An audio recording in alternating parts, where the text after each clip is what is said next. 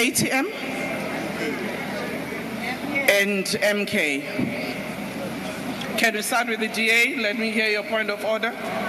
Thank you, Madam Speaker. Madam Speaker, I rise in terms of Rule 92 on a procedural matter. Madam Speaker, you would have received my letter this morning indicating that we are of the opinion that the report as it was published today, the final recommendation was not included and put before the committee last night as it appears in the ATC, and therefore it does fall foul of Section 8.4 of the Money Bills Amendment Procedure and Related Matters Act. I did receive your response. However, I wish to put on record that it is our opinion that this procedural matter is, that the matter is in procedural default.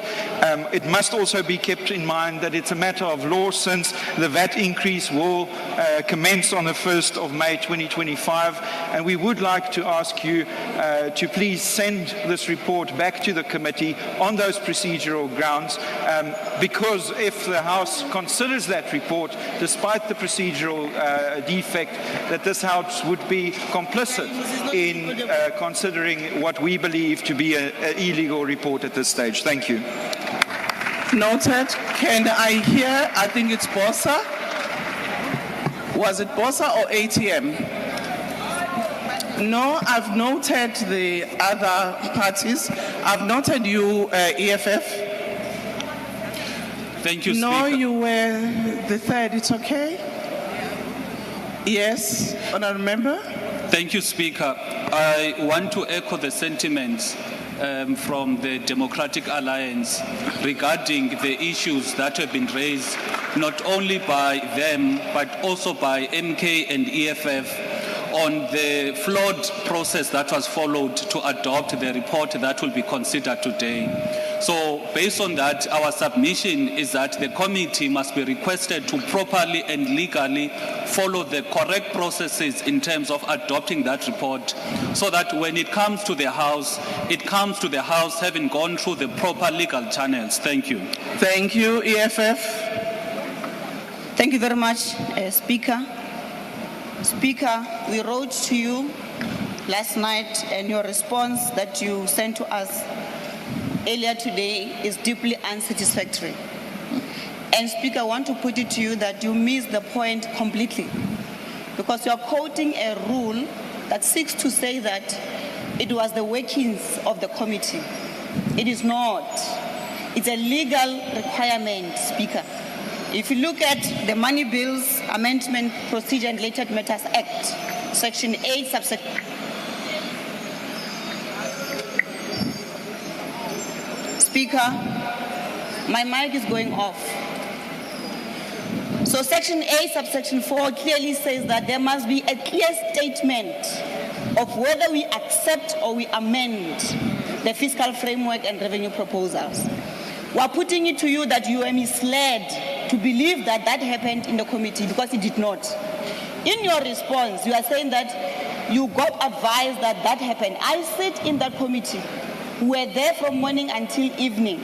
That did not happen. And we are saying to you, it's a question of a legal requirement, not a procedure of a committee. And therefore, we appeal to you to suspend today's proceedings, send back the scoff to go and do the right thing and comply with the law of this country in terms of that act. Otherwise, if you continue as Speaker, it will be procedurally unfair and unlawful. Therefore, we're asking you, please suspend today's proceedings. Let the Standing Committee on Finance go and agree, firstly, with a clear statement, as is stipulated in the Act, that it must be clear that it's either amending or accepting. The issue of the recommendations and the report, that's a separate issue altogether. Here we are dealing with an objection because of the illegality of the process that happened yesterday. I thank you, Speaker. Thank you. Noted. The MK. Thank you, Speaker. Speaker, we rise on the same issues that members are raising with a different angle. And the angle we are rising on for us on a procedural matter in terms of the monies bill is that in the monies bill that we're dealing with here today, the Money Bills Amendment Procedure and Related Matters Act. That act does not make provision for conditional acceptance. What we saw happening in the committee is a situation where one of the parties made a condition that they support the bill on condition that in 30 days this and that must happen. So we are saying, Speaker, that's procedurally flawed. There is nothing in that law that allows for conditional acceptance. So to bring a report here with a conditional acceptance is to bring a legally flawed report. Secondly, Speaker, in terms of the law, there is no latitude to reject the report. But if you go to the report, Chair, you go to the last line of the report, it has listed companies there that have rejected the report. That should have been the easiest of things to illustrate the illegality of this. It cannot be that you have a report that lists, on the last line, Speaker, have a look at that report. Even if you have to take a 10-minute adjournment, look at that report. You will find an unlawful line there that says this party, that party rejected. The law does not allow you to reject. So to have a report that talks about the rejection, we have a report that is unlawful. We're calling on you, Speaker, to do two things. One, to declare this sitting, to declare the processing of this report as an unlawful processing. And we're calling on your conscience, Speaker, to say you cannot lead an unlawful process. So we're calling on you to, and if you differ with that, Speaker, we're asking that you put this matter on the vote, and as you do, we allow us to vote individually if you differ with the fact of declaring this an unlawful processing of the report. Thank you very much. Thank you very much. Honorable members, I have noted all the hands that have been raised in respect of this matter. Honorable members, as we know, the passage of the fiscal framework and the budget are determined by the Money Bills and Related Matters Act of 2009. In the case of the fiscal framework, Section 8 of the Act prescribes that the Standing Committee must consider the fiscal framework within certain parameters. Moreover, in terms of its report, Section 8, subsection 4 of the Act states that, I quote, "The report must include a clear statement accepting or amending the fiscal framework," close quote. The dispute is whether, in the process of concluding the report, the question to accept the fiscal framework was duly considered by the committee. Honorable members, the Act does not determine the specific details of the decision-making process within the committee. The rules of the House do, however, provide some guidance. Assembly Rule 232 provides that the committee must perform the function and exercise the power specified in the Act, as well as those listed in Rule 227. The committee can also exercise the power specified in Rule 167, except insofar as any of these provisions are inconsistent with the provisions of the Act. Rule 167, subsection F, in turn adds that a committee may determine its own working arrangements. I am advised that the draft report was formally adopted in the Standing Committee. The report before the House states the following on page 35, which I think has been quoted by Honorable Manye. I quote, "Having considered the 2025 fiscal framework and revenue proposal, the Standing Committee on Finance accept the 2025 fiscal framework and revenue proposal," close quote. On the basis of the report and advice received, I'm not convinced that the committee contravened the law or the rules when finalizing its report. Consequently, there is no legal impediment preventing this House today to proceed with its business. Honorable members, order. I also want to state that I received letters, even though at different times, from the economic freedom fighters, which landed on our desk at 5 a.m. this morning, asking us to respond by 8 o'clock, but because we were to satisfy ourselves about these matters, we missed their deadline, but we responded equally. We also received subsequently the letter of the Democratic Alliance, which again we responded to it, and the letter from Umkhonto Wesizwe Party, which again we responded to them on the matters that again they've just raised in this house for all of you to appreciate it, including even what was my response to those parties. So this is my ruling that we proceed with the report today. Thank you. Honorable Manye, an honorable member of the EFF. Chairperson, I know how the rules work in terms of if one is not happy with the ruling. The issue I want to raise, Chair, is a different one. That purely based on facts, you say you've been advised. I want to put it to you, Madam Speaker, that you were improperly advised.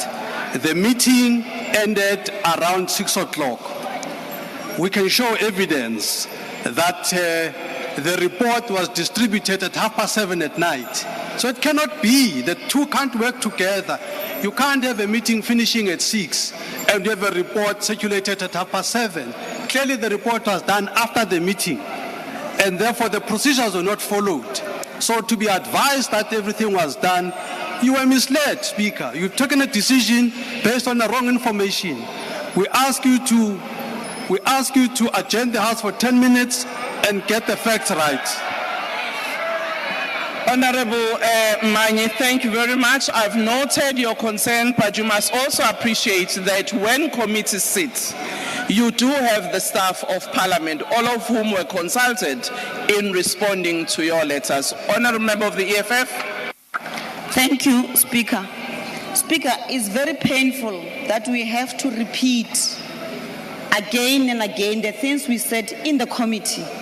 And even in the committee, we repeated many times, and the chairperson refused to follow what the law says. Now we come here, I'm going to read the act, what it says, Madam Speaker, because what you are quoting for is the procedure of the committee.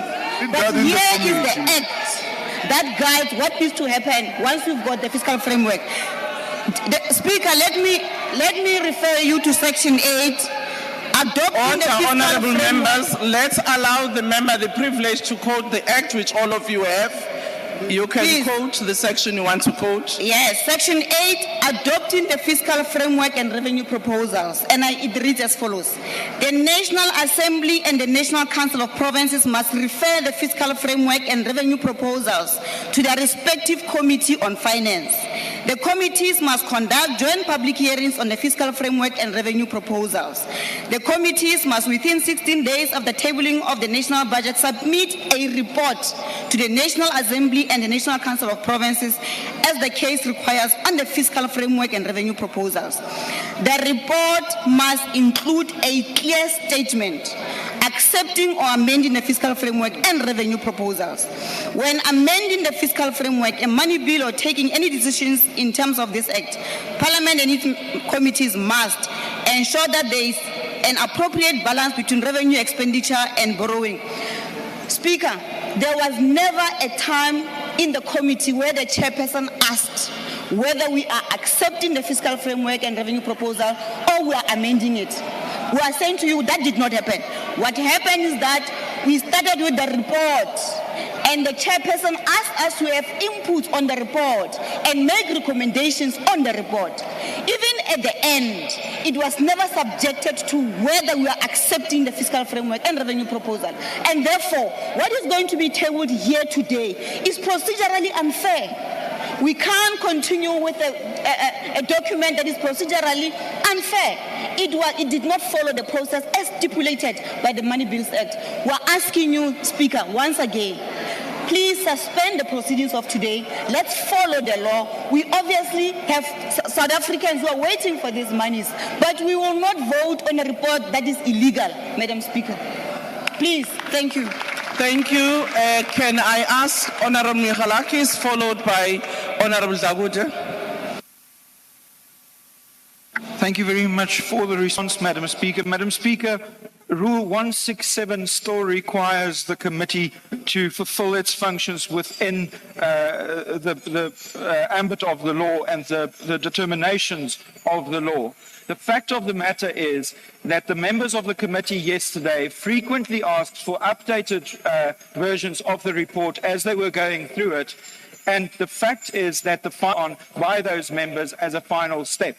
That is a procedural irregularity. I respect your right to make the determination and the ruling, but I do have to stress, Madam Speaker, that there is a serious procedural defect in this, and we do stand a risk as a House to be part of that procedural irregularity if this vote does not get postponed today. So I would like to ask you to please take Rule 167 into consideration, as well as the facts that we've put before you this afternoon, that the procedure was not followed according to the law. Thank you. Thank you, Honorable Zagute. Thank you very much, Honorable Speaker. Honorable Speaker, I want to inform this House on a point of procedure that the Standing Committee on Finance followed all the processes according to the money bills. I didn't howl at you when you speak. Chair. Point of order, Chair. Order, honorable members. Can we allow Point of order, Chair. Honorables Tambo? Can we order? Honorable member, I will take a point of order, but I've given a member an opportunity. But this is a mistruth. She can't make a reflection of a committee she doesn't sit on. What is she reflecting on? Honorable She's member. reflecting on an ATC that is irregular, unlawful, adopted, unprocedurally. Honorable, She's telling us.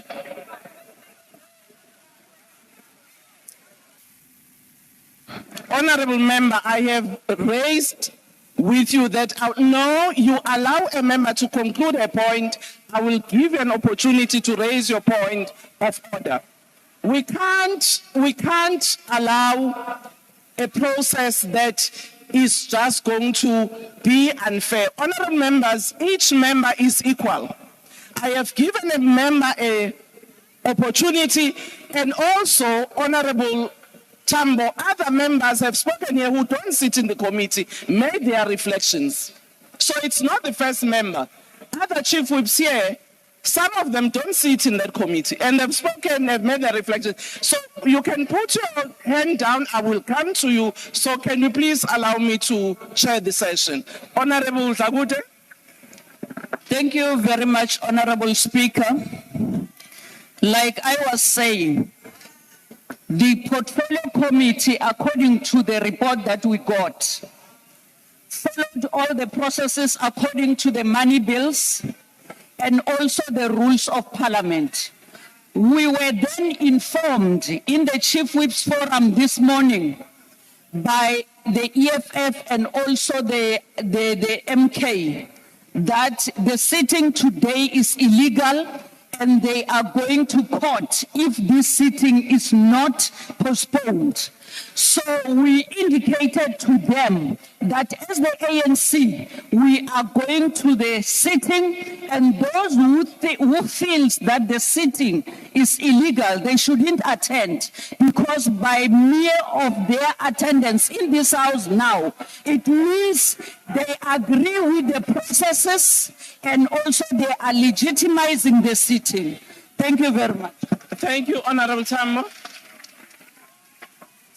Order, honorable members. Honorable Tambo, what's your point of order? Thank you very much, Chairperson. I think the first point of departure that we must state that although members of Parliament should all be allowed to make reflections and contributions in Parliament, it should be labelled and categorized as incorrect to reflect on the procedure of a meeting you did not attend, and base your reflection on a report that is currently being contested in the House. The reflection on procedural processes that happened in the committee being made by Honourable Jagute is based on a report that we are currently debating whether it's valid or not. So her submission is invalid. Second to that, because we are saying that we can take this report to court, we must correct you on the timeline of when we sent you the letter. We didn't send you a letter at 5 a.m. this morning. It was sent to your office last night after we received this irregular report that did not contain the amendments we as members of Parliament put into the report while we were in the committee. So the letter we sent to you was based on the fact that we received a final report that did not reflect recommendations and amendments that we stated in the committee, that had, in hindsight and in retrospect, a clause that accepts the fiscal framework of 2025 and revenue proposals, whereas we never deliberated on that in the committee. So please, let's refrain from reflecting on procedural occurrences in the committee when we were not there, and let us allow members of the committee who were there, who witnessed procedural errors, 3 political parties have raised that here today. Let's allow them to be the ones who guide those reflections and advise you. You were advised by people who manipulated a report. It's unlawful, it's illegal, and we must allow this House to conclude now. Thank you. Well, thank you, honorable members. I do think I must reflect, as I've said earlier. Each letter I receive from a party, from a member of this House, I do read and consider it. I do get advice in terms of the rules, in terms of the procedure, before I satisfy myself and respond, which I did. And I've given a ruling on the basis of what I received from you and the advice I received. I do not see any reason why this House must not sit. And I do want to say, honorable members, anyway, all committee reports come to the House. It is the floor that will decide whether it accepts or rejects a report. And all of you, as you will be participating in the debate, you can decide that you reject this report, you do not accept it. And therefore, I will now proceed with the discussions. Honorable member, I am not suspending the House, nor am I giving a 10 minutes for consultation. Thank you very much. Honorable member of the EFF. Speaker, thank you. I just need to correct this and put it on record that you did not receive the letter at 5 a.m. this morning. The letter was sent to your office at 11:46 last night. So your office is very much incompetent, and you can't say it was received. I've got proof here. So South Africans must know that the EFF wrote a letter to the Speaker at 11:46. You're wasting time. Madam Speaker, and you only responded to us now at 12. Thank you, honorable member. The second point, Speaker, let me just finish. It's incorrect for you to... Order, honorable members. It's incorrect, Madam Speaker, for you to say all committee reports comes here and gets voted for. We are dealing with the fiscal framework and revenue proposal, which is guided by the Money Bills Act. And the Money Bills Act is very clear and explicit to say in the committee, there must be an indication of whether you accept. Honorable member, you have repeated raised that point. Order, honorable member, can you allow us? Even after numerous. Can you allow us to point other members? You have made your point. You have raised the same points, and I've listened and I've responded. I agree, Speaker, but you keep on saying the wrong things, and we must correct you. Honorable member, we must correct you. Honorable member, you know the rules of this House. When a speaker or a presiding officer has ruled, you have got other channels to raise your point. And I don't think we need to belabor that. Honorable member of the PA? Speaker, you must ample time to debate here. Let's proceed, Speaker. Let's proceed. Let's proceed. Remember, please allow a member to say their point. Speaker, you've given us a chance to debate. We've aired our views. You've ruled. Now we're being asked of things of midnight. You have the security guard that was looking at your computer that night. Let us vote for the budget. The people are waiting. Let us vote. Order, honorable members, I've closed this debate. I'm now allowing the chairperson of the committee to actually come and table the report. On a point of order, House Chair. On a point of order, House Chair. Speaker, on a different point. Speaker, on a point of order. Point of order, House Chair. Honourable members, I have closed the debate on the point of order, whether the issue must be debated or not.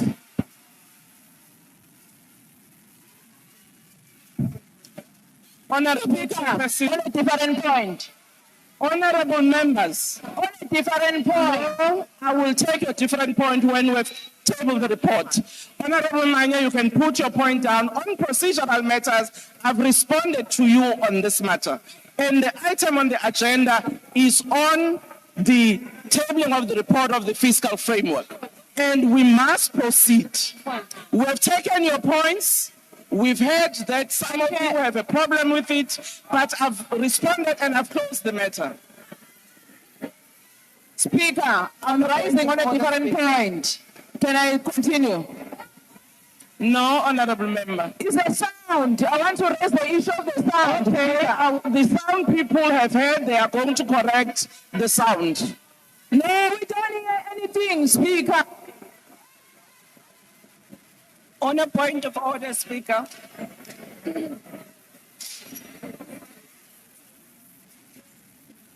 Honourable Member, people's sound will raise the issue of the sound. Honourable Member, the sound has been attended to. Honourable Member, with the problem of the sound. Honourable Mkalipi, you have said you wanted to raise a point on the sound. The sound people must deal with the sound, but we must continue. No, we can't hear. What are you responding We cannot to? hear. You are responding to what? The members that are dealing with the sound are going to address it. Honourable, We can't hear, Speaker. Honourable Manye, if it's the point about the report, I've ruled on that. So I don't think we're going to take another new point on that matter. Fix the So what sound, is your Speaker. We don't hear anything. You are hearing everything. What is your point of order, Honourable Manye, which is not on this matter? Thank you, Chair. Thank you, Madam Speaker. The only point I'm rising on is not to deal with anything that you've dealt with. It's just to correct for the record of this House that as the MK party, we only got acknowledgement of the letter, but we didn't get the response. I've seen other responses to other parties, but the response to MK has not arrived as we speak. There is no response on the issue that we've raised. Just want to put that on the record. Honourable Member, you can also check on your report or on your emails. The response was given to the MK party. What I did not do is to respond to you on WhatsApp because you also sent your letter on the WhatsApp. I sent it on the official email. And to come back to the issue at hand, let's have the Honourable Member, the chairperson of the committee, to table the report. On a point of order, Speaker. On a point of order, Speaker. What is the point of order, Honourable Member?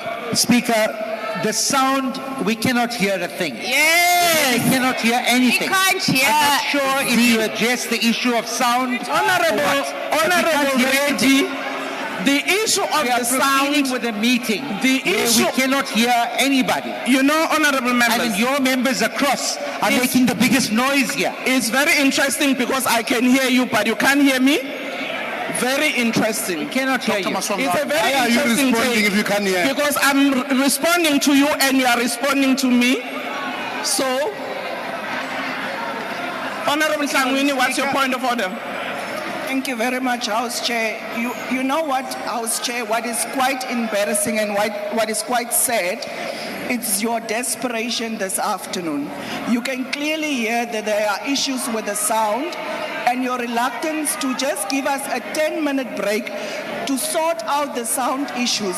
Because it's not only about me and you seated in this tent, it's about the millions of South Africans that are waiting on this house to make a decision. We can and hear to you only very make well. it about you, I sit it's down. wrong.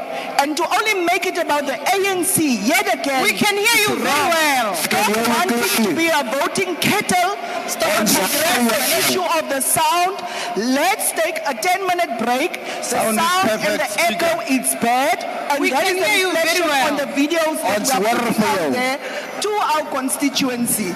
We are saying this is a people's parliament, so let us act as that and stop this rubber Sound stamping is that we are perfect. We planning to can do hear this you. afternoon. Our people can hear you, Speaker. Continue. Order, member, the member of the PA.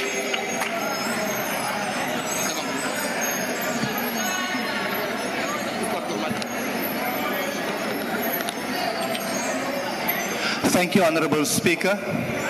Speaker, I agree with all parties complaining about the sound. It is now and then a bit inaudible. But I've got two solutions. One, I've tested the headphones. It works perfectly and it solves the problem with the sound. And secondly, if they are quiet, they will hear the sound better, Honorable Speaker, because we've got South Africa waiting on the budget, and we cannot waste the time of our citizens of this country by listening to frivolous things when we do have solutions. Thank you. Thank you, Honourable Member Nolchungu. Thank you very much, Speaker. We are going to vote at the end of the session. And I want to appeal to you that this is a matter that is very important, that you allow that each and every individual stands up and vote verbally. It is not something new. It is not something Sit down, Order, honourable members, let's allow the member to raise their point. She's abusing us. No, honourable member, you've got no right. That's my right to determine whether what the member is saying is out of order or not. making a Honourable member, can recommendation, you finish your point? Yes, it will not be the first time that we do that. Remember, on the issue of Pala Pala, we did the same. When Judge Stoppe, we voted verbally. So I'm appealing to you that we entertain that process for today. Thank you. Thank you, honourable member of the of the MK party. Thank you, Chair. Thank you, Madam Speaker. We support, but we are saying it should be on a secret ballot. I'm supporting it should be on a secret ballot. We're not in a PGM, yeah. We're not in a PGM. Honourable member, order. I have a duty to ensure the smooth conduct of proceedings. Order, honourable members. I also have to ensure that the privileges of all members of the sittings are protected. Honourable members at the back, on the side of the EFF and side of the MK. You can converse, but you mustn't drown other members.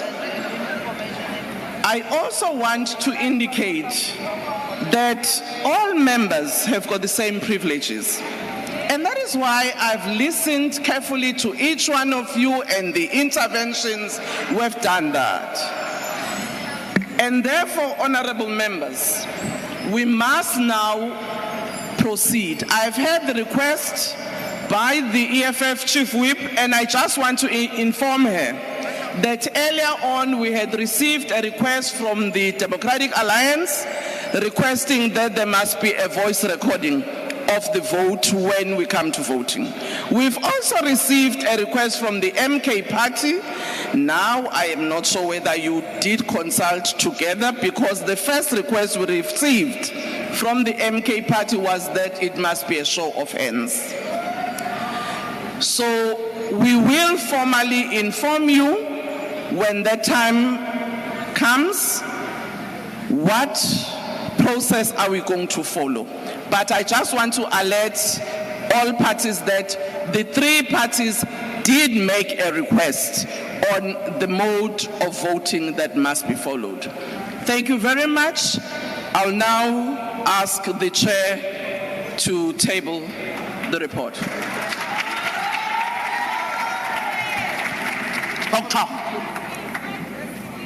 Thank you, Honorable Speaker. The Deputy President, Ministers, Deputy Ministers, Members of Parliament. I want to indicate that the Minister of Finance, Honorable Godongwana, tabled the 2025 national budget before Parliament on 12 March 2025 in terms of Section 27 of PFMA and Section 7.1 of the Money Bills Amendment Procedure and the Related Matters Act. The Minister, together with the Commissioner of South African Revenue Honorable Member, Service- sorry, Honorable Chair. Chair, we can't hear this illegal. Can we please ask members? We can't hear. It's even illegal and we can't even hear it. Can we please ask members to use their earphones? Chair, it's even worse when they put it on. We're not lying. Honorable members. When ANC, you'll already Honorable want members. to steal money. Order. That's why they forced this thing. Honorable members, we are Speaker, I'm proceeding. pleading with you. We cannot abuse our privileges. No, you're abusing us, Speaker. You are abusing us by not providing us quality sound. Sound is 101. We're not even pretending. Honorable Speaker, listen to it yourself. Chairperson of the committee, can you please proceed? Honorable members, I am not going to allow points of orders because really this is about abusing privileges that we have. Speaker, it's not No, true. You are honorable member. us as a speaker Honorable, and representing our constituencies. We cannot hear. Speaker, listen. It's horrible. Plus, there's squeaky things here. We can hear you telling us how illegal this framework is. I don't even understand how you can't hear the squeak in this dome as well. This is the quality that you are giving us to listen to an illegal report, Speaker. It's not fair.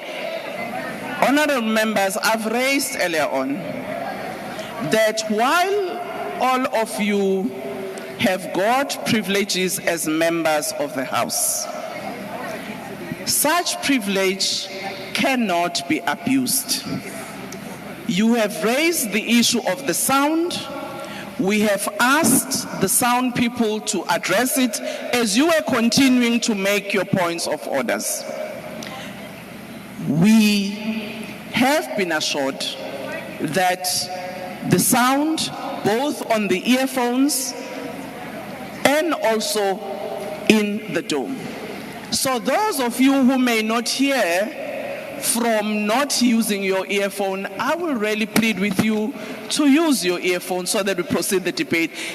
And I would really plead with members not to disrupt the House by actually coming up with all sorts of spurious points of orders. Honorable member, can you please raise your point of order so that we can proceed with the debate?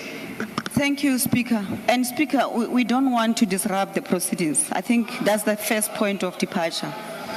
Speaker, you might downplay this issue of the sound, but it's not the first time. We've raised it before, and this is now the third time. The last session we had to adjourn for them to fix the sound. The other time it was the aircon. The other time it was something else. So we are saying to you, your house is collapsing, Speaker, under your watch, under the GNU. And that is why we are saying this is a very important sitting. If the whole of South Africa is watching the proceedings of Parliament, we might look like we are unreasonable by actually pointing out to you the things we've pointed out to you before. The sound is not good, and the people, our constituency, are WhatsApping us, are telling us that they can't hear the proceedings. So we are asking you, Madam Speaker, please let's have 5 minutes break. Let the sound. The last time the sound people had to be fired. And that was confirmed by the Secretary of Parliament after our request and after our complaint that the sound system is not proper. They were fired. So these new ones should have gotten the right back and should know that they should have done the right thing. Because we are now back to the same issue, we are appealing to you, Speaker, adjourn the session for 5 minutes so that they can fix the sound. No. Our constitution. My mother is watching, but he can't hear what we're dealing with. Order, honorable members. This affects all South Africans. That's why you want to appear on TV. Honorable member, that actually borders on abusing the process. And I really would plead with all of us. Let us respect ourselves, this House, and the people of South Africa. And I really think we should do so. I said honorable members have an opportunity to raise their points of debate in this House, and they've got an opportunity to even vote. If there is a need to do so at the end, you will determine that. And I don't think we need to belabor the point on this matter. Honourable member, with waving the paper, what's your point of order? Thank you, Speaker. Speaker, I've not gotten involved in the debate about the legality, but I'm telling you in all honesty, we can't hear over here. I've tried the headphones, it actually works. Speaker, I'm going to ask you if you can adjourn for 5 minutes to have the sound. We can hear. Speaker, I'm not being funny about it at all, but we lost 16 billion rand over the last few days because of this budget. We want the chair to deliver. I personally want to.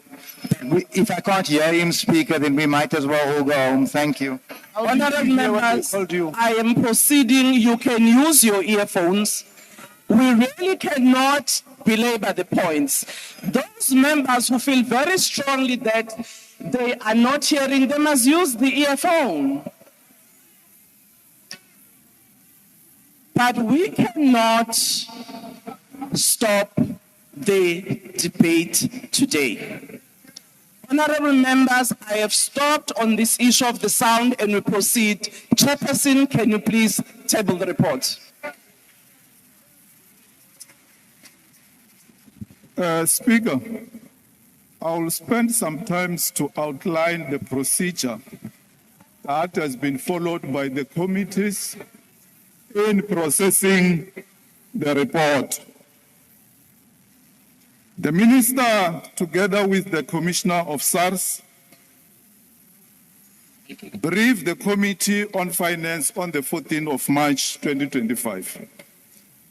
On the 18th of March 2025, the Committees of Finance, both in the NCOP and NA, received the post-budget tabling input from the Parliamentary Budget Office and the Financial and Fiscal Commission. The committee issued adverts for public hearings on 4th March 2025 on website, social channels, and print media. The committees held the public hearings on 25th March 2025. We received 51 submissions, 29 written and 22 oral. National Treasury and SARS responded to the issues raised during the public hearings and engaged with the committees and stakeholders on the 28th of March 2025. On 31st March, the committee secretariat sent out the draft report and the agenda of the committee meetings to the members of the standing and the select committees, respectively. Yesterday, which was the 1st of March, the two committees, the standing and the select committees, had a meeting to consider and adopt the report. The meeting is conducted in terms of the rules as outlined in the rules book. Speaker, Section 8, subsection 1 of the Money Bills Amendment Procedure and Related Matters Act 2009 requires that the National Assembly and the NCOP refer the fiscal framework to their respective committees on finance. Section 8, subsection 3 requires that committees must within 16 days after the tabling of the budget report to the NA on the fiscal framework. And we are doing that today. The report that the House is considering today is a result of an extensive process. We welcome the budget as tabled by the Minister of Finance, as it will invest in strategic infrastructure. Over the next 3 years, 1 trillion will be allocated to public infrastructure, with major allocations to roads, which will be 402 billion, energy 219 billion, water and sanitation 156 billion. This budget will support job creation and maintain a growth-friendly fiscal policy that will underpin government policy over the medium term. It will stabilize the debt service costs, which consume 22% of every rand of revenue. Spending is highly redistributive, with the social wage making up 61% of total consolidated non-interest spending over 3 years. Having considered the 2025 fiscal framework and revenue proposals, the Standing Committee on Finance adopted the 2025 fiscal framework and revenue proposals, and this report was adopted with recommendations. Amongst the recommendations that the committee processed was the issue of VAT. And in this regard, I want to commend the Action SA for crafting the recommendation. The Minister of Finance should give the rationale as to why an increase in the VAT rate, and what will the government do to mitigate the impact of the increase in the VAT rate. The minister is given a reasonable time to assess the budget and see if he cannot find items which the government can cut to make up for the VAT. Speaker, today we are processing the budget of the country, which is an issue of national interest. Decisions made in the national budget influence the standard of living, the distribution of wealth, and the overall economic health of the country. Thus, citizens, policymakers, members of parliament, and international actors closely scrutinize the national budget as it determines how a country handles its financial resources and addresses pressing national needs. Speaker, I want to indicate that in the meeting of yesterday, all parties who participate in that committee had an opportunity either to object or to agree with the report. Those parties that objected, their comments are contained in the report. And the meeting was conducted, as I've said before, in terms of the rules of Parliament. There was no member who was intimidated in conducting that meeting. All members participated freely. At the end, the report of the committee was adopted. I want to indicate, Speaker, that I want to move that the report of the Standing Committee be adopted today. And as patriots, let's make sure that we vote for this report, not for party politics, but for the interest of the people of South Africa.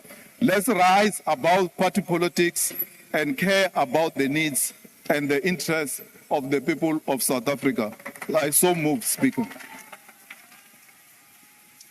Thank you, Honourable Member. Honourable Van Rooyen.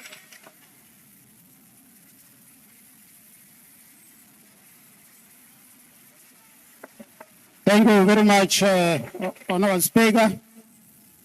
Allow me, Speaker, just to share two of many MK party. Order, honorable members, can we allow the member on the platform to be heard? Allow me to share two of many MK party takeaway lessons from this legally flawed fiscal framework and revenue proposal process. Number one, the process exposed National Treasury as a ministry that doesn't consider or take country public participation democracy serious. National Treasury was advised by both the FFC and the Parliament Budget Office not to increase VAT, as this will worsen the hard living conditions enjoyed by the poor masses of our people. This advice was ignored. This advice was further reiterated by MPs serving in the Finance Committee, except ANC MPs, who were obviously instructed to swallow the bitter pill, even if it worked against their party position on being a pro-poor party.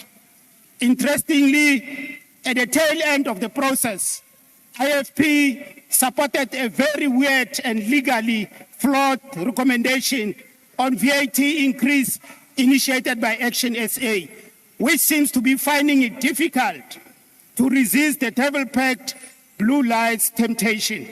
Speaker, as if that was not enough, National Treasury, through a public participation process facilitated by Joint Committee of Finance, received 51 submissions.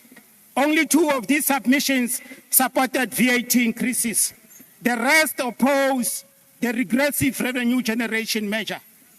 Still, National Treasury refused to listen. The million-dollar question is, who is National Treasury serving and supposed to listen to? If the overwhelming majority voice of reason is ignored, who is National Treasury listening to? We hope this posture by National Treasury does not confirm our long-held view that South Africa is controlled by powerful men from Washington and London, pulling the strings in far-flung neoliberal colonies. Of course, with the active support of greedy and unpatriotic local politicians, 10 political managers of the moment. As MK Party, we hope that National Treasury posture does not substantiate our long-held view that National Treasury is a proxy of global capital whose sole objective is to enrich the few and subject the masses of the global population to extreme poverty, unemployment, and inequality through neoliberal policies. I must indicate, Minister, you were advised to consider reviewing tax incentives given to businesses without realization of desired outcomes, so as you can save millions for the fiscus. You were further advised to consider suspending government contribution to government employees' pension fund and generate much-needed injection to the fiscus. We advise you to consider wealth tax to tamper with the unacceptable wealth distribution disparity bedeviling our country. All these advices fell on deaf ear. Honorable Speaker, the list of alternative revenue sources is very long. Our country has the potential to finance its development agenda, provided its leaders stop worshipping white capital at the expense of its people. MK Party does not support this report. It is far from addressing the budget requirements and challenges of our beloved country. It is more a compliance exercise which failed to meet the statute provisions. I thank you, Honorable Speaker. Thank you, Honorable Berker.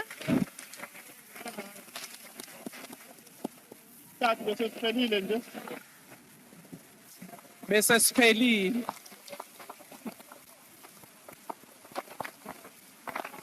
Honorable Berker.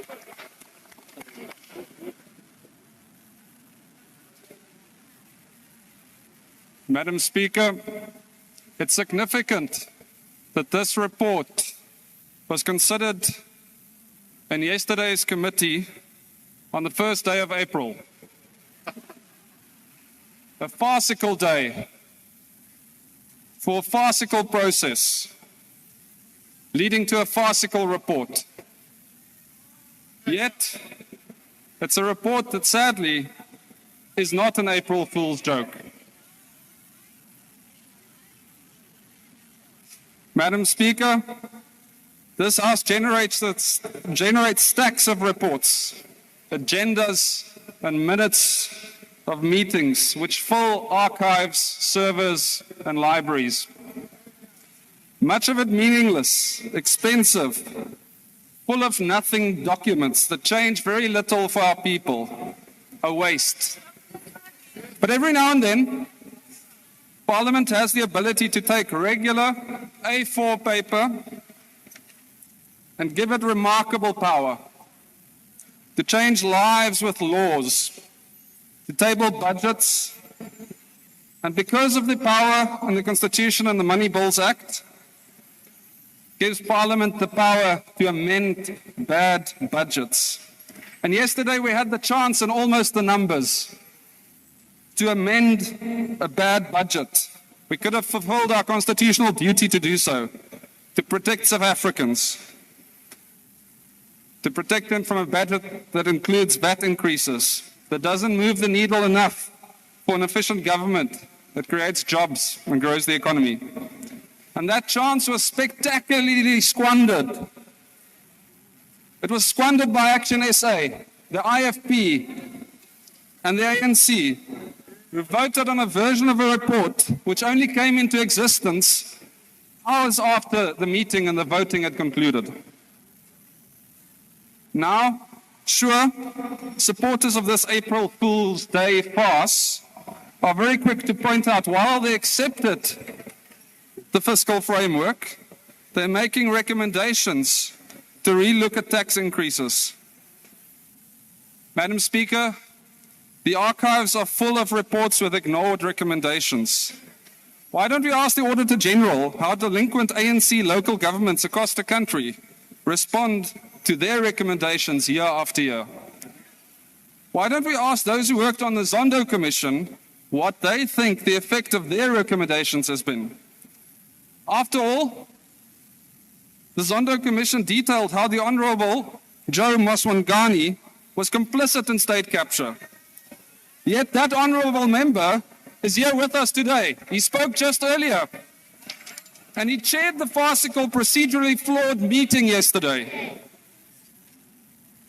Reports in the hands of ANC-led governments mean nothing. Let me be specific.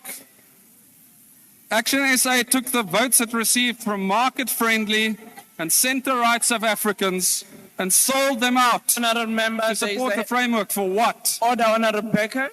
Can you take a seat? Honourable Member, what's the point of order? No, thank you very much, Honourable Speaker. I'm rising on Rule 85. The Honourable Member is casting aspersion on Honourable Moswangani. He says Honourable Moswangani is complicit in terms of the state capture. So if you want to do that, he must bring a substantive motion. Thanks, Speaker. Honourable Member, I would listen to the Hansard and come back with the ruling.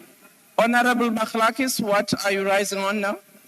Thank you very much, Madam Speaker. Madam Speaker, when you consider the Hansard, will you also consider that the Honourable Member actually quoted the Zondo report, which was a fact? Thank you. Honourable Member, I said I will look at the matter and come back to the House with the ruling. Can you proceed, Honourable Becker? Madam Speaker, I've consulted the Hansard Dictionary on what casting aspersions means. Honourable Member, can you please proceed with your speech? None of what I've said was false or misleading. It's all very well documented. And for me to damage your reputation, you need to have one. Honourable Member, on order, Honourable Member. I have said on the matter, because there was a point of order raised, I will come back to the House. So can you proceed with your speech on the report? It's last start. As I was saying, Madam Speaker, what did Action SA sell their voters out for? 5 minutes of media coverage? promises of future cabinet positions. Insults. Certainly not to stop taxes, because those taxes and those increases are still very much baked into the fiscal framework. Action SA has said it's in Parliament to be a constructive opposition. Its only significant achievement so far is to support a report enabling an ANC anti-poor, anti-growth and anti-jobs VAT-based budget. Go home. We hate the ANC when that's a man. And so there are only two rational explanations for what they were thinking and what the IFP might have been thinking. Either they were the April Fools and they genuinely thought they were changing the budget with their flimsy, pointless recommendations, and they didn't come to the committee with even a basic understanding of the Money Bills Act. Or, alternatively, these parties knew exactly what they were doing and were trying to make South Africans the victims, selling us down the river for an ANC VAT-based budget. And either way, what the IFP and ASA did was treachery. The DA, on the other hand, is very clear about what we're doing, and we've been consistent, both in our intentions yesterday and through the course of the 7th administration. We joined this government to drive efficient spending, grow the economy and create jobs, not to enable the worst parts of the ANC. The ANC will have to turn to Action SA for that. is poor. We've been met with an ANC that's refused to upgrade the economy or to compromise. They don't want coalition partners. They want supplicants. Welcome, ASA. Goodbye. I will say one thing. Order, honorable members. I will say one thing about all the paper that Parliament generates, Madam Speaker. Even the reports and motions that achieve nothing do record our deeds or misdeeds. And what will they record now? Today, you, honourable members, have the same opportunity Action SA and the AFP had yesterday and squandered either for cheap political points or as victims of the saddest April Fool's joke in parliamentary history. So your choice is as follows. 1, you can choose to vote for a report that keeps the fiscal framework as it is, that enshrines tax increases, enshrines bad economic policy, and supports the anti-poor, anti-growth and anti-jobs ANC budget. Or 2, you can support us in opposing this increase. Support you.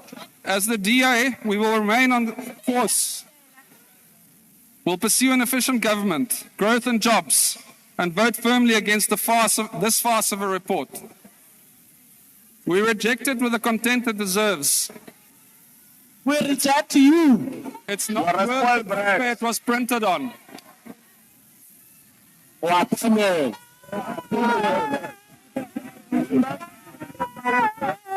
Angry about the blue lights, no? Honorable Maude, yes. Honorable Van Rooyen, what's your point of order? Sorry, Honorable Reddy. Madam Speaker, I rise in terms of Rule 65. You know, while the previous speaker, it's not every day that we like to hear what the DA has to say, and today we wanted to hear, but members were actually speaking into the mic, switching on their mic, and as a result of that, we were unable to hear the speaker. Now, the sound, the acoustics is extremely bad on this side of the House. I'm really appealing to you, Speaker, to get some control here and inform members that they should not howl so much so that we cannot hear the speakers. Please. Thank you, Honorable Reddy. That point I made myself for all of you in this House to actually be in order. Honorable Maude, take your podium. Thank you, Speaker. Greetings, President and Commander-in-Chief, Honorable Julius Malema, officials, commissars, and fighters. The EFF does not support the 2025 fiscal framework and revenue proposals as tabled by the Minister of Finance. Speaker, we wrote to you last night an urgent letter requesting the withdrawal of the report on the 2025 fiscal framework and revenue proposals adopted by the Standing Committee on Finance yesterday, adopted during a very chaotic meeting and in a procedurally illegal manner. In our letter, we demonstrated that the committee failed to follow a very basic but essential legal requirement in terms of the Money Bills Amendment Procedure and Related Matters Act of 2009, and requested that you withdraw this item from the order paper, but you chose not to do so. This is what will ultimately collapse the confused GNU government, not the present backroom dealings and backstabbing we are witnessing, but the failure to follow a simple legislative process. With all the confusion we witnessed in the committee yesterday, we are reminded of a giant of our struggle, Mama Winnie Nomzamo Madikizela Mandela, who passed away on this day 7 years ago. She once said, and I quote, "We have betrayed our people. Our struggle has been betrayed. The ANC has become something we never envisaged." And I end quote. This quote rings truer than ever before, as the ANC, now hiding behind the so-called GNU, continues to sell out the aspirations of our people. The less said about Action SA's misunderstanding of the legislation which guides the process and procedure to amend and approve the proposed budget as tabled by the minister, the better. We will take time outside the sitting and explain, perhaps in a more simpler manner, that a budget is not passed based on negotiations of good faith, but is a creature of statutes. But let's deal with the crux of the matter, the debate, and what has caused so much chaos with this budget. Speaker, allow us to take the educational approach, and then we'll make some of the proposals that should have found expression in amending the report. Firstly, the procedure to process the fiscal framework and revenue proposal tabled by the Finance Minister is guided by the Money Bills Amendment Procedure and Related Matters Act. Let me remind you, this is the very same legislation that, when it was introduced in the late 1990s, the ANC and the then Finance Minister Trevor Manuel did not want this law because they wanted all the powers in the hands of a government to pass a budget. But that is not what the Constitution says. Secondly, once the budget is tabled by the Finance Minister as a proposal, it is up to us as members of Parliament who have legislative responsibility to finalize the budget. We cannot send it back to the Finance Minister. It becomes our baby, and we must see it through to the end. Number 3, like we said in our letter to you, Speaker, this report was adopted unprocedural because despite our advice in the committee, the ANC refused to hear the advice and follow simple procedure. They could not allow for this to happen because they wanted to hoodwink Action SA into adopting a report they seem not to understand in its implications. And for that, we don't blame them because they simply didn't know. Lastly, Speaker, all other money bills, this includes the appropriation bill, division of revenue bills, and all other bills, including ultimately VAT, must be consistent with this fiscal framework and revenue proposal. You cannot vote for a VAT increase today and hope that when it comes in the form of a separate bill, it is different. It will be inconsistent with the law and this fiscal framework. President, we're making simple proposals as the EFF. We're saying we reject the Finance Minister's proposal of VAT and we say it must be kept at 14%. We're saying let's adjust the personal income tax bracket in line with inflation so that when middle and low income earners receive annual adjustments on their wages, they are not pushed into higher brackets. We're saying let's increase corporate income tax and introduce new forms of wealth tax that target apartheid inheritance. We made a proposal for an amendment to increase funding for SARS so that they can go and collect 800 billion rands that is there uncollected. We made a proposal that let's give the Parliamentary Budget Office, together with the FFC, the mandate to recalibrate the budget, allocate additional money for the appointment of doctors, of nurses, of teachers, police officers, and more general workers in municipalities.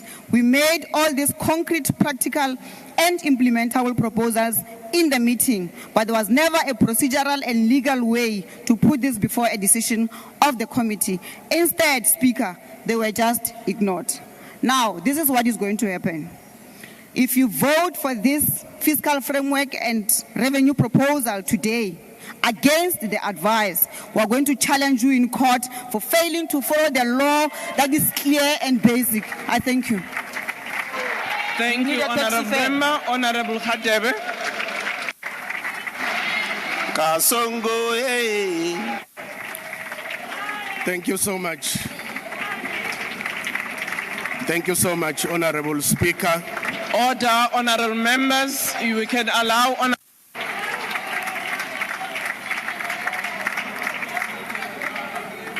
Thank you so much, Honorable Speaker. The Inkatha Freedom Party acknowledges the presentation of the 2025 fiscal framework and revenue proposals. The IFP notes that the macroeconomic projections underpinning the fiscal framework, particularly the estimated GDP growth rate and inflation forecast, while the government's revenue projections are optimistic, we urge a more cautious approach considering global economic uncertainties and domestic structural challenges such as higher unemployment, energy insecurity, and policy inefficiencies.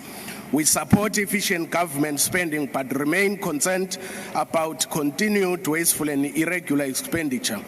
We call for a strengthened oversight mechanism to curb corruption and mismanagement, realignment of expenditure priorities to ensure increased investment in healthcare, education, and job creation initiatives, and greater fiscal support for small and medium enterprises as engines of economic growth and employment. The revenue proposals include adjustments in taxation and the introduction of new levies. We raise the following concerns: that any increase in taxation should be carefully assessed to avoid discouraging investment and burdening households. We welcome the government's expansion of the zero-rated goods list to protect vulnerable communities, while we support measures to curb harmful consumption, tobacco and alcohol excise duties. We caution against excessive increase that may fuel illicit trade and job losses in affected industries. We acknowledge the importance of debt sustainability and therefore call for a pragmatic approach to deficit reduction. Instead of austerity measures that disproportionately impact service delivery, we advocate for targeted expenditure cuts in non-essential government spending, enhanced revenue collection through improved tax compliance and efficiency in tax administration, and encouraging private sector partnerships to lighten fiscal pressures while stimulating investment. Fiscal policies must be assessed in terms of their impact on poverty reduction, employment and economic growth. We emphasize the need for increased public investment in infrastructure to create jobs and improve service delivery, expanded support for agricultural development to enhance food security and rural economies, and greater allocation towards youth employment programs and skills development to equip South Africans for future industries. Furthermore, we stress the importance of a transparent and accountable fiscal process to ensure that the fiscal framework achieves intended outcomes. Honorable Speaker, in consideration of the issues we have raised as the IFP, we support the 2025 fiscal framework and revenue proposals, as well as the committee report. And in conclusion, Honorable Speaker, I wish to caution the DA that if the DA think that their views are a master plan for all of us, they must wake up and think again. We are here to represent our constituency. We are here to represent the people of South Africa. We are not here to take mandate from the Democratic Alliance. Order, Honorable Speaker, lastly, if the MK party is really true and honest in that they are representing the people of South Africa, they must ask their leader why he loaned 2.4 billion to Swaziland when he was president of South Africa instead of taking that money and give it to the people of South Africa. I thank you.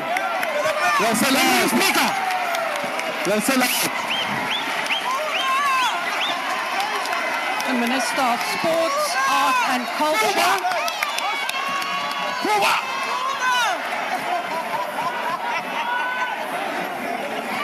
Deputy Speaker. Deputy Speaker. Deputy Speaker. Honourable Minister, please take your seat. Honourable Minister, please take your seat. There is a point of order. Could I just get an indication of where the point of order is? Honourable Dartmoor. Thank you, Deputy Speaker. My point of order relates to the fact that when the honourable member from the IFP started speaking and addressing some comments about the MKP that we could not hear, and we request that he be given an opportunity to repeat what he said about the MKP. No, we agree. Honourable Member, your point of order is not sustained. We will proceed. Honourable Minister, Honourable Member, yes, please, your point of order. Chair, Deputy Speaker, can you ask the member who just spoke now, under which rule is he talking about here? Honourable Member, I did not sustain the point, so we proceed. Honourable Minister, please proceed. Honourable Minister.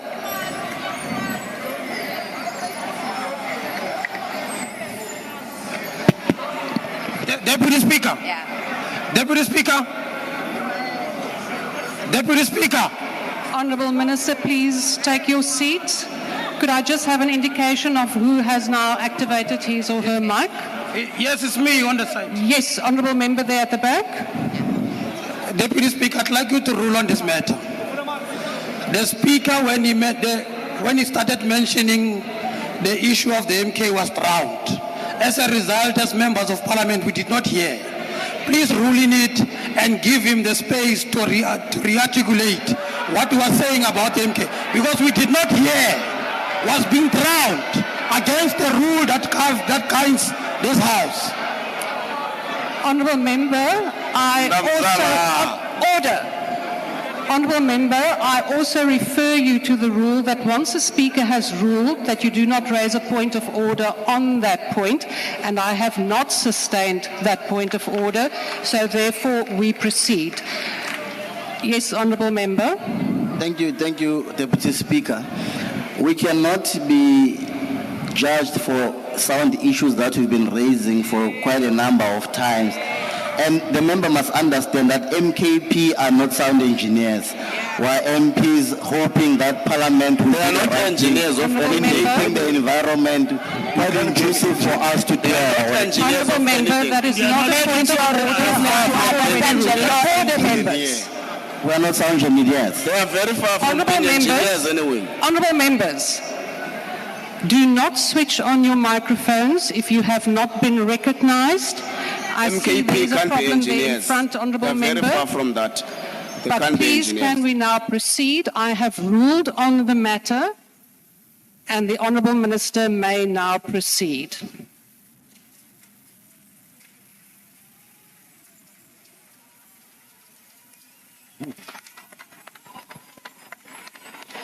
Speaker,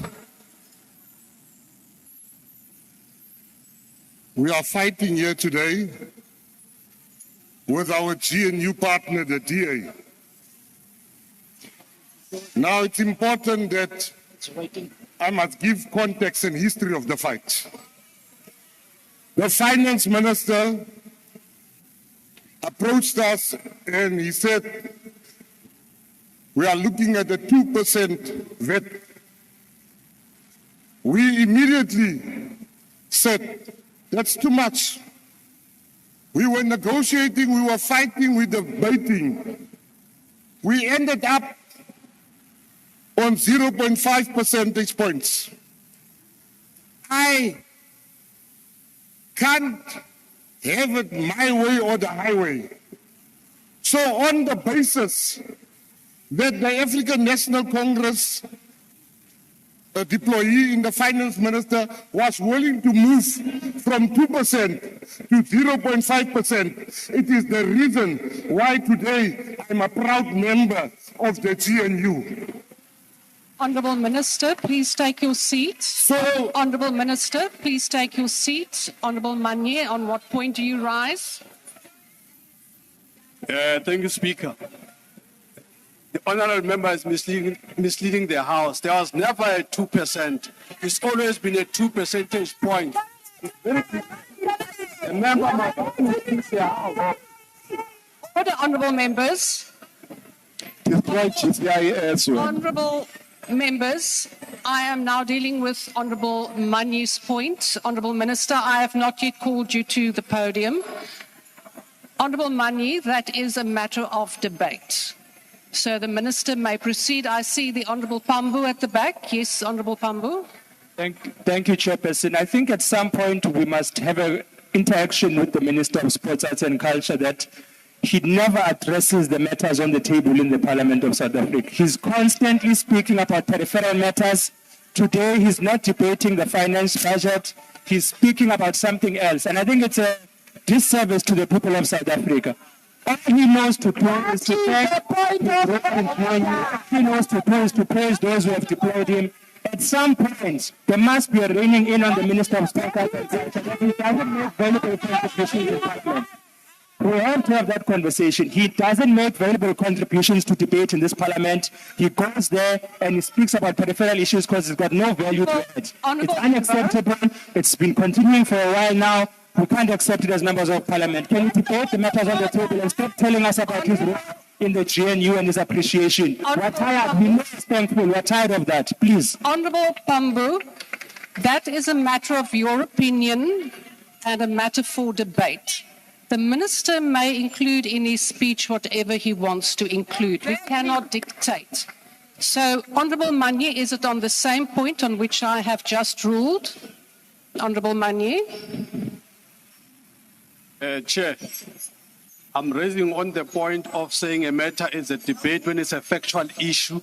If you were to look into but there is no such a point, man. If you were to look into the budget, Honourable Deputy Speaker, there's no such a thing as a 2%. It's a 2 percentage points. It's fundamentally different. It's not a debate matter. It's a factual. Honourable Manye, in terms of the rules, I have now ruled, and the Honourable Minister will now proceed. Honourable, apologies, your member there at the back also wishes to raise a point. Yes, please go ahead, Honourable Daniels. Thank you. Thank you. Honourable Minister, please take your seat. Your member is on the floor. Honourable Minister, your member is on the floor. Yes, member, please go ahead. Thank you so much, Honourable Deputy Speaker. We must be sitting in different meetings because the Honourable Minister is raising points on the VAT item.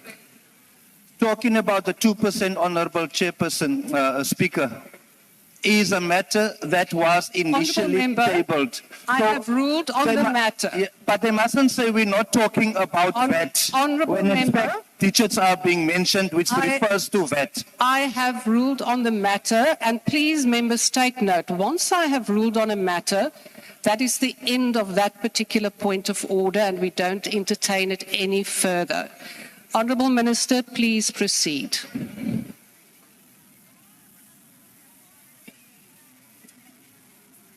So, Honourable Speaker, it was on that basis that I wanted to explain why is it that I support what we are discussing here today.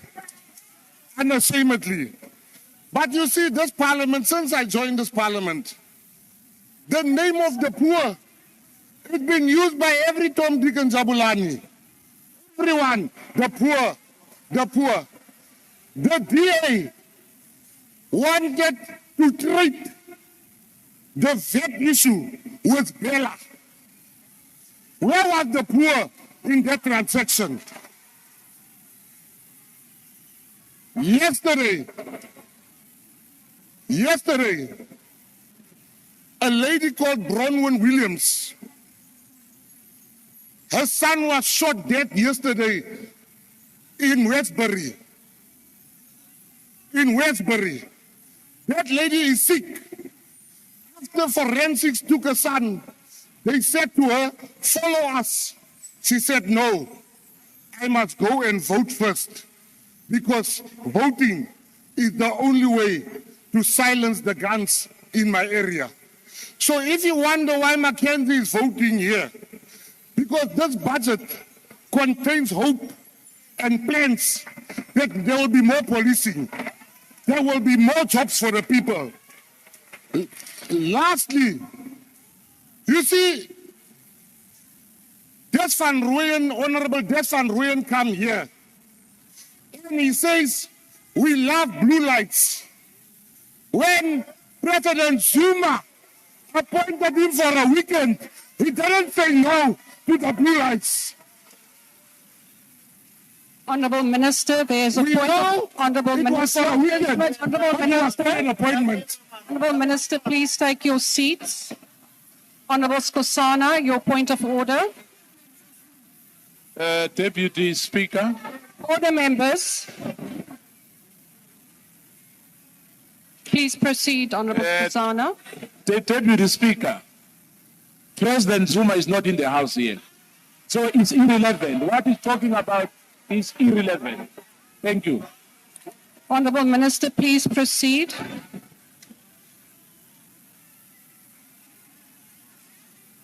Honourable Minister, my apologies. Please take your seat. Member from the EFF, what is your point of order? Speaker, and this is on relevance. You know, we were having a very sophisticated debate on money bills, on fiscal framework. The minister has totally degenerated the debate on budget. The guy simply has no clue what the money bills is about, what the fiscal framework is about. He's speaking here like he's talking some numbers there in prison, talking about and all of this.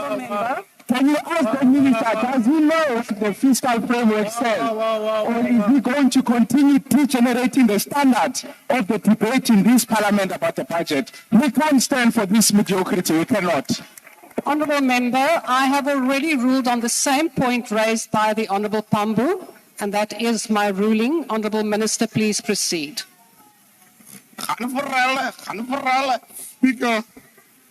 Speaker. Honourable Minister, you will be interrupted again. Please take your seat. Member from the MK, what is your point of order?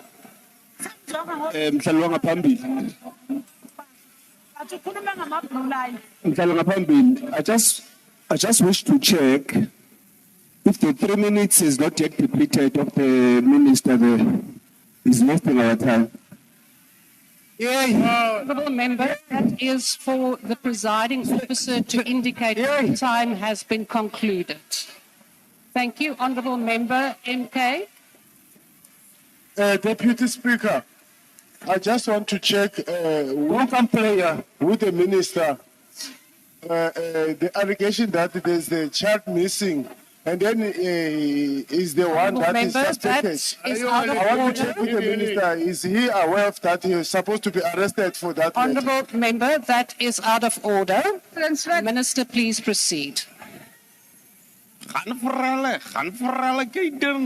You know, Speaker, I'm sitting there being very proud of myself because I am containing myself. I'm being given economic lessons by people that has never given nobody a job, never opened a business, while I've given thousands of people a job. I've opened plenty of businesses. In conclusion, Speaker, I just want to conclude by saying 5 minutes before this hearing, I was the one running around saying to people, we can't lose the DA. We must convince the DA to remain. I'm standing here today to say, Abahambe. Thank you.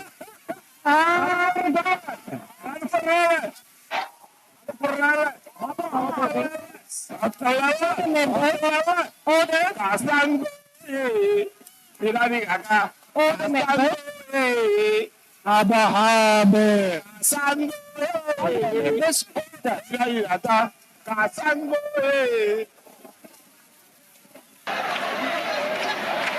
Honourable members, order. Honourable Wessels, please proceed. Thank you, Honourable Deputy Speaker. We disagree on a lot of matters in this House, in this Parliament. Honourable members, order.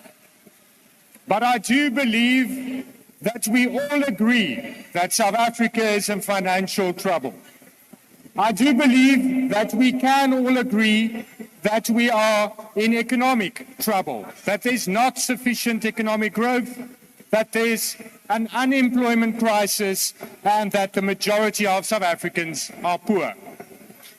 I do believe that we disagree on the causes hereof. But whilst we disagree because of different ideologies and different policies, I do believe we can agree that the people out there, the ordinary South Africans, the majority of South Africans are suffering. I do believe, and I am convinced, that we can all agree, and we do all agree, and that there's a broad consensus in this Parliament that a VAT increase is not desirable. I do believe that.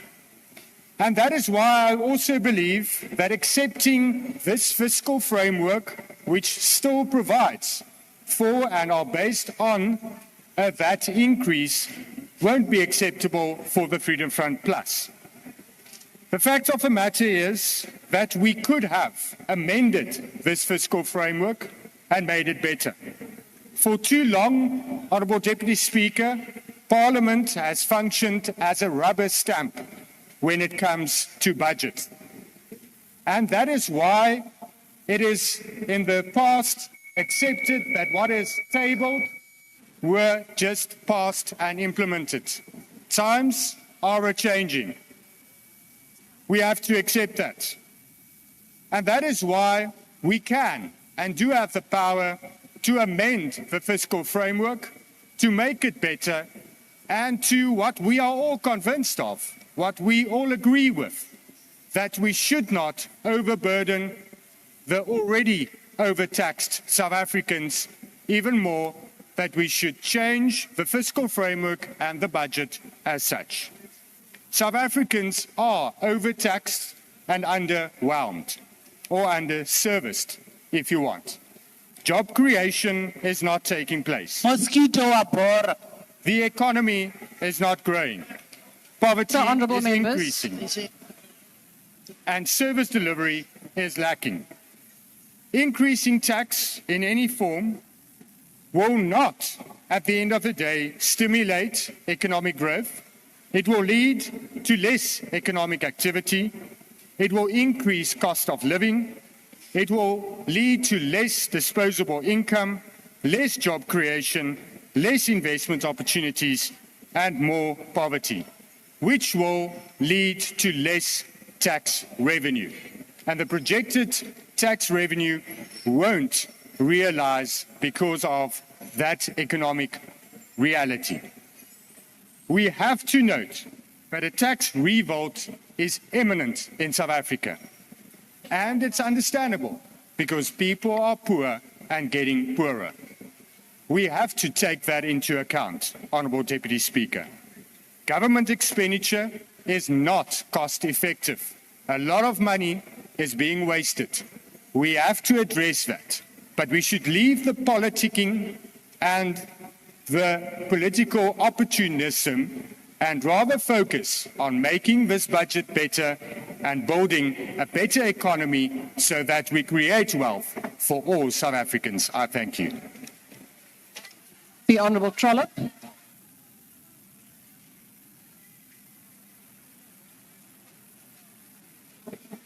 Honourable Speaker, let me remind us all why we are here this afternoon, and that's because we have a budget impasse and that the GNU has not been able to thread that budget needle, having been in government together for 9 months.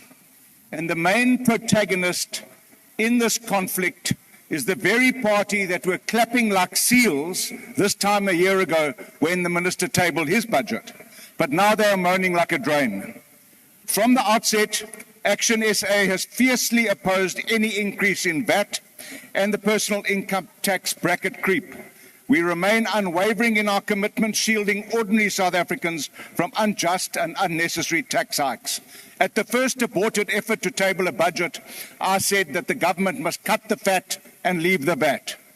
Action SA chose to recommend changes to the fiscal framework rather than amend it outright because an amendment would have required the Minister of Finance to redo the entire budget process. This would have caused more delays. Let me remind you what the delays are. 19th of February, aborted budget. 21 days later, 12th of March, presentation of a budget. 21 days later, we are here today and we have an impasse. All that while, the value of our rand has gone down the drain. The rand to dollar value has decreased by 1.1%. Rand to pound, 1.2%. Rand to euro, 1.1%. That's making South Africans much poorer than a proposed increase in VAT that we object to. Instead, our approach allows for the necessary time to table alternative revenue proposals and, most importantly, to gazette a postponement of the VAT increase without triggering a full budget revision. Action SA led the charge in the Standing Committee on Finance to protect South Africans from increases in VAT.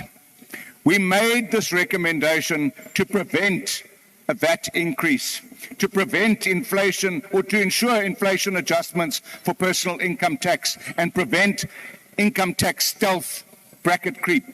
Instead, the committee now will have 30 days to develop alternative proposals to raise 19 billion rand in personal income tax and 13 billion rand to make up the shortfall that is required to balance this budget. This approach ensures that the government explores reasonable and responsible revenue solutions without burdening the ordinary South Africans with unfair tax hikes. Action SA's constructive, responsible alternative keeps the fiscal framework intact while preventing more fiscal instability and procedural deadlock. SARS has proven today that they are the master revenue collectors. They collected 1.855 billion rand of revenue in the last financial year. 8.8 billion rand more than they projected, 114 billion rand more than the year before. There is the solution. The solution lies with SARS doing its job and this House empowering SARS to do its job, not by taxing poor South Africans, not by exposing South Africans to bracket creep. We now have a month to fix that, and I hope that this House will put South Africans first and put their parochial priorities in their pockets. Thank you. The Honourable Swart.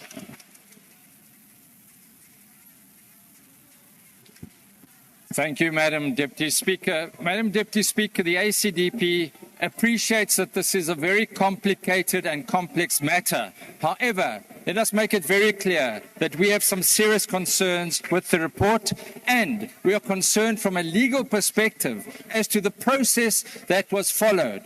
Surely, a senior counsel opinion should have been obtained, given the fact that in all likelihood this matter will end up in the courts.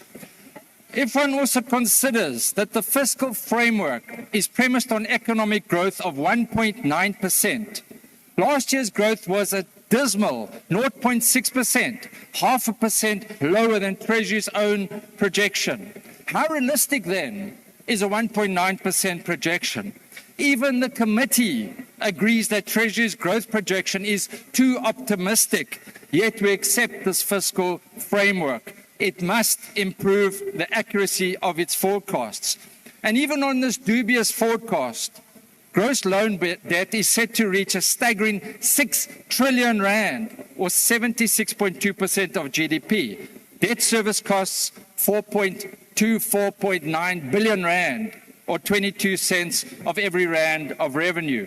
This is clearly unsustainable. So, the ACDP is very clear, as most parties are here, that we do not accept the VAT increase. Yesterday, whilst the committee was sitting, SARS announced that they had collected an extra 8.8 billion rand. Surely, the additional balance, which is about 4 billion rand, could have been collected and will be collected without raising the VAT. We also do not support the fact that personal tax brackets were not increased for the so-called bracket creep. And we seriously question from a legal perspective whether these two aspects have in fact been scrapped as has been alleged. We firmly believe that South Africans are cash-strapped, and already according to the Laffer curve shows that additional taxes will have diminishing returns. The ACDP believes that a pro-growth budget which cuts unnecessary spending and wastage is what is required.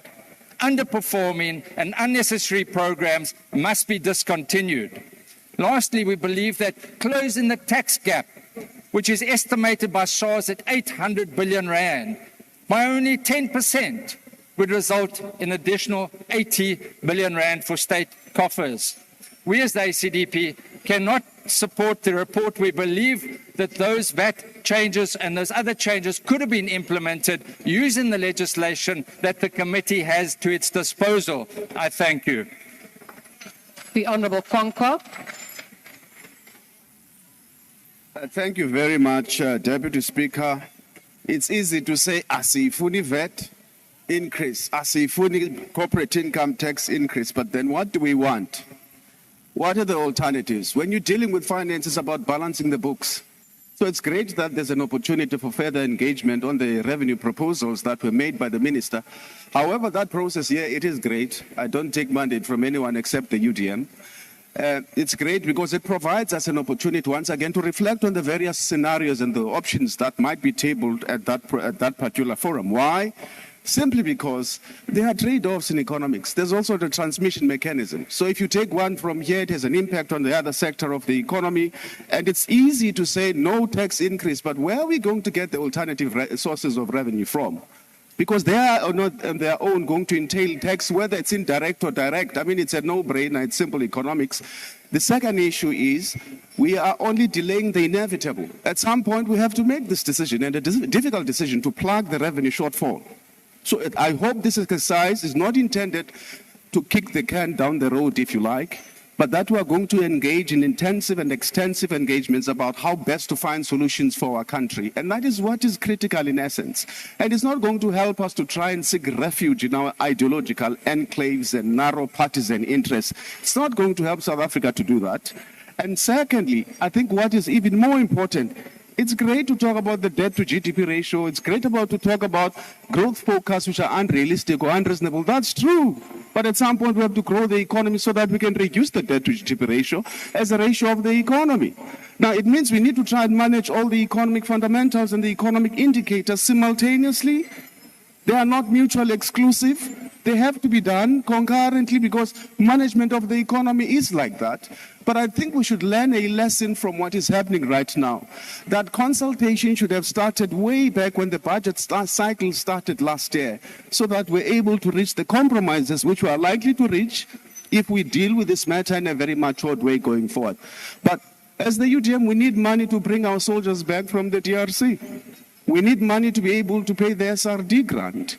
We need the money to be able to pay social welfare budget. All of those are required. When I go to my constituency, I am not asked about Bella and whatnot. I'm asked about social grants, and we support this thing. In the process, we sort ourselves out after that. Thank you. The Honourable Zibi.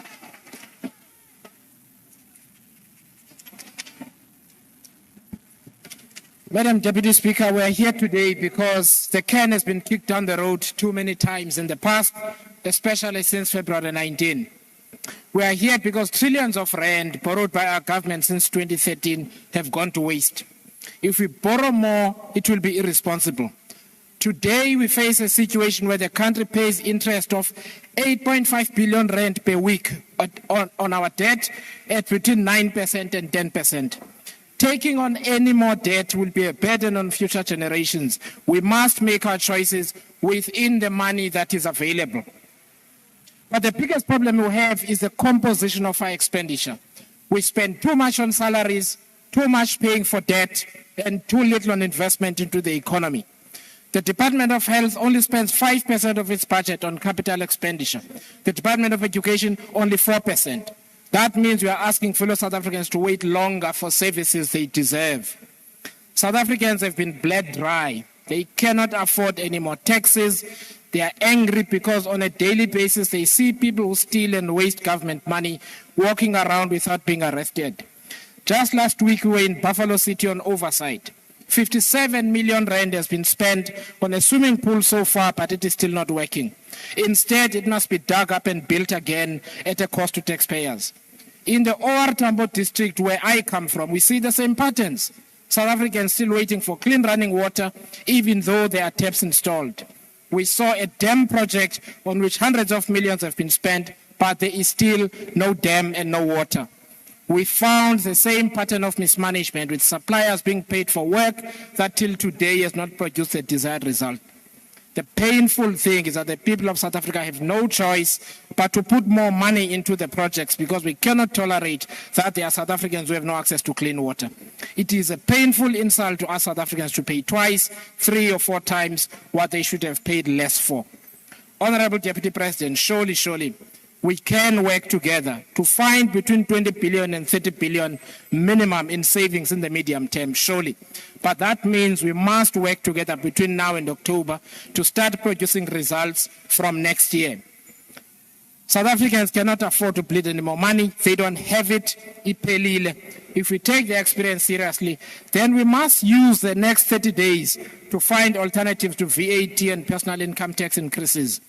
We will certainly make detailed submissions in the respect so that we can finalize this budget. Therefore, we will vote for the adoption of this report. The Honourable Maimane.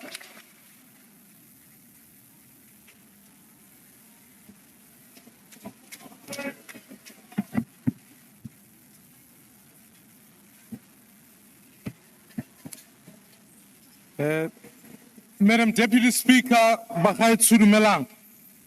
I think it's common cause. Today we're not being asked to make an easy decision. We're being asked to make a responsible and a decision that serves the people of this country, not court processes, not political processes, but the people's processes. And therefore, fellow South Africans, it's not a choice between good or bad. It's a choice between worse or much worse.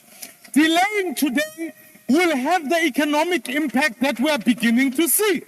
Therefore, as Bossa, I come here today to say we are here to ensure the passing of this fiscal framework so that we can deal with the issues that sit within this budget.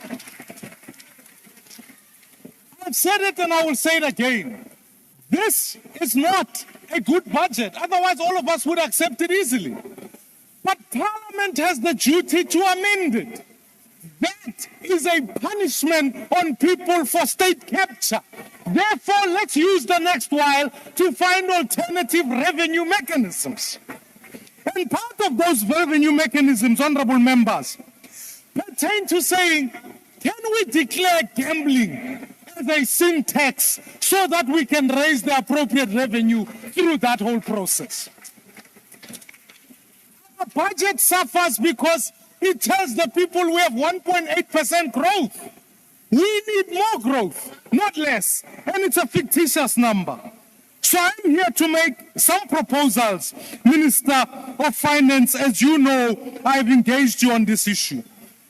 I think we can support transformation, but let's ensure that the 20 billion rands allocated to the NEF can be staggered over the medium term, because if we do that, we can find the reduction in expenditure to ameliorate the VAT needs that we are putting on the table.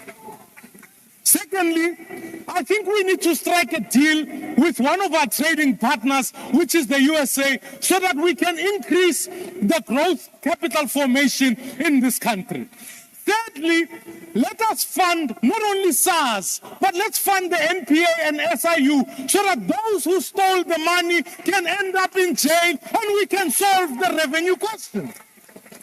Lastly, let us fix municipalities. That's why, as the Appropriations Committee, Our supporters, Bossa, says we will be going to the Appropriations Committee to deal with the expenditure issues and to amend the budget that has been put before us.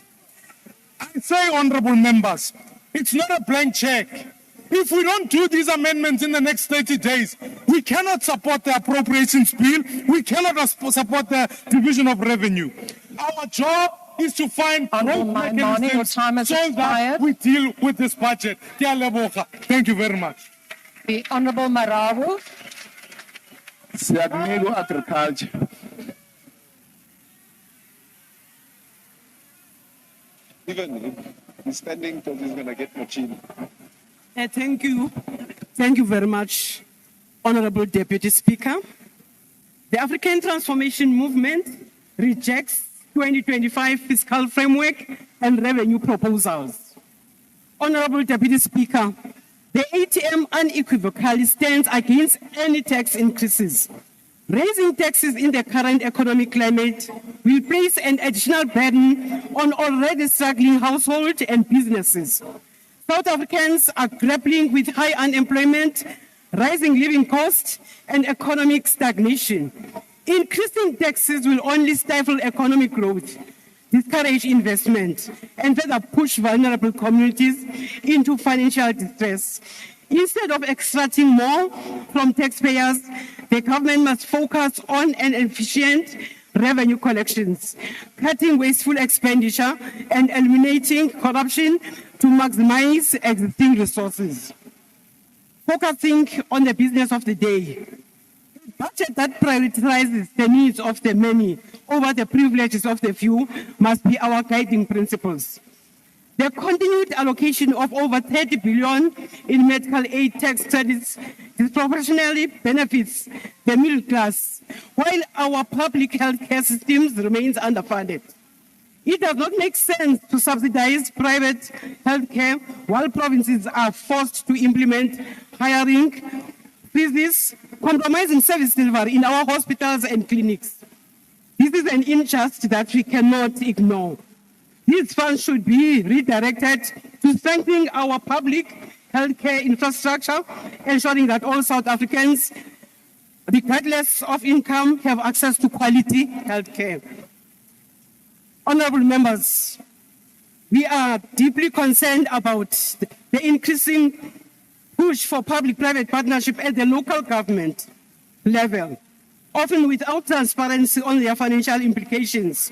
Initiatives like Operation Vulindlela are being promoted with little evidence, modeling, or clear results on their long-term impacts. PPPs often obscure debt obligations and expose critical services such as water and electricity to costs escalation that makes our people more vulnerable, and they are unaffordable for our people. If we are to pursue such partnerships, there must be full disclosure and public scrutiny to prevent unintended consequences that disproportionately affect the poor. Honorable Deputy Speaker, we stand at a crossroads. South Africa's fiscal framework must be one that serves its people equitably. We cannot continue with policies that entrench inequality while millions struggle to access basic services. The ATM calls for a budget that prioritizes your time has expired. Expenditure. We do not adopt the report. Thank you. The Honorable Makubela.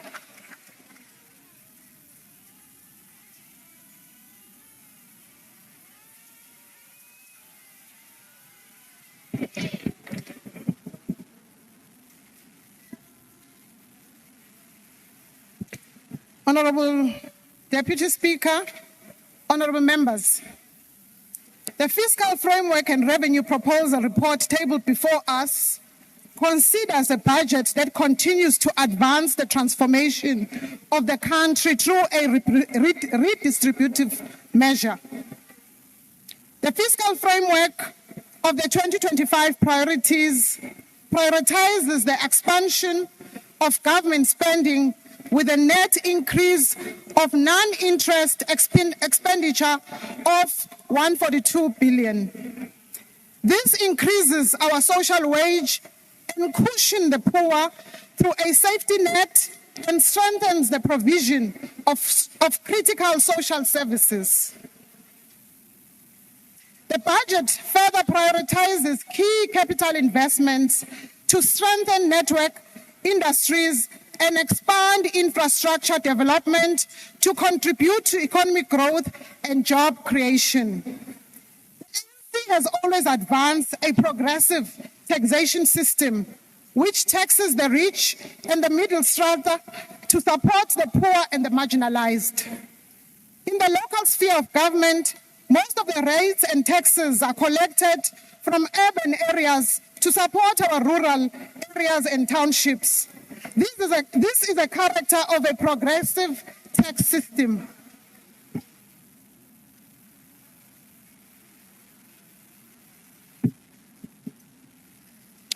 True to its commitment to the people of South Africa, the ANC has shaped our fiscal policy to prioritize the social wage, which currently stands at 61% of the budget. The social wage is about the poor and the marginalized. In the main, it expands access to education, health, shelter for the poor, and it provides a safety net through a comprehensive social security system, which is one of the largest grant systems in Africa and in the continent. On revenue proposals, the ANC welcomes the internal processes of the National Executive, which resulted to a decline in the VAT from the first 2% proposed to the 0.5%. The ANC has resolved, as part of the public involvement, to have national treasures to cover the shortfall, which is proposed to cover the VAT increase and the inflationary adjustment to personal tax brackets. We can assure South Africans that this fiscal framework is subject to a strict recommendation coming from the Standing Committee on Finance, which recommends that National Treasury facilitates to seek alternative revenue and expenditure savings to balance the 28 billion shortfall. We believe that multiple social interventions will cushion the poor, such as the zero-rated food basket, social grant increases, and the increases in the indigent program, and the decision not to increase the fuel levy and the intervention to improve affordability of public transport will provide a relief for the public.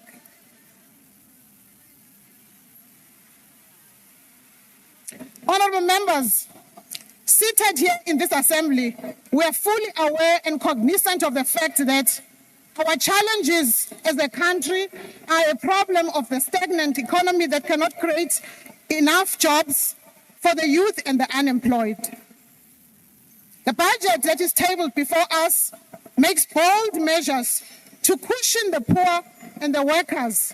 That will be done through the increased social grants above inflation, including funding of the social relief distress grant, support unemployment, which will cover about 28 million South Africans.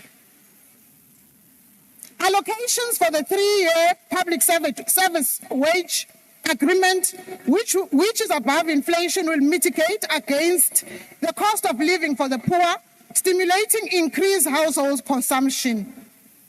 About 19 billion is added to cover the medium term to keep approximately 11,000 teachers in their classrooms. 28 billion is added to the health budget to keep about 9,300 healthcare workers in our hospitals, in our clinics, which will contribute to addressing the matter of unemployed doctors, nurses, and employ about 800 post-community service doctors. This fiscal framework includes funding the missing middle to enable the continued access to higher education. Honorable members, to stimulate economic growth, the fiscal framework takes bold measures through increased public infrastructure spending for over 3 years, which will amount to about 1 trillion, focusing on Sunroll, Transnet, Eskom transmission, and the provision of water. New regulations for the public-private partnerships will take effect from 1 June 2025 to increase infrastructure investment and enhance crowding of the private financing for public infrastructure. SARS is allocated 3.5 billion in the current financial year and an additional 4 billion over the medium term to enhance revenue collection. This will strengthen SARS' efforts to collect a significant portion of the projected 8 billion that is collected and to tackle illicit financial flows. Honourable members, about 2.1 billion of over the medium term is allocated to support about 120,000 SMMEs, which will benefit businesses owned by the youth, persons with disabilities, and other small business owners.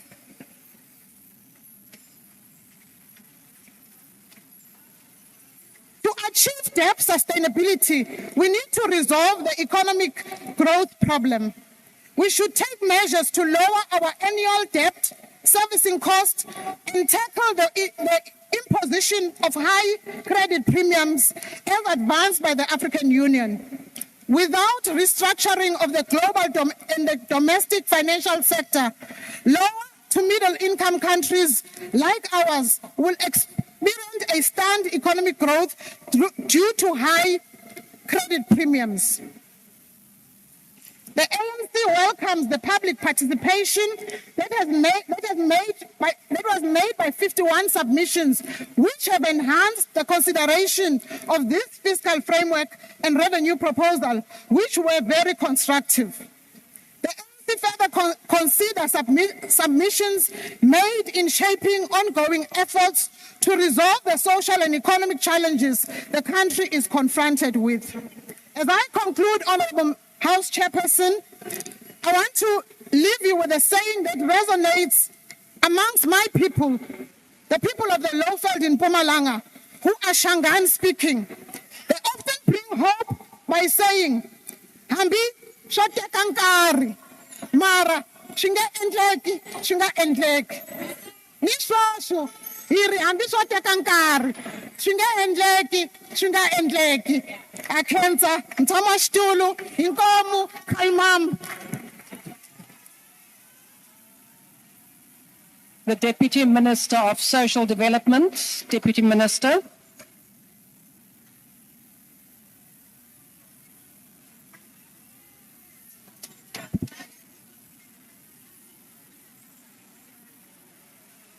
Honourable Deputy Speaker, thank you very much. Al-Jamaa would like to thank the Minister of Finance for going out of his way to give pensioners and children and people with disabilities above inflation increases in spite of difficult fiscal constraints. Minister, 28 million people in the receipt of social grants, they salute you. Please, a round of applause to the Minister of Finance. A 30-day breather is very progressive. A round of applause to Action SA. The report of the Standing Committee on Finance on the 2025 fiscal framework and revenue proposal dated the 1st of April is a revolutionary report. And the fiscal framework is a world-class framework.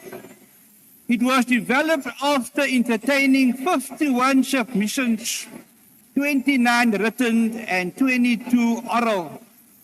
The point of order raised earlier today is like April Fool jokes compared to these well-thought, evidence-based submissions by the thought leaders of South Africa. There were independent members of society who also contributing, making the points of order and positions of some speakers, honourable speakers before me, mute. None of them refer to any of these submissions. All of them support 15% VAT and raise no objection to this creature of apartheid.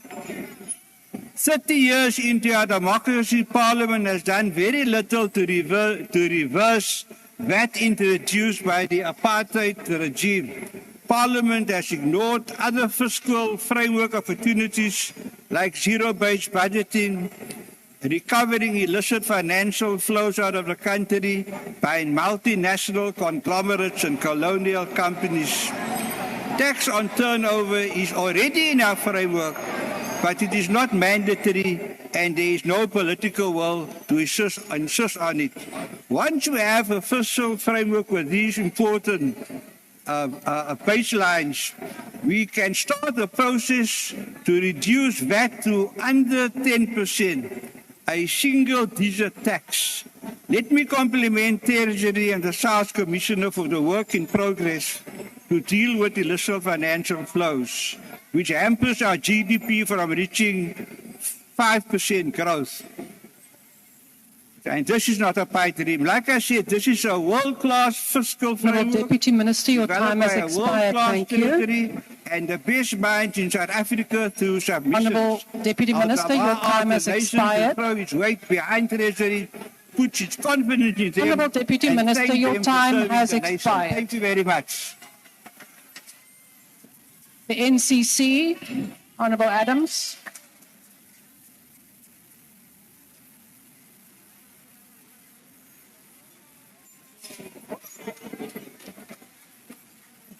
Thank you, Honourable Speaker. Thank you, colleagues, the Progressive Caucus, and the 9 wasted months. It is impossible for anybody with a conscience to support this report. It is because some of us have forgotten the cold chills in the shack. Some of us have forgotten what it's like to eat mealie meal with no sugar. Some of us have forgotten the indignity of using long drop toilets. It's why we are so comfortable to support this injustice. If this report ever goes to court, this meeting will be meaningless because it will be overturned. But what we can say is that this has been a heated debate. It was a debate between those who speak from the souls of our communities and those who speak from the pockets of Rob Hershoff. Ultimately, this is dehumanizing to pass the flops of this government onto the poor and say it's only 0.5%. The honest truth is that it is 6% over 2 years.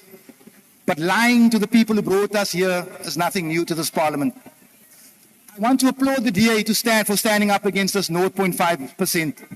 But I want to ask the DA how they balance that, considering that they want to scrap minimum wage and want our people to work for food and water. The seeds of food riots have been planted in this report. We thank the Progressive Caucus for standing by their morals, for standing for the poor, saying no to this report. Thank you. PIC.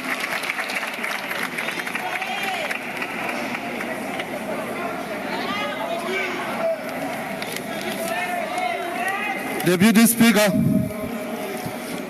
phambi koba ixesha lam liphele kuba i-3 minutes incinci mandiqale ngendaba endawo ibalulekileyo. The PAC supports this fiscal framework and revenue proposal. It is our observation that maintain the practice of expenditure on servicing the needs of our people is the correct position given the foundations of a developmental state that is focused on redress politically and addressing poverty. Spending on the poor, providing access to basic needs and services such as food, housing, water and electricity is the reason why we are here. Our people expect a budget that speaks to the needs of the majority.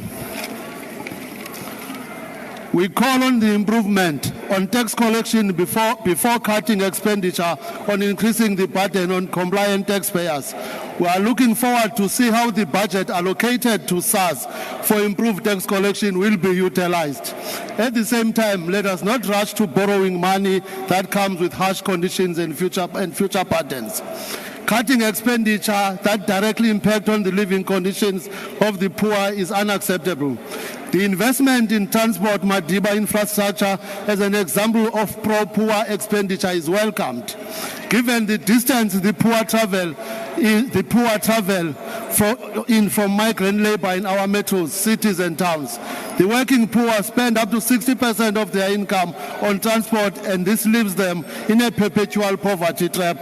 We support a budget that seeks to provide universal coverage in health to all our citizens. Our support for the budget is based on our mandate, which we received from the majority of the electorate who remain poor and unemployed. If we are serious about addressing the inequality in our country, it cannot ignore the fact that we are here because of decades Honourable of Minister, there is a point on of the order. African Please take majority. your seat. Honourable Minister, please take your seat. There is a point of order. Honourable Member, MK. Honourable Speaker, thank you so much. We just want to know how much money has been allocated for land redistribution in the budget. Those who are fighting for the budget, tell us. Honourable Member, in terms of the rules, you first have to ask whether the Speaker is prepared to take a question and not just ask the question. Honourable Minister, please proceed. I don't have time for comment.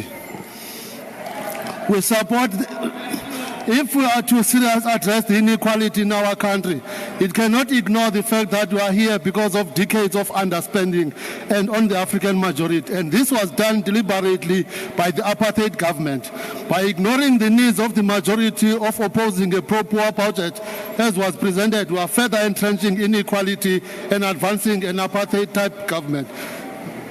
Speaker, we fought for poor people. We went to jail for poor people. We went to exile for poor people. We were hanged for poor people.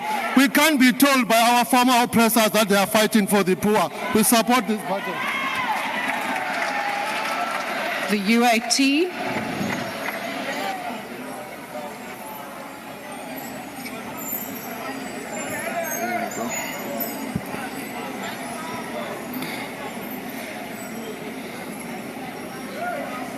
Thank you, Deputy Speaker. Owesome Africa. As UAT, we reject this report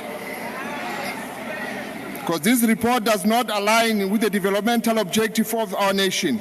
Instead, it exacerbates economic inequality and serves the interest of the capitalist imperialist at the expense of the working class and the poorest. The VAT increase contradicts the economic development goal. The nation's fiscal policy should be designed to stimulate inclusive economic growth, reduce inequality, and promote industrialization, particularly in a country like ours. However, increasing VAT achieves the opposite.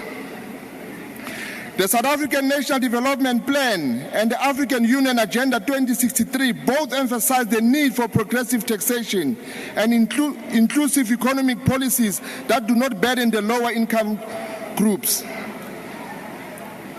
This increase will lead to a decline in consumer spending, particularly on essential goods, a rise in food insecurity and poverty levels, increased financial strain on small businesses which rely on consumer demand. South Africa must prioritize its citizens over the Western capitalists. It is deeply problematic that the National Treasury justifies VAT increase by comparing South Africa to OECD countries. We cannot allow our economic policies to be dictated by Western capital frameworks that do not serve our people's interest. Parliament must act independently and prioritize the need of South Africans over the foreign economic pressures. Honourable members, rejecting this fiscal framework is not an act of defiance. It is an act of responsibility. Our nation cannot afford to adopt policies that entrench inequalities and suppress economic growth. Instead, we demand a progressive taxation that ensures that welfares contribute fairly to national development, a crackdown on corporate tax evasion to recover billions lost through illicit financial flows, increase investment in local industry and infrastructure to create jobs and reduce reliance on consumer tax.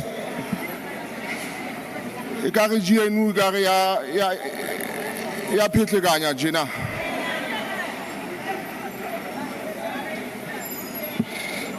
Khani mambo. The Honourable Minister of Tourism.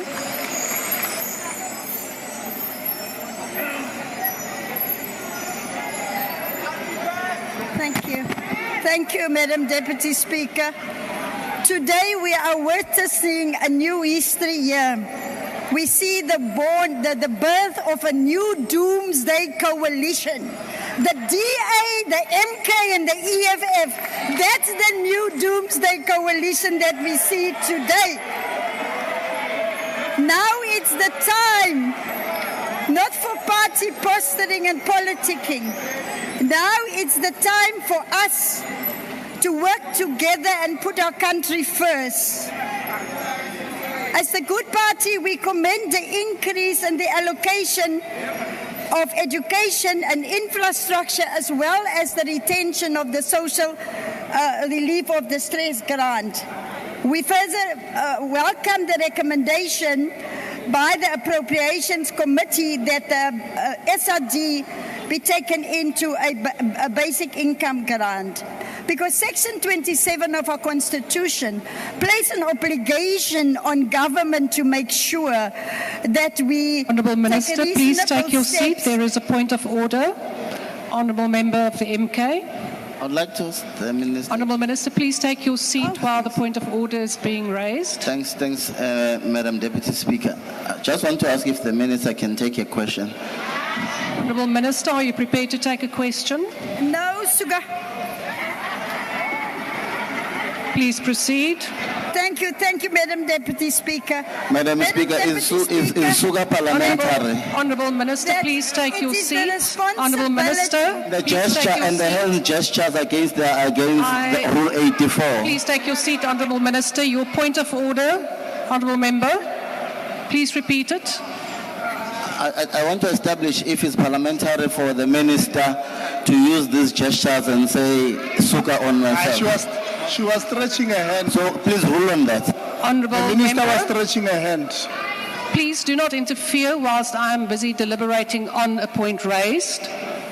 It is unparliamentary to say Suga with the hand gesture. Honourable Minister, I would ask you to please withdraw that. I withdraw, Madam Deputy Speaker. Slalapansi. Madam Deputy Speaker, every member of the executive has got a role to play to grow our economy and to create jobs. It is not the responsibility of National Treasury alone. What we need to see as a matter of urgency is that every minister in the executive come with a plan as to what their departments will contribute towards economic growth and job creation, not just National Treasury. And for ministers to create jobs, they need a budget. So those ministers with budgets that are going to vote for their budgets today, they can create jobs. But if you are a minister without budget that you are not voting for today, you can't create jobs. So we have to look into that. Madam Deputy Speaker, I am confident that with the allocation to South African Revenue Services of 7.5 billion over the MTEF period, that they will be able to collect more taxes next year, and that the 0.5% VAT will only be applicable for the current financial year. I'm confident that they are going to raise that money so that we only have the 0.5% VAT for 1 year. So I would like to appeal to all of us to make sure that we work together. We can't just say for the interest of the sake of the country, but then some of us wants to be holier than thou. So the strange bedfellows, the Doomsday Coalition, we are going to vote you out. Thank you. The Honourable Cuthbert.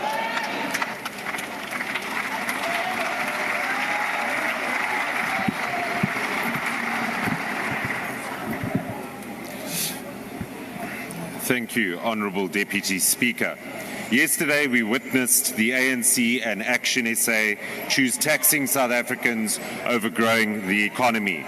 they chose to undermine their partners as they could not accept that they are now a 39% party and are obligated to create a shared economic vision for our country. A vision that would grow the economy, create jobs, and lift millions of South Africans out of poverty and into prosperity. Instead of working with its partner in the GNU, the ANC decided to collude with a band of bitter exes, has-beens, and political opportunists, otherwise known as Action SA. A party with a demonstrable record of sacrificing good governance and growth at the altar of expediency. One only has to look at the cities of Tshwane and Johannesburg, where these two parties colluded to Honourable install member, please coalitions. take your seat. There is a point of order. Could you please just raise your hand? I cannot see who's raising the point. Yes, honourable member, on what point are you rising? I want to check if the honourable member is prepared to take a question. Honourable member, are you prepared to take a question? I want to ask if it's... No, he is not prepared to take a question. Thank you, honourable member. Please proceed. Honourable member, I have ruled on the matter and I've not recognised you any further. There is a bangat. I think my comment obviously hurt the honourable member there. One only has to look at the cities of Tshwane and Johannesburg, where these two parties colluded to install coalitions of corruption at the expense of critical service delivery. As they attempted to spin their misdeeds to voters in these two cities at the time, they followed the same playbook yesterday. Firstly, the Finance Committee had only two options. Honourable member, please take your seat. Honourable Swart. Chairperson, I'm rising on Rule 85. Honourable Swart, if you can just bring the microphone closer to you. Someone mentioned that he is a bankgat. Now, obviously, that is unparliamentary. We don't know who said that, but maybe the person that wanted to put the question. But I would submit that it is totally unparliamentary and must be withdrawn. Thank you. The reference was to bankgat. I am not quite sure that that is unparliamentary, Honourable Swart. I think that is a description of someone. What I do take exception is that the member spoke without being recognised. Yeah, but also Honourable Cuthbert, please proceed. Thank you, Honourable Deputy Speaker. Firstly, the Finance Committee had only two options. It could either accept or amend the existing fiscal framework as empowered by the Money Matters and Related Procedures Amendment Act.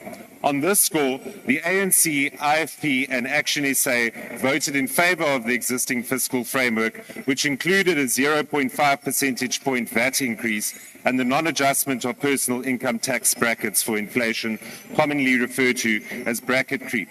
However, they desperately tried to buy themselves cover by inserting non-binding recommendations into the committee's report, which requested that the National Treasury revise its budget within 30 days.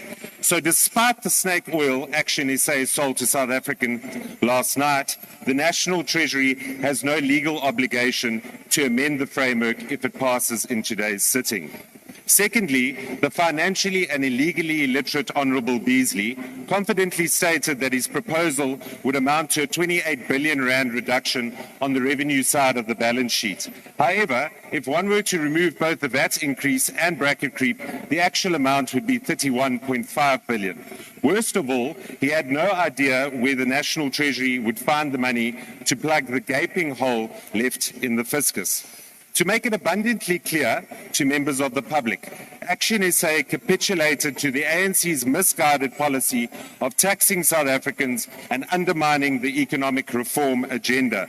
In contrast, the DA has remained resolute in its opposition to any new taxes and succeeded in blocking the initial 2 percentage point VAT hike from the budget tabled in February. Furthermore, the DA submitted a fully costed alternative to the existing fiscal framework, which would have generated 27.2 billion in savings from national departments alone. These savings could have been used to eliminate the need for any tax hikes and prioritise expenditure towards growth-enhancing reforms. However, the DA did not stop there. We proposed a comprehensive overhaul of the country's economic policy to address the following critical issues. A GDP growth rate that has remained capped at 1.3% from 2008 to 2024 and cannot keep up with annual population growth. This is best demonstrated by the fact that South Africans, on average, have become poorer over the years, with GDP per capita declining from $7,900 in 2010 to $6,000 in 2023. An expanded unemployment rate that has increased from 31% to 42% between 1994 and 2024, which means that millions of South Africans have joined the unemployment queues on an annual basis. Even more concerning is that our children are not equipped with the necessary education and skills to gain meaningful employment, as illustrated by the 60% youth unemployment rate. Previous ANC governments have also led us to the brink of fiscal collapse, with our debt to GDP ratio having risen from 44% in 2014 to 77% in 2024, while debt repayments consume 21% of all government revenue. If the rest of these metrics did not make the ANC think twice about the need for meaningful economic reform, then they should look at the trend line from the BER's Business Confidence Index, which had an average score of 36 out of 100 between 2014 and 2024. If we genuinely expect businesses to invest in our country and create jobs, but they lack faith in the government's policy direction, we have absolutely no hope of addressing the frightening policy crisis that is facing our economy. This is why we as the DA remain resolute in our call for the following bold economic reforms.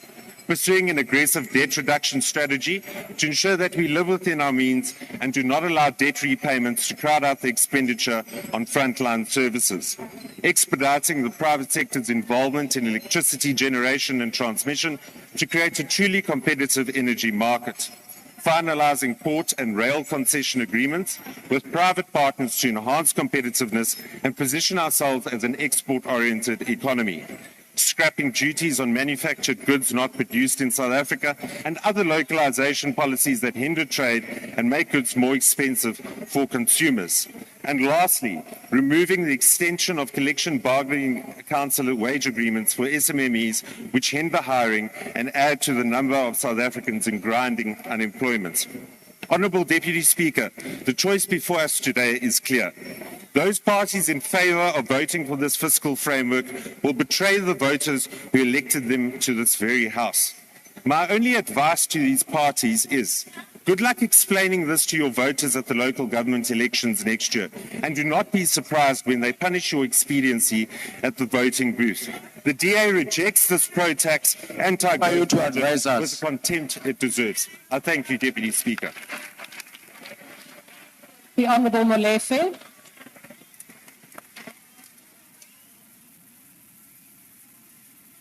Madam Deputy Speaker, each generation must discover its mission, fulfill it, or betray it in relative opacity.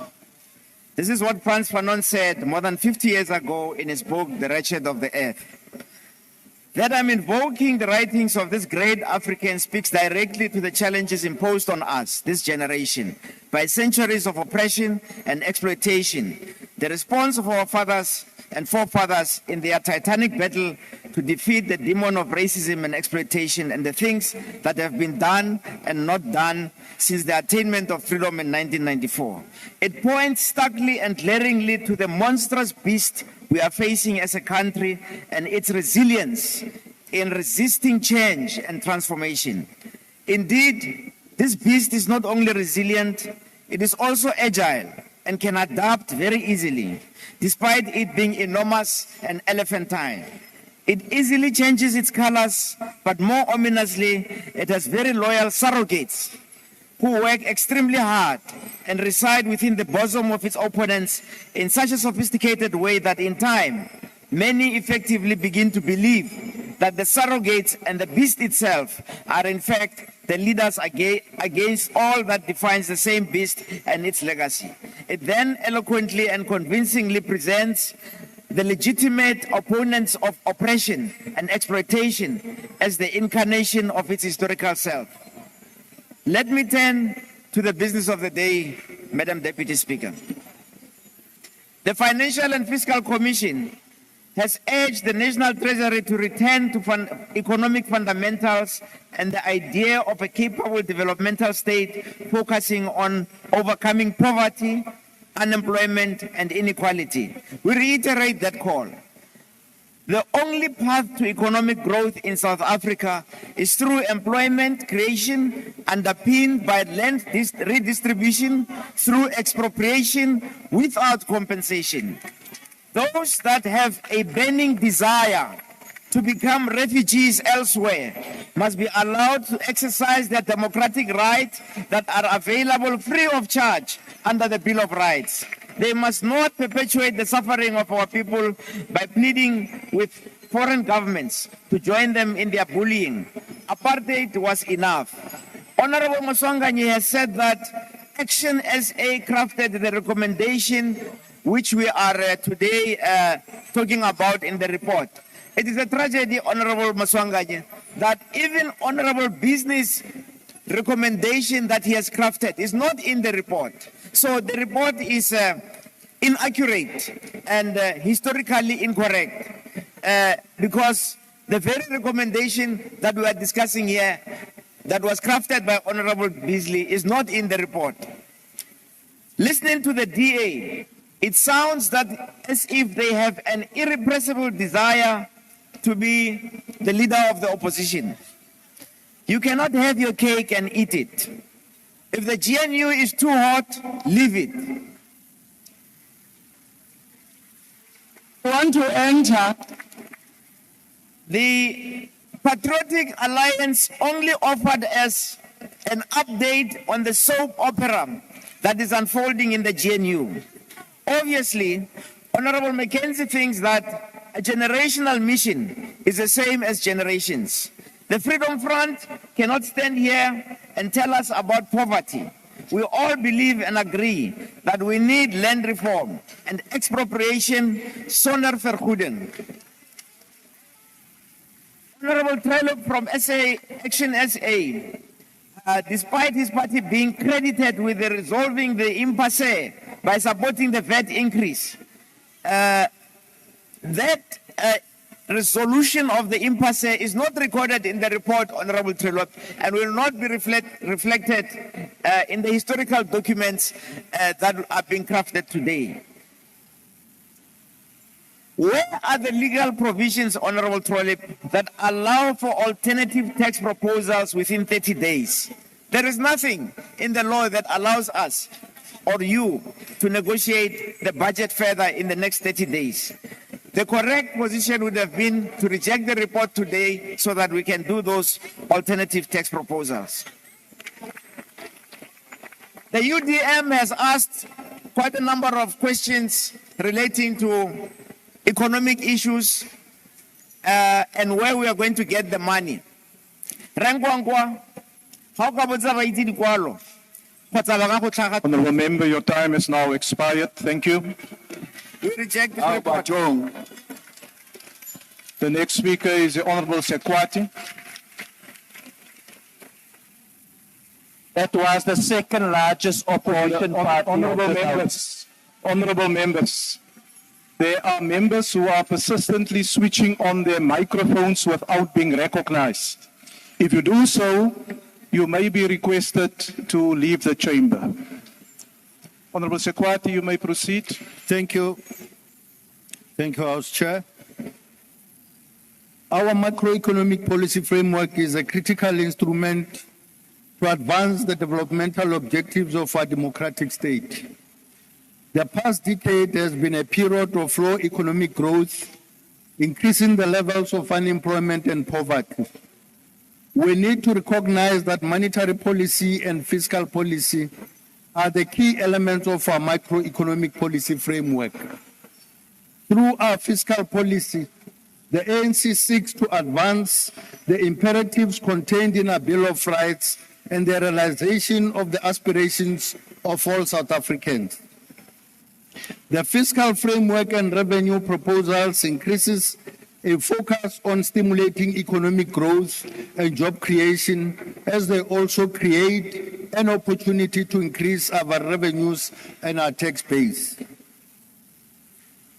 The ANC government has taken measures to strengthen state-owned enterprises in the sixth administration, and we can see the positive developments thereof.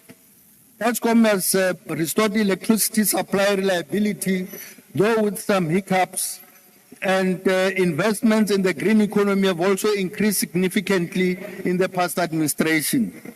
The budget supports Eskom's financial sustainability, which is critical for its ability to invest in plant maintenance and infrastructure developments of transmission line. Ere kere jwalo kere modulasetulo ke tsebise le botlhe bao e leng gore ba ka ba ba le magaeng ba theditse re lebile ba ne le kgatlhego ya ditekatekanyetso tseo di tlisitseng ke ministera wa rena ke re ditekatekanyo tseo e leng gore re a di thega le polelo ya ministera wa rena re thega ka mabaka a latelago gobane go setse go tlile mo pele ga rena dingangele le diphure bao ba ganago ditekatekanyetso tseo e leng gore ministera wa di tlisa tseo e leng gore ke tša go leka go kaonafatša maphelo a rena maphelo a batho ba Afrika Borwa e reng ke le tlišetšeng polelo ya gore tekatekanyo tseo diphure tseo di ganago ke tša gore batho ba borena ba tle ba khwetse ba tswele pele ba khwetse mphiwa fela o okeditswego ba gekolo le ba khalajo ke ya gore batho bao ba borena bao e leng gore re koledia le moyeng le dikuranteng gore ba tlhoka meshomo e le go ba e leng gore ba ithutile ke dingaka le manese tekatekanyetso tseo ministera boletseng ka tsona ke tša gore batho bao ba thwalwe gore ditirelo dipetleleng tša rena di tla di kaonafale ditekatekano tseo e leng gore diphure tse di a di gana le kgono ba re ka se kgonege e fela e tlo kgonega e direla gore bao e leng gore ke barutisi ba ba itswa go dikolong ba ithutile ba tle ba thwalwe gore ba tliše dikolong tša rena gore dithuto di tle di kgone go tswela pele bana ba rena ba kgwetse thuto ya maleba e re ke re gape modulasetulo ke re bana ba kgoši ba tlo nwa metsi a mogako ka ditekano tseo ke ka tsela yeo rena ba African National Congress re emago thekeng tseo e leng gore ministera wa rena o di boletse gape re support-a yona tekatekano tseo e reng ke boleleng gape gore kgoro ya rena ya tša matlotlo e le go yona SARS le yona e tlo kaonafatšwa gore e kgone go hwetša bao e le gore ba tšhaba go tšhelela mothelo gore mmušo o kgone go ba le mašeleng ao e leng gore a tlo kgona go thuša batho ba borena le go tlhabolola naga ya rena bjalo tseo ka moka re a di amogela re di amogela ka diatla tše pedi ka lebaka la gore di tlo loisa tlala di tlo loisa tlhokego ya mešomo gape le yona tlhokego ya tekatekano gape e tloga le ditekatekano tseo e leng gore di lebeletse kgolo ya ikonomi gore bao ba sa šomego ba tle ba kgone go šoma le gona gore bao e leng gore ga ba šome ba tswele pele ba hwetse setsakana seo e leng gore ka sona ba ka kgona go ithuša ka sona jwale re a makala gore dingangele tseo e leng gore di re ditekatekano tse di seke di a tswelwa pele ke eng seo e leng gore ba se tshepile gape ba tloge ba laetša lehloyo le legolo go batho ba rena e fela ba ikaketša ba re bona ba emetse ditokelo tša batho ba rena re ke mokgatlo wa African National Congress wo o nago le ona kgatlhego ya gore batho ba borena ba tswe mo dinaleng tša tlala le yona tlhokego ya mešomo ke rata go le tlišetša ye nngwe ya gore bao e leng gore ke borakgwebo dipotlana mmušo wo wa rena le sona seo e leng gore ke polelo ya ministera wa rena se tlišitšego ke gore borakgwebo potlana le bona ba tlo tšeelwa tlhoko ba beelwa setsoko se sengwe seo e leng gore se tlo kgona gore se ba thuše gore bao e leng gore ba ke bone di-SMMEs goba bona borakgwebo potlana ba tlo hwetša se sengwe se e leng gore ba ka kgona go matlafatša dikgwebo tša bona ba kgona go tlisa mešomo le gona gore ba kgathe tema mo ikonoming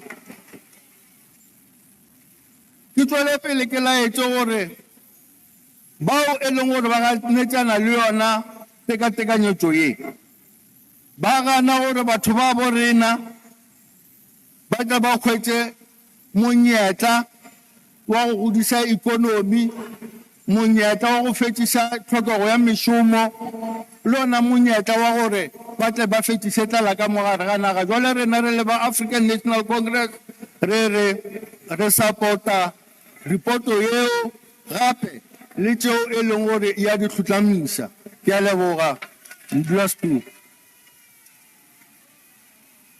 Thank you, Honorable Member.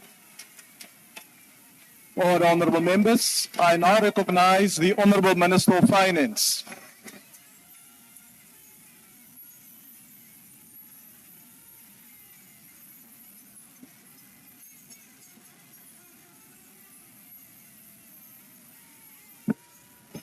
Honorable House Chair,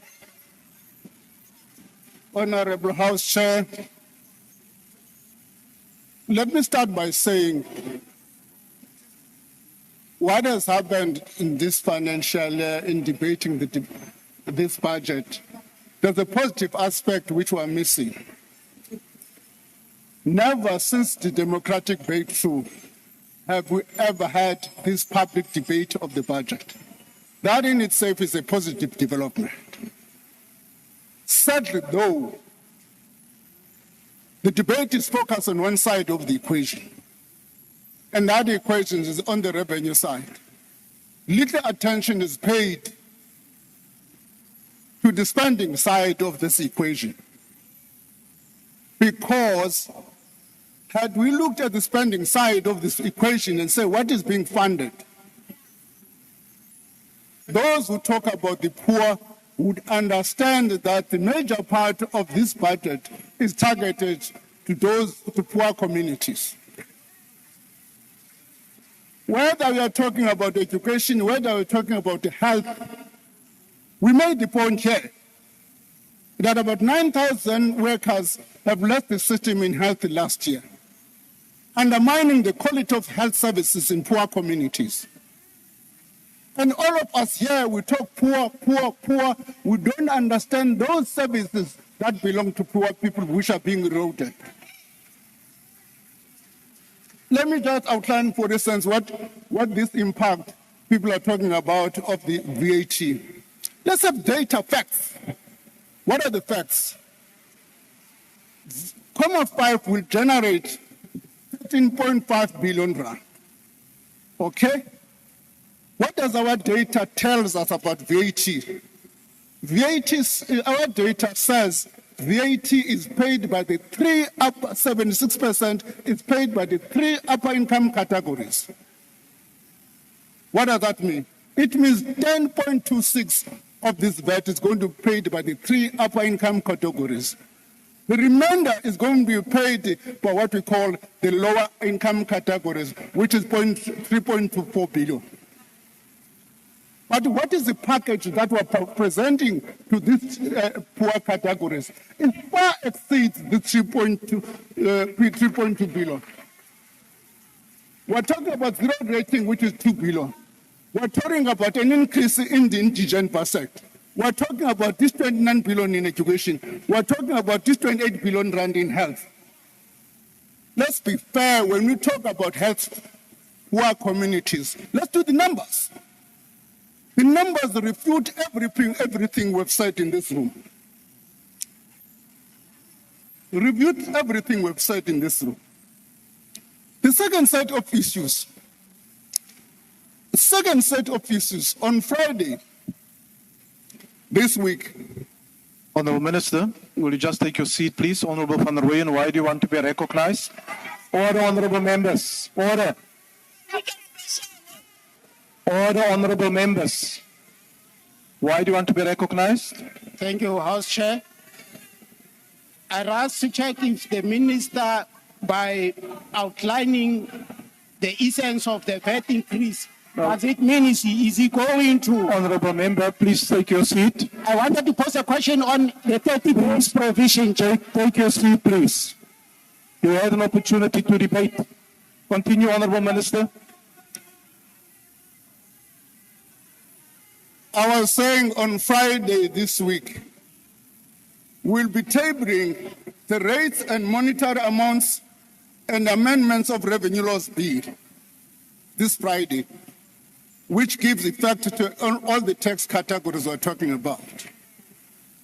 That provides an opportunity for all of us to have this engagement about 0.5% and all of that.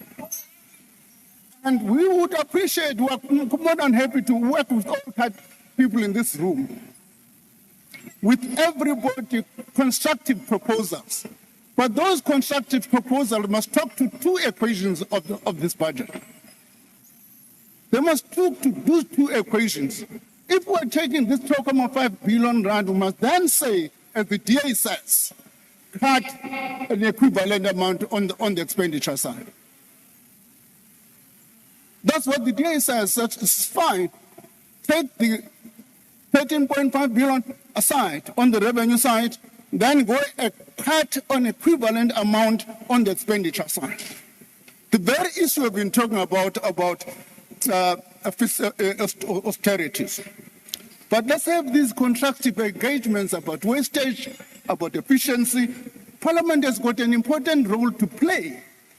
And that opportunity is this budget. People have made reference to SARS. Let me repeat the SARS issue. We have agreed with Parliament.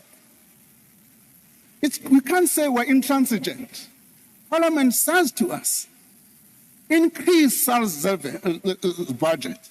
We said to Parliament, yes, we're listening. SARS budget was supposed to increase by 3.5 billion over the MTF. What was our response? Was to add 4 billion to that. SARS budget over the MTF increases by 7.5 billion rand.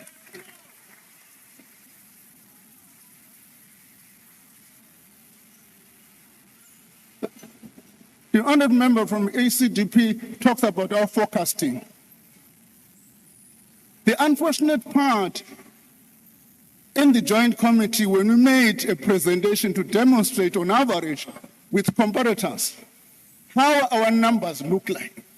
Ian was not probably, I don't know, was not part of the meeting, because we debunked that notion that our forecasts are inaccurate. On the budget process, I must say we accept that. The budget process now is going to be changed. We've got to think about, we'll come back to the committee, how do we make sure that we can involve everybody starting from July, September, October. That's what we want to do. But let me just say, the DA does not necessarily tell the truth normally. And they've got a tendency to shift the goalposts every day. The deputy president chaired a committee where we were looking at alternatives. The DA proposals were no bracket creep. That's a DA proposal. No bracket creep, no tax medical credits, nothing. We have accepted their proposal. Today, they've got the audacity to stand up and say they don't want bracket creep. It's a lie. It's a lie. What does that mean? I mean, let's be fair, let's debate honestly and disagree honestly. We accept genuine disagreements. It's in the nature of a robust debate. I think this budget has produced that robust debate. But let's make sure that the debate is robust. Don't base it on lies.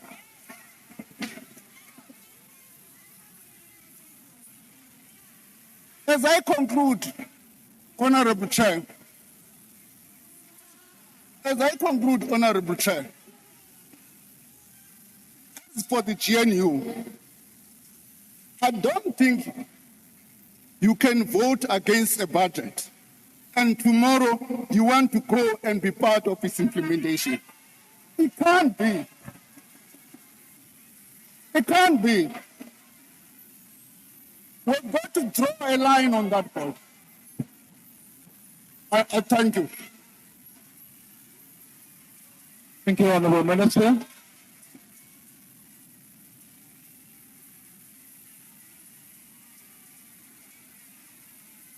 Thank you, Honourable Minister. Order, Honourable Members. Order, Honourable Members. Honourable Members, that concludes the debate. Order. Order, Honourable Members. I now recognize the Honourable, the Chief Whip of the largest party.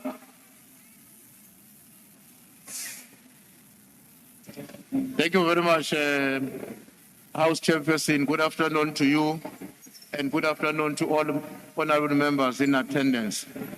May I therefore propose that the report be adopted by this House. Thank you. Are there any objections to the adoption of the report? The Chief Whip of the Opposition. Thank you, Chair.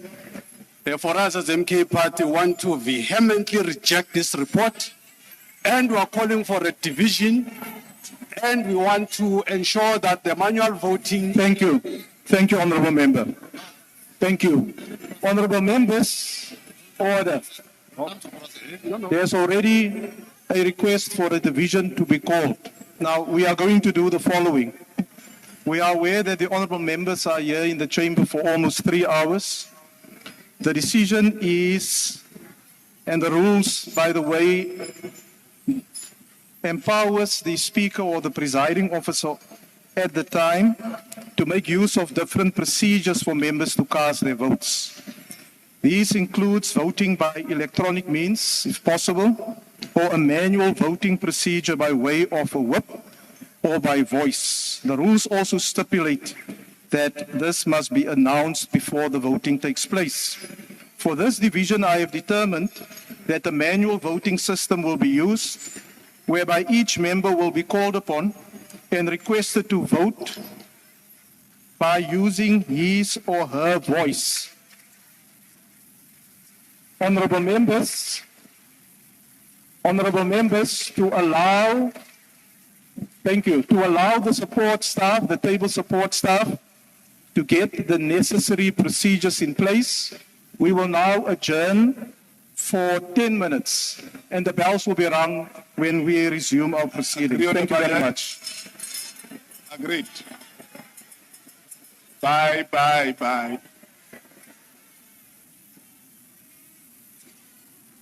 Yay, bring back our lights.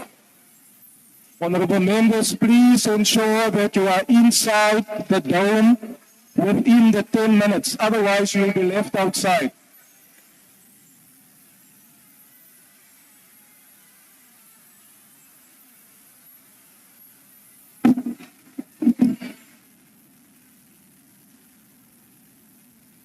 Chi, one, chi. Chi.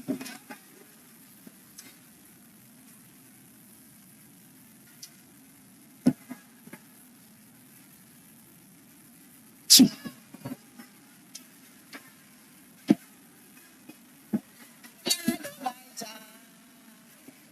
Chembe ya polalo gaita. Polalo gaita. Chi.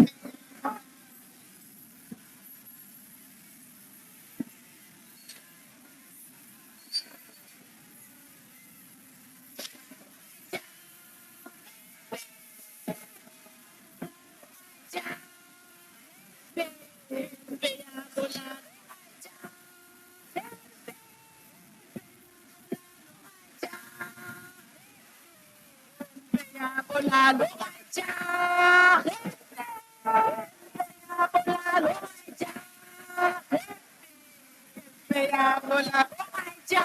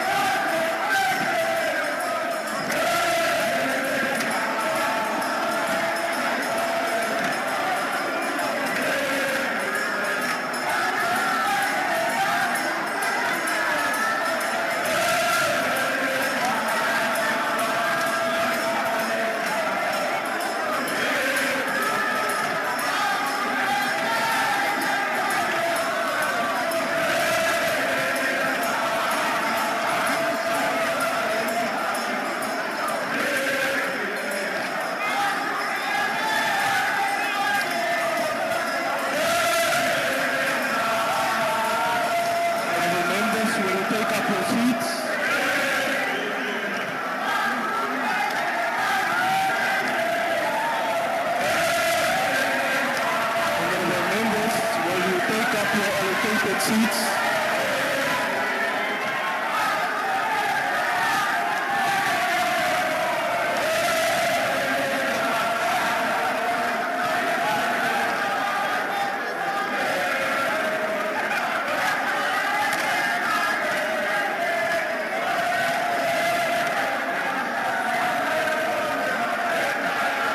Honorable members, will you take up your allocated seats so that we can start with the proceedings? Thank you. The honorable members who is on the floor, will you take up your allocated seats?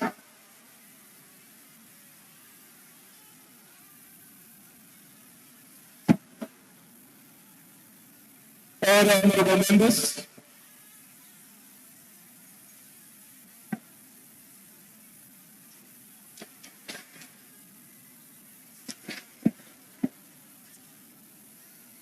Honorable members, will you take up your allocated seats so that we can proceed with the business of the House?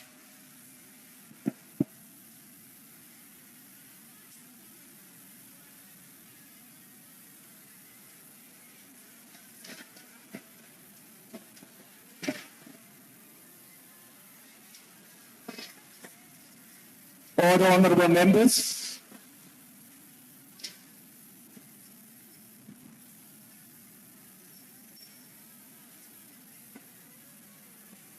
Are all members now in their allocated seats?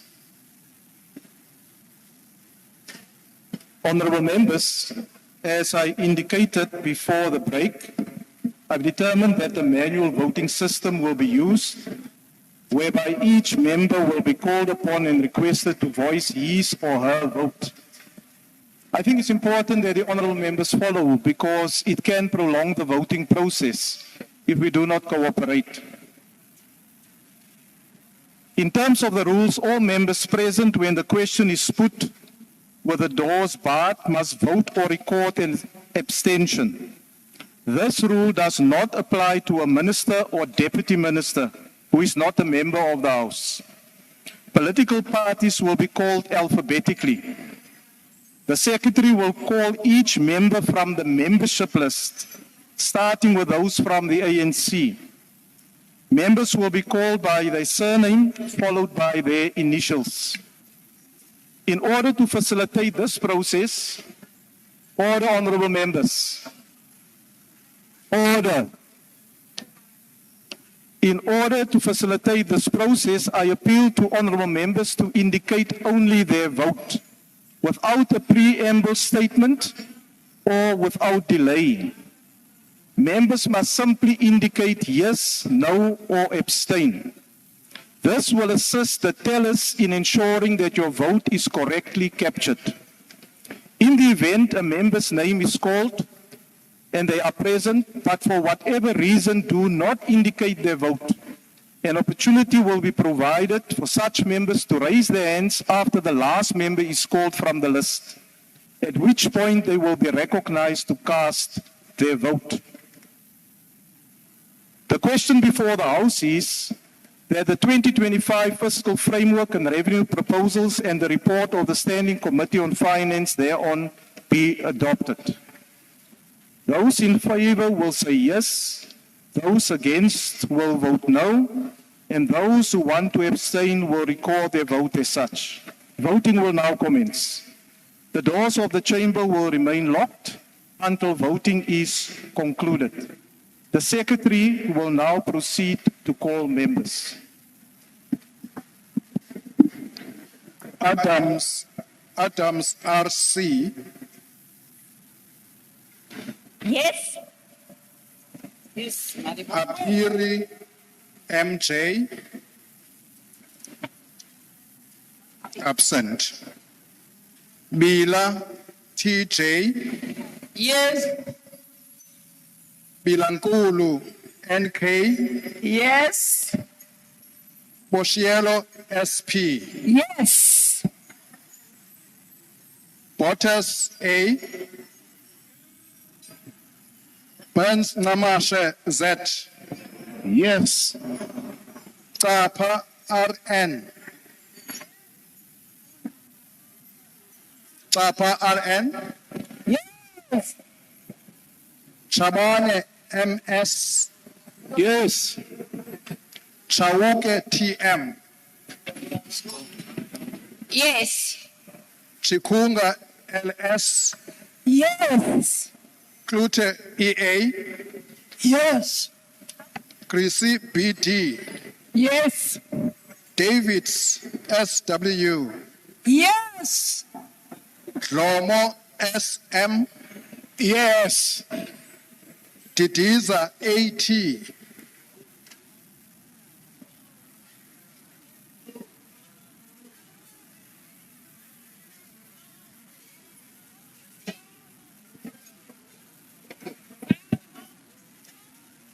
Can we get the roving microphone, please?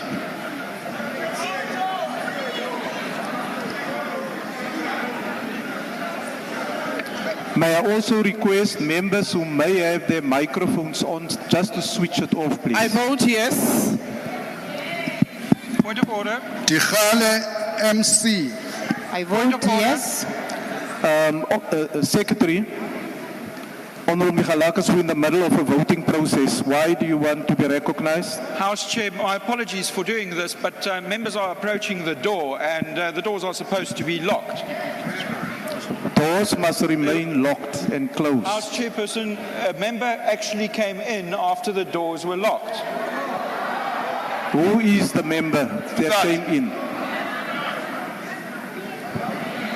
The member from the PA in the green top.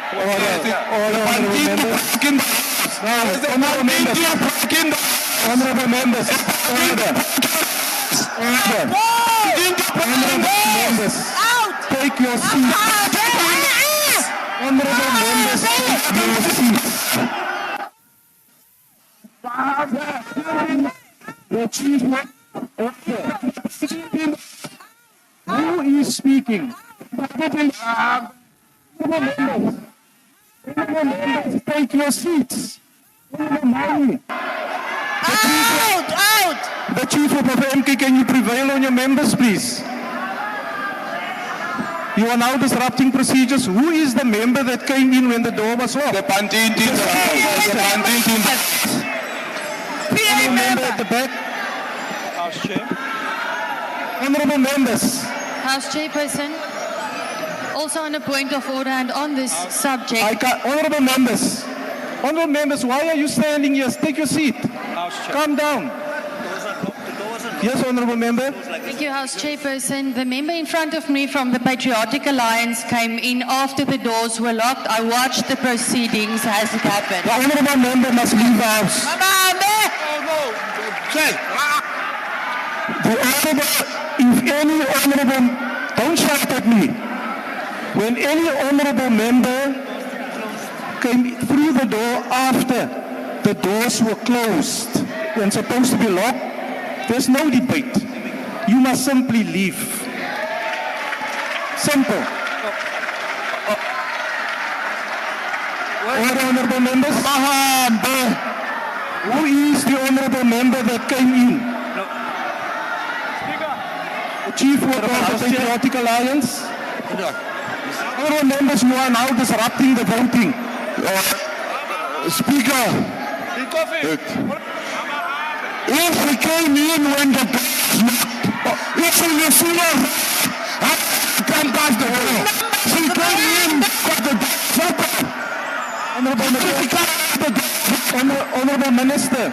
Honourable Minister, please do not speak so directly into the microphone because I couldn't hear anything you said. Thank you, Speaker. My question is, if the door was locked, as the DA is saying, how did she get in now if the door was locked? Oh, Honourable Minister. Honourable Minister. We saw. Honourable Minister, and this is my ruling. I'm not going to recognize any more hands. This is my ruling. The members that came through the door after I made the announcement must leave. They cannot vote. I see that. Where's the sergeant at arms? Speaker! No, honourable members, just calm down. Honourable Speaker! Honourable Deputy Minister. Chair, I made a two ruling. of them. I see them to go out, please. No, honourable members. Speaker! We don't have time. Honourable members, why are you behaving like persons who do not understand the rules? Don't shout.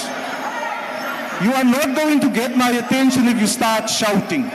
It's a sign of insecurity when you start shouting because you're not sure what you want to say. Honourable Deputy Minister, and I'm not debating the point, I made a ruling. The ruling is that those who came through the door after it was closed must leave. That's the ruling. And the guy must go. Where is the sergeant at arms? Honourable Speaker. Sure. Sergeant at arms, will you see to it that those members who came through the door after it was closed leave? Yes. Honourable members, I'm not in a debate. We're in the middle of a voting session. Honourable Chair. We're in the middle of a voting session. Honourable Chair. Honourable members, stop shouting at me. Honourable Deputy Minister. Here's my question. How do you use members of parliament to decide who came in or who came late? Because all of us here. Please take your seat, Honourable Deputy Minister. Down. Please take your seat. You see, we expect members of parliament who have sworn or they made an oath in parliament to accept responsibility if they know they came in late and leave. Why must you be pointed out? So I request those members who came in late simply to leave. Otherwise, I'll have to ask the sergeant at arms to remove you. No, I'm not recognizing you. I'm busy with the ruling. Was the door locked or not?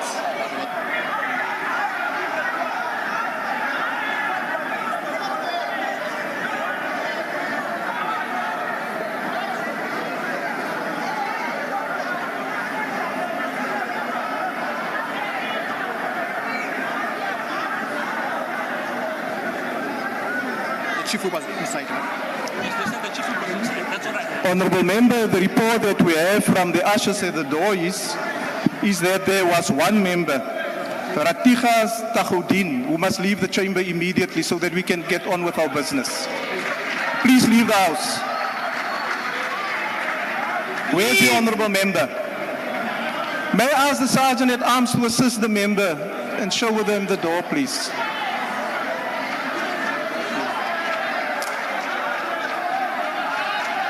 Thank you. The Chief Whip of the DA. Thank you, House Chair. House Chair, I'm being reliably informed that the member was fetched from the door by her party whip, who knows full well that when the voting is going on, no member... Honourable Member. Member was also not instructed by... Order, Honourable Members. Honourable Member, please take your seat now. You're not assisting the proceedings. Not in a prison here. There were two who broke into the house. There are banditis who broke into the house. Honourable Members, there were ushers at the doors who managed to give us the name. The Chief Whip of the PA was inside the venue. That is the report that we're getting, and that is the report that I'm taking in making my decision. Honourable Member, we are in the middle of a voting session. Why do you want to be recognized? No, Chair, I want clarity. If a member's name is on the register as present during the session, how can she be considered not to be part? Take your seat. Take your seat, please. Read the rules. How can she be considered absent from the session? Please, Honourable Sir, take your seat. Take your seat. Take your seat. There's rules here. Could you explain the rule? There's rules here. Please explain the rule. Is a member who's you are now delaying the voting in the House. Speaker, could you explain? I'm not going to allow you to delay the voting in the House. We want to proceed.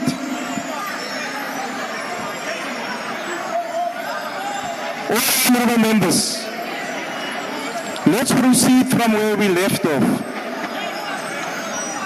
We will... Titiza 80. Just want to make sure.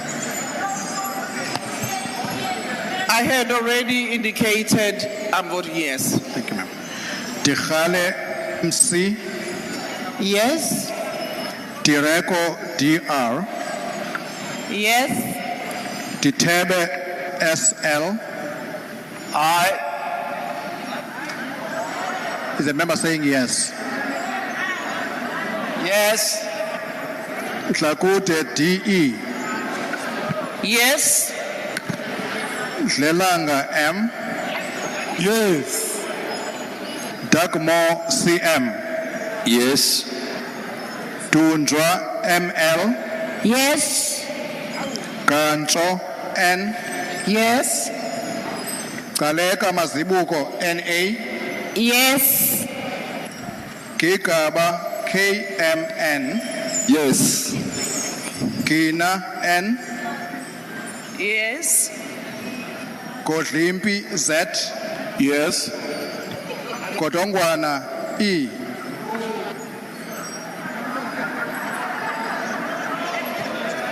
Yes. Govana Y. Yes. Kungubele M. Yes. Hala MM. Yes. Hassan F. Yes. Hlongo AS. Yes. Kehakilwe BM. Sorry. Yes. Apologies for the pronunciation. Kekana PS. Yes. Khabo GD. Yes. Kumalo JQ. Yes. Gurnov GW. Yes. Kubai MT. Yes. Kumbaca AN. Yes. Lamula RO. Yes. Lekhethe MD. Yes. Lekganyane MS. Yes, yes, yes. Letsie WT. Yes. Letsike MSE. Yes. Likharaba LE. Yes. Low STD. Yes, yes, yes. Lucas SE. Yes. Mabe BP. Yes. Maduna N. Yes. Maeko SM. Yes. Magagula TE. Yes. Mamehlala T. Yes. Mahlangu SS. Yes. Mahlawule MG. Yes. Mahlobo MD. Yes. Maumapelo SOR. Yes. Maimela KJ. Yes. Majodina PCP. Yes. Makasi N. Yes. Mahato MP. Yes. Makubela LS. Yes. Malemacha CN. Yes. Secretary, will you just hold there, please? Honorable Reddy, why do you want to be recognized? Speaker, how do we know that the person who's saying yes is actually that person? Maybe they should They should stand up and then say yes or no, so we know who they are. Honorable member, we're actually I'm just worrying proceeding. that there's no crooks on that side of the house. We're actually proceeding very well because from where I'm sitting, I can see each and every person here and whether it is the person that is voting. Please do not raise spurious points of order that will delay us. Please continue, Secretary. Manamela KB. Yes. Maneli BM. Yes. Mandashe GS. Yes. Masemola ND. Yes. Mashatile SP. Yes. Masina MC. Yes. Masondo D. Yes. Maswanganyi MJ. Yes. Matabata CS. Yes.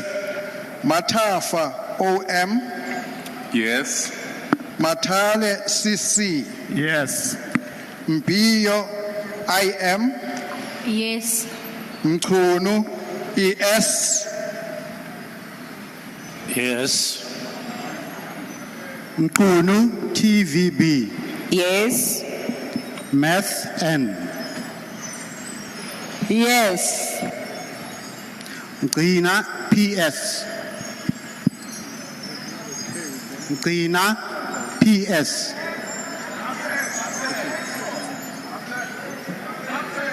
Mkweba T. Yes. Mhaule MR. Yes. Mhlauli NB. Yes. Mkhize ZL. Yes. Mkutu L. Yes. Mulotani ML. Yes. Mganga Kabache LA. Yes. Mudise Mcha M. Yes. Mwela MS. Yes. Mufokeng ML. Yes. Mohai SJ. Yes. Mukwena JL. Yes.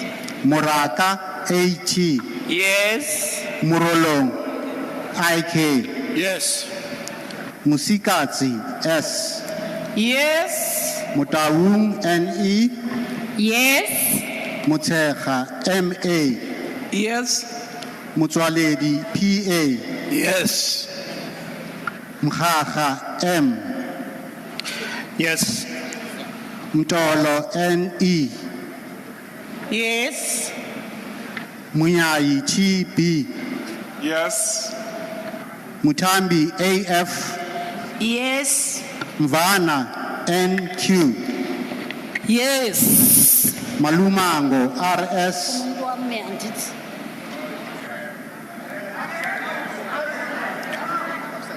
Malumango LS,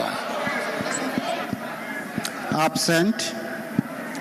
Ndabeni Abrahams ST, Yes. Ndalani NA, Yes. Ndamase P, Yes. Ndamase P, Yes. Yes. Nilmay HE, Yes. Nel AC, Yes. Nematsinga Chabalala J, Yebo, yes.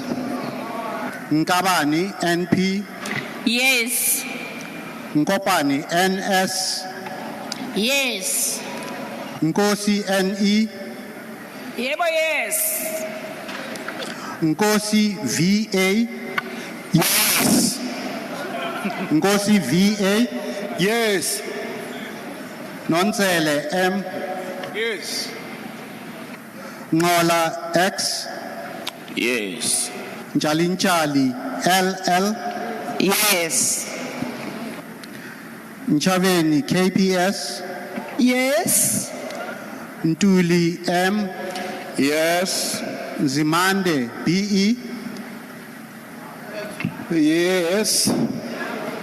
Nzuza NS, Yes. Pasa Yes. J, Yes. Piri CM, Adumela ndiyatenda niyapfumela. Polwani MB, Yes, kuyadumela. Lakis WTD, Yes. Pule DD, Pule DD, Yes. Ramaila KS, Kuyadumela. Ramukhupa ML, Yes. Ramukhupa KD, Yes. In community of Rupai. Ramulobeng KA, Yes. Sangoni KLN, Yes. Sapo L, Yes. Siabi AM, Yes. Siete MO, Yes. Sikiti M, Yes. Sikwati SC, Yes. Silamulela SD, Yes.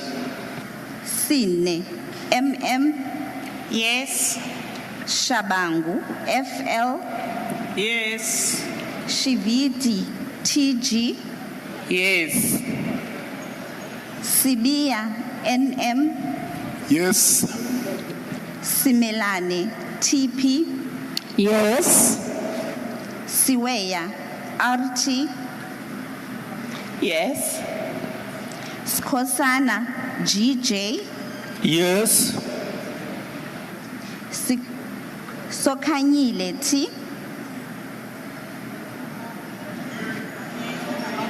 Yes. Sokopo MM. Yes. Okay. Can you please raise your voice? Sokopo MM. Yebo. Yes. Sompa Masiu NS. Kuyadumela. Soju MM. Yes. Subrati SI. Yes. Swat B. Swat B. Tau MPF. Yes. Tikana Kotiwe W. Yes. Klong KC. Yes. Tolashe NG, Yes. Tsotetsi, NT, Yes. Abanchaba, PP, Ngiyavuma. Xhego, ST, Yes. Zikalala, S, Yes. Abrahams, ALA. Voting against. Alexander, WR. Voting against. Atkinson, PG. Voting against. Ocamp, WAS. Voting against. Bahrain, M. Voting against. Bapti, EV. Bapti, EV. Basson, LJ. No. Bateman, AG. No. Bass, EM. Voting against. Bergman, D. No. Bodlani, TK. No. Ballman, NJ. No. Breitenbach, G. Voting against. Beck, MJ. No. Cameroon, I. No. Chance, WRT. No. JTM. No. Christians, DC. No. Christy, KA. No. Clark, MO. No. Cuthbert, MJ. Voting against. G-Block, Van Seltinger, AD. No. De Villiers, JN. No. Engelbrecht, J. No. Essak, F. George, DT. No. Okay. Correct. Essak, Sorry, the mic wasn't working. No.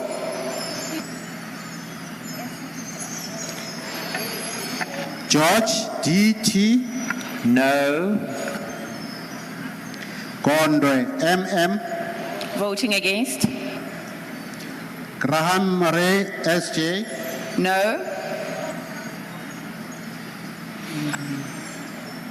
Kwahube, S. No.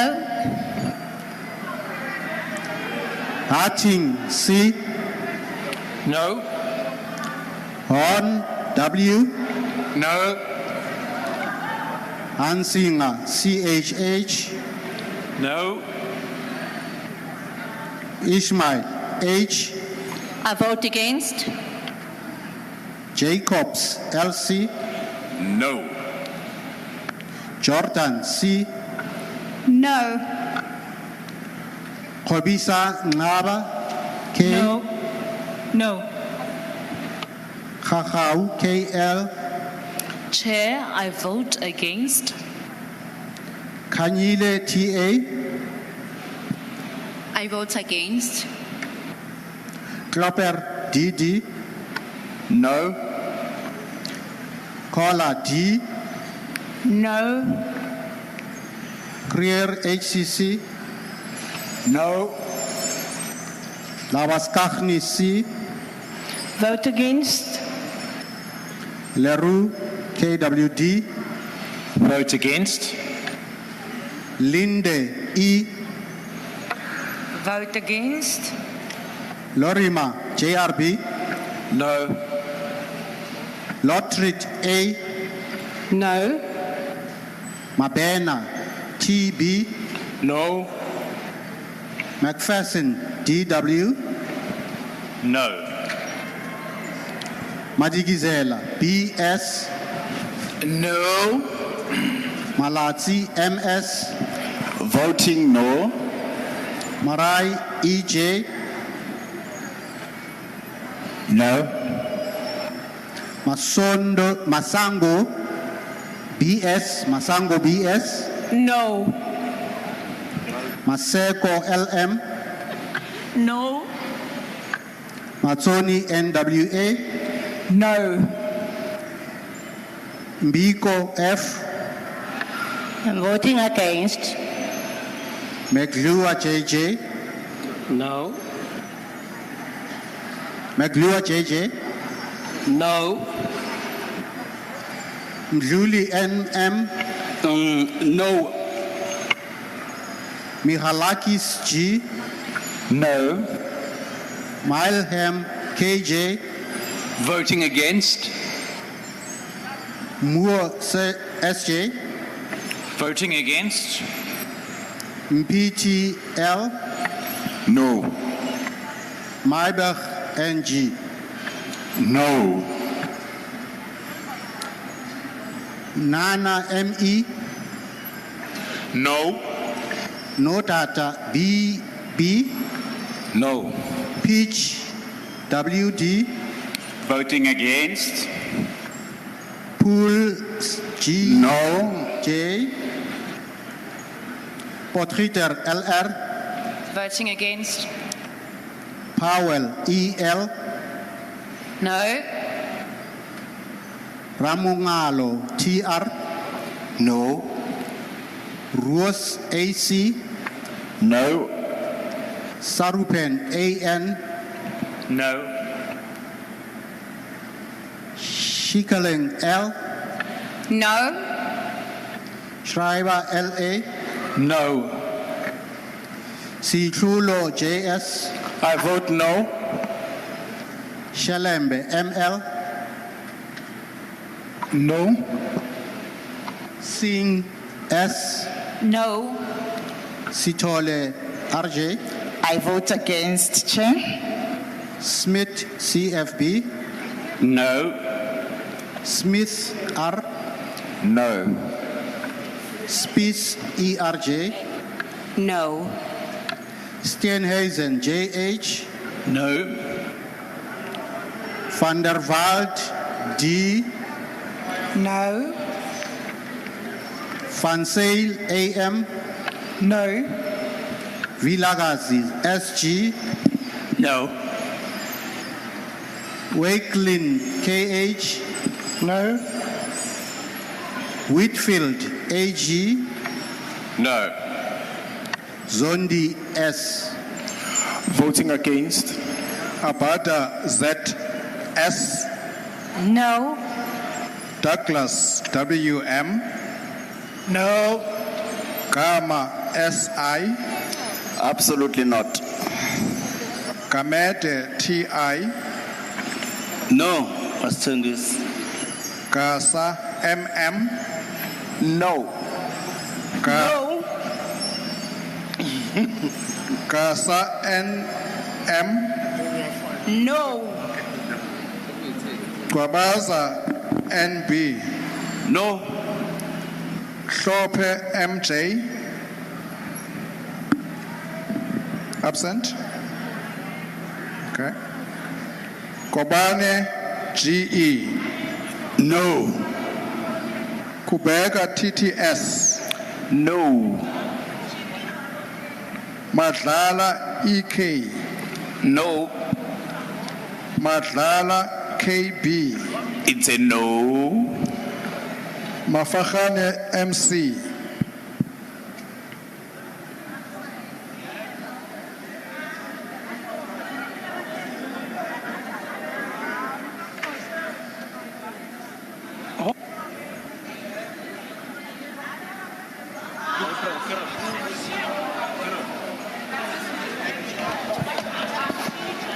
It's a no.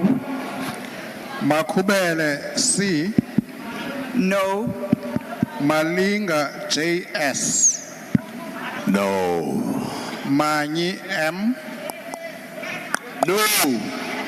That's Matsa FS. Matsa FS. Is it absent? Okay. No. Order, honorable members. Is it Mbata or what? M-A-T-S-A, Matsa. No, then it's Mbata. We're still coming to Mbata. Matutu, MJ. No. Mbata, MS. No. Mbele, HH. No. Mkunu, G. No. Mjadu, TS. No. Mkize, SP. No. Mgadi, PP. Tabo. Mglitama, JA. It's a no. Molefe, MKB. No. Montana, TL. No. Moodley, SR. No. Motubatse, MP. No. Msezane, MP. Asoze. Mthethwa, ZE. Lutho. Mchweni, NA. No. Muhammad, MBB. No. Mwali, SG. No. Nchabeleng, A. To VAT increase? No. Ndlela, N. Absent. Ndlela, N. Absent. Ngubani, JS. Never. Nomvalo, S. No. Nchaba, D. No. Ntsingila, EM. No. Numalo, RNI. Lutonani. Ready, VG. No. Hwekana, M. No. Silepe, LD. Cha andizi. Shongwe, CV. No. Skosana, GM. No. Taibosh, G. Yeah. Temba, AT. No. Van Rooyen, DDD. Hakidumeli.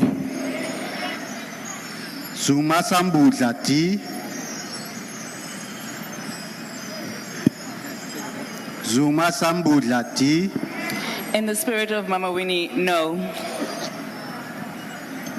Blose, MB. Ayisiyanqaba speaker.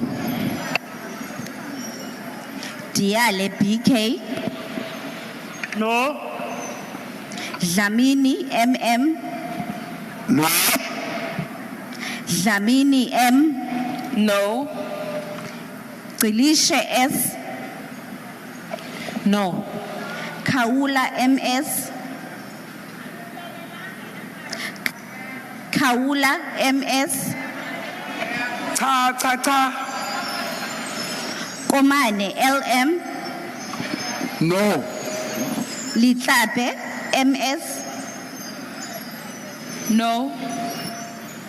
Lonzi, S. No.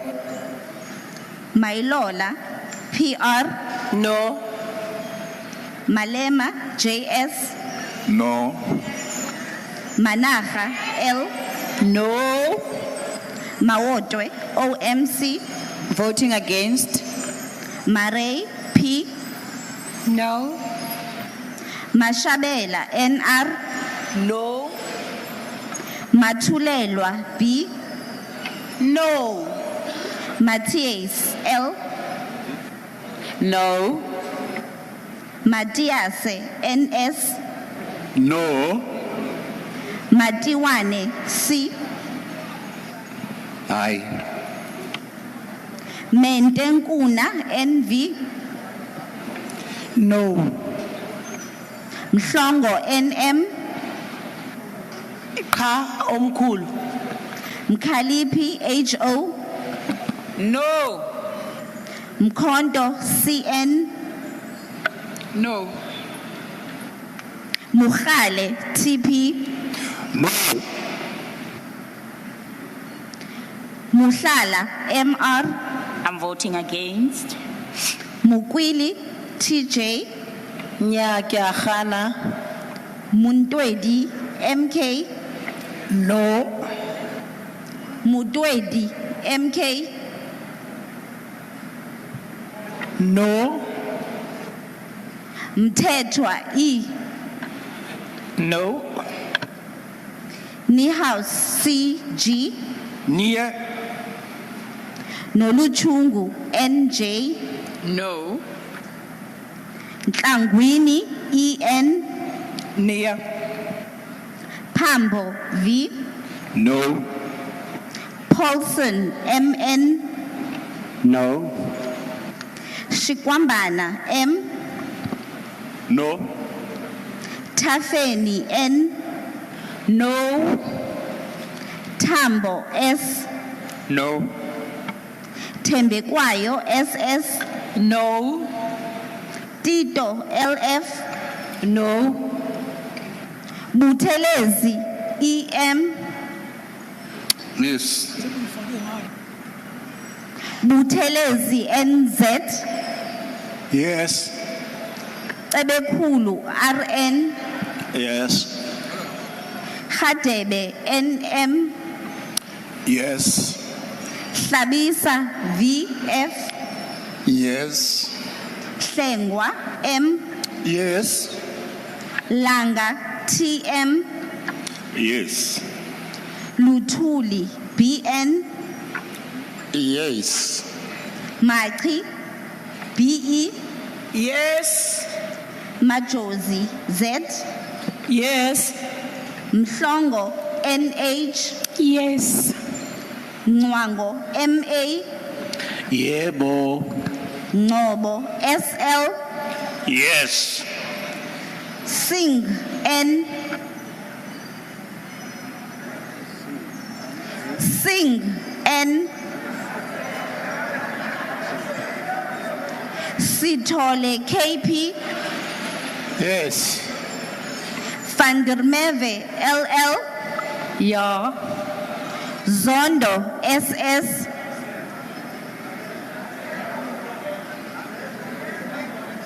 Zondo SS, Absent. Daniels MV. Yes. Freeman E. Yes. Matoba ML. Yes. Mackenzie G. Yes.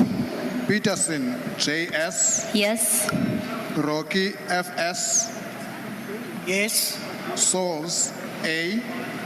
Yes. Tachodin R. Absent.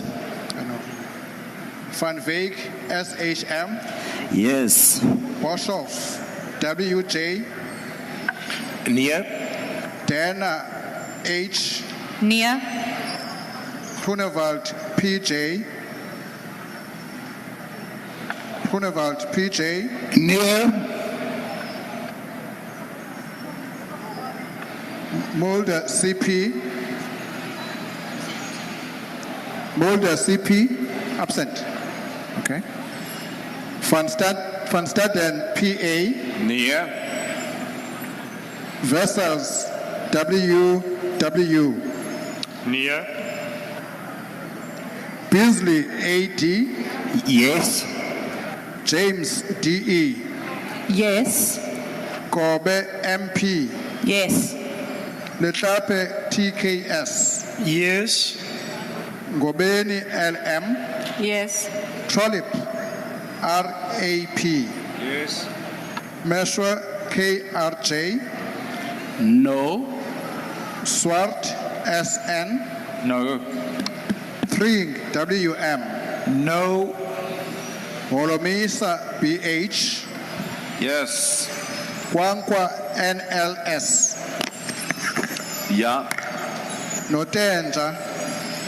Notenja CT. Yes.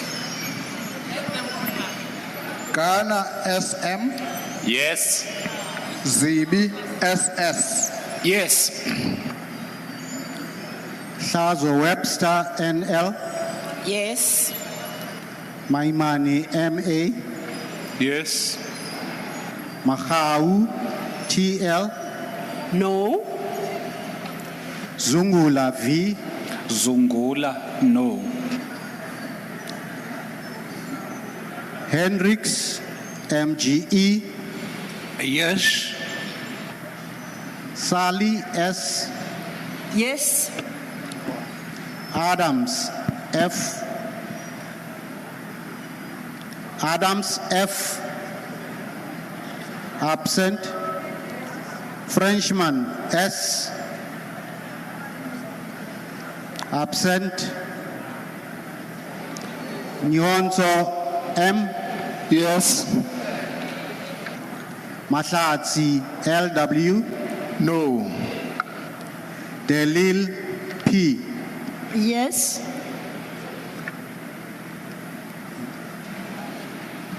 Honourable members, as I indicated earlier, members who remain present but could not when called indicate their vote may now raise their hands if there are any, after which I will recognize them to indicate the vote. Are there any who did not vote? None.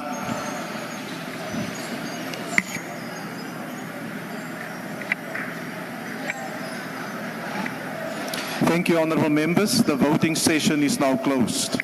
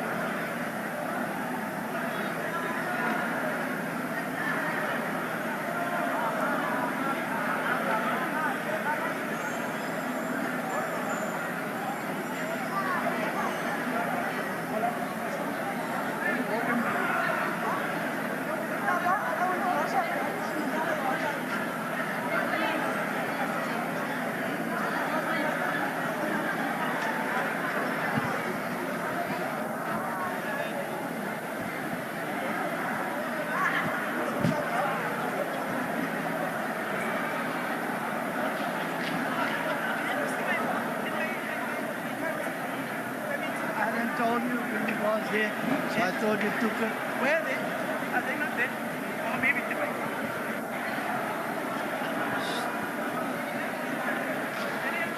Today, strict diet. Yes,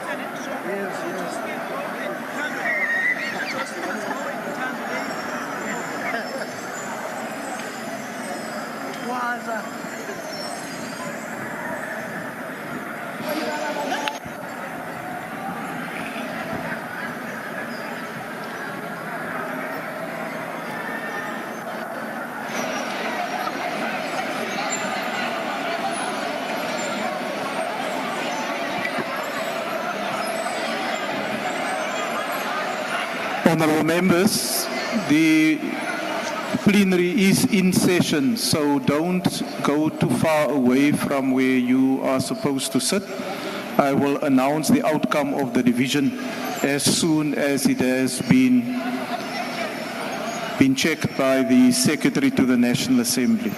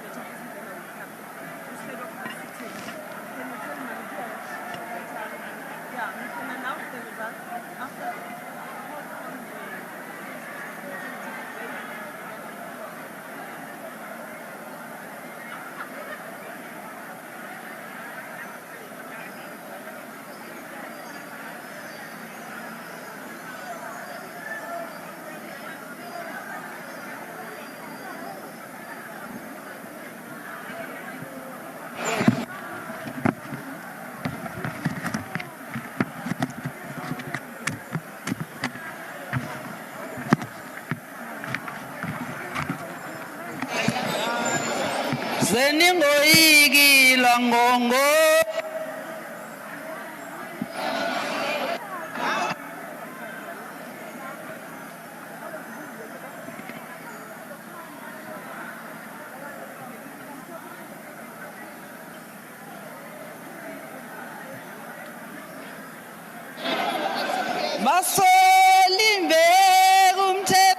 Order, honorable members. Order.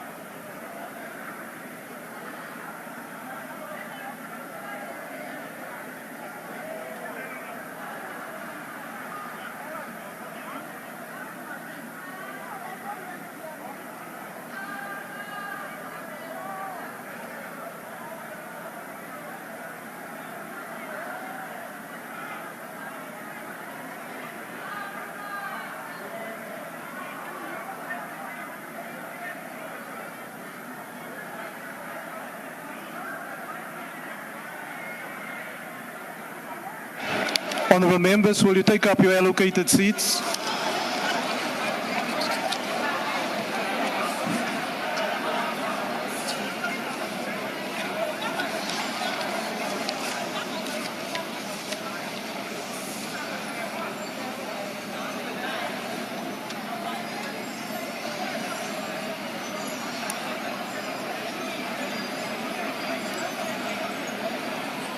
Honourable members, the outcome of the division is as follows. There were no abstentions, 182 voted against, and 194 voted in favour.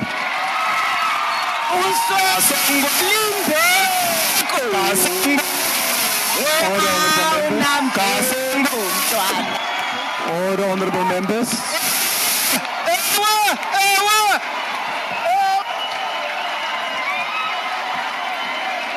Order, honourable members.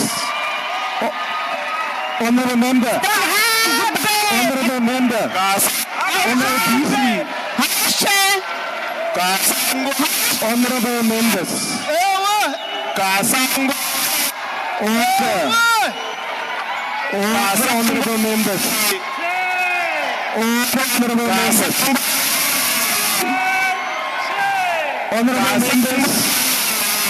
Take up your seats. Honourable members, take up your seats. Order. Order, honourable members.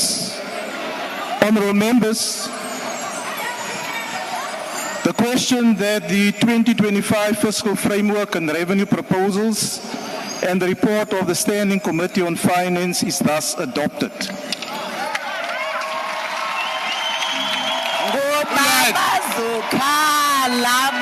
All honorable members. All honorable members. The Secretary will read the last order of the day. Order, honorable members. Order. Debate on Human Rights Day, deepening a culture of social justice and human rights. I now recognize the first speaker, who is the Honorable Molatsani.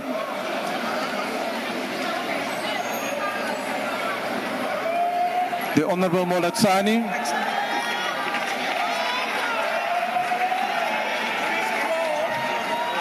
Kasango. The honorable members. All the honorable members, take up your seats. All the honorable members. Whose microphone is on? Members of the ANC, will you take up your seats?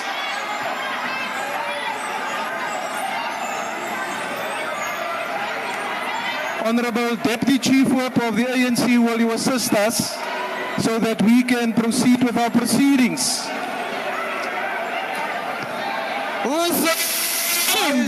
Honorable Molatsani, Honorable Molatsani, Honorable Molatsani, take your seat, please. Honorable members, take up your seats. I now recognize the Honorable Molatsani.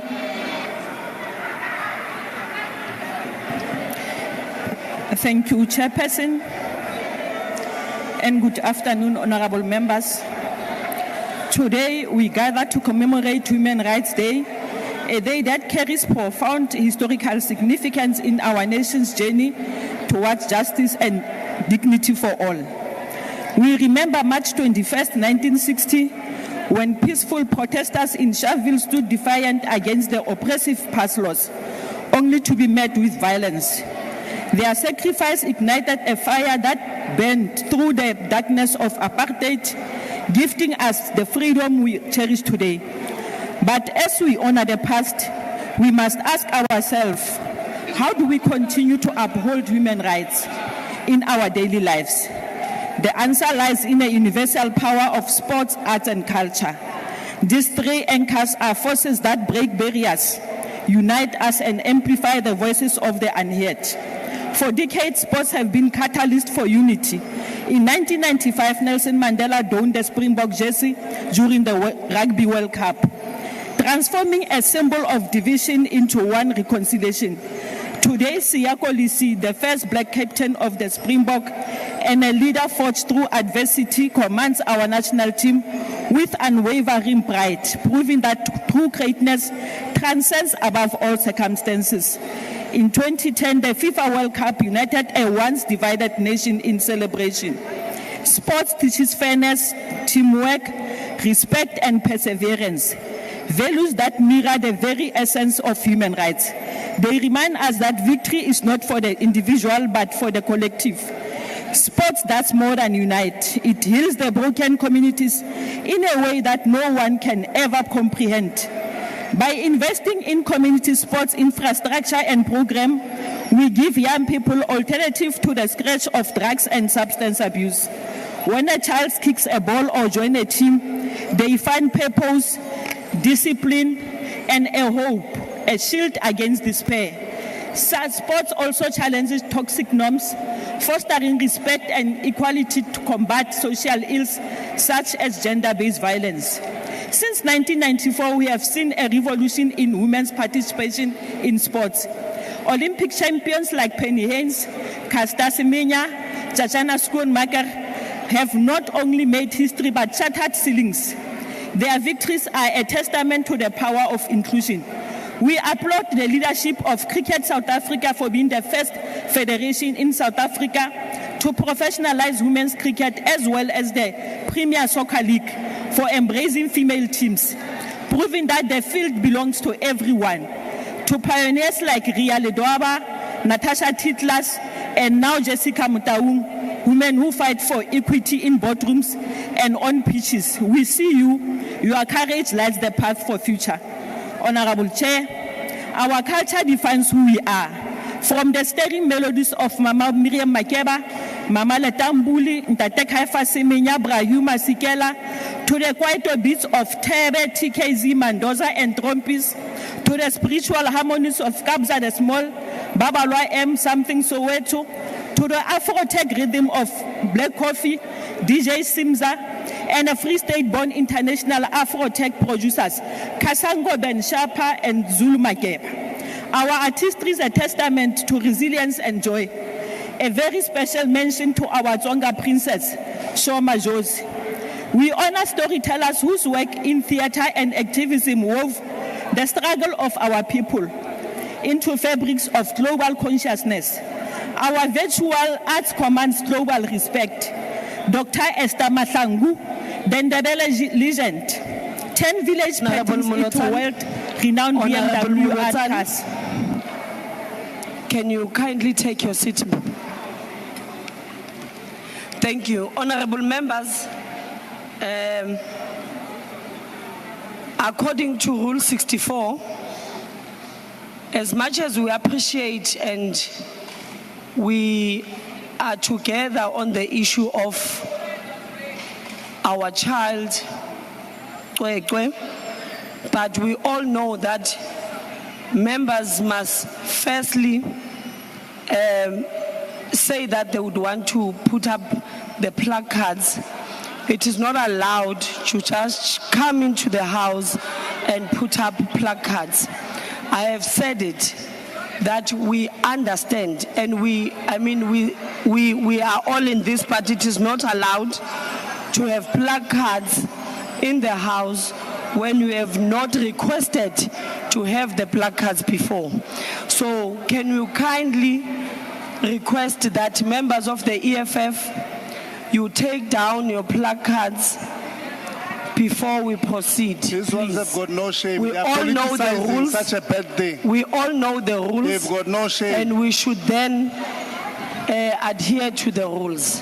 Can we please take down They are the placards? politicizing it. I saw Honorable Mikalakis, your hand was up. How do you? Thank you, House Chairperson. No, I'm covered. Thank you. Thank you. Members, you are requested to please take down your placards. Which rule is that, House Chair? They are politicizing such I did read out the thing. rule, and Honorable no shame, Mkalibi, EFF. Honorable Mkalibi, you don't do that. You can't just press your mic and speak without being recognized. You know that you must raise your hand first.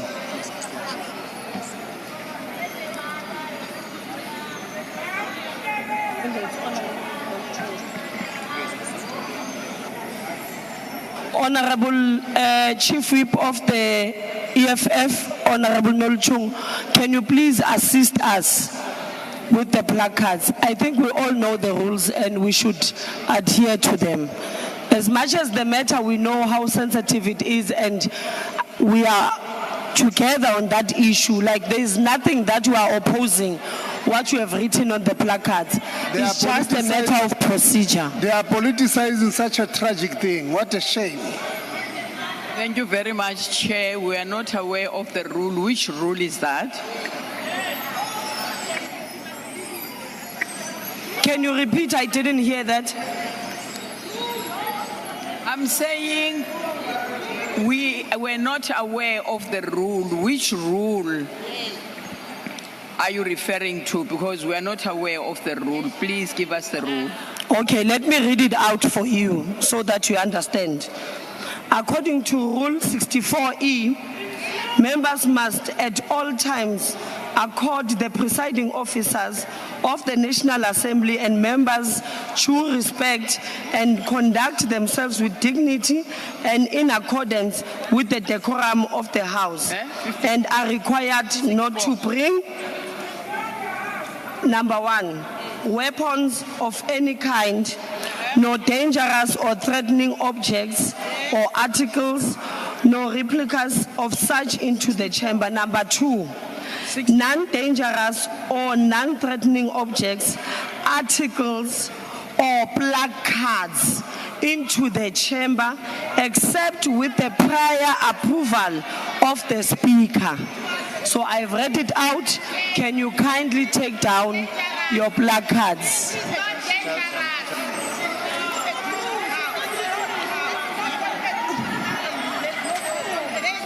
They are politicizing a tragic thing. Wow. Please, Wow. can you take Yep, down yep. the placards? There's no What a discussion shame. about it. I've just read out a rule for you. It has been updated. Yes. House Chair, please recognize me. My hand is up. Honorable Mauta? Yes. House Chair, I'm not sure which rule book are you reading from. I've got the rules of the National Assembly 9th edition. 9th edition. What you just read there is not here, Madam House Chair. It's not here. Edition 9 is not here. That is I can why ask the table staff to come and take this rule book and give it to you. And you read this. Because what you just read is not here, House Chair. Honorable Mauto, I don't need your rules book to understand the rules.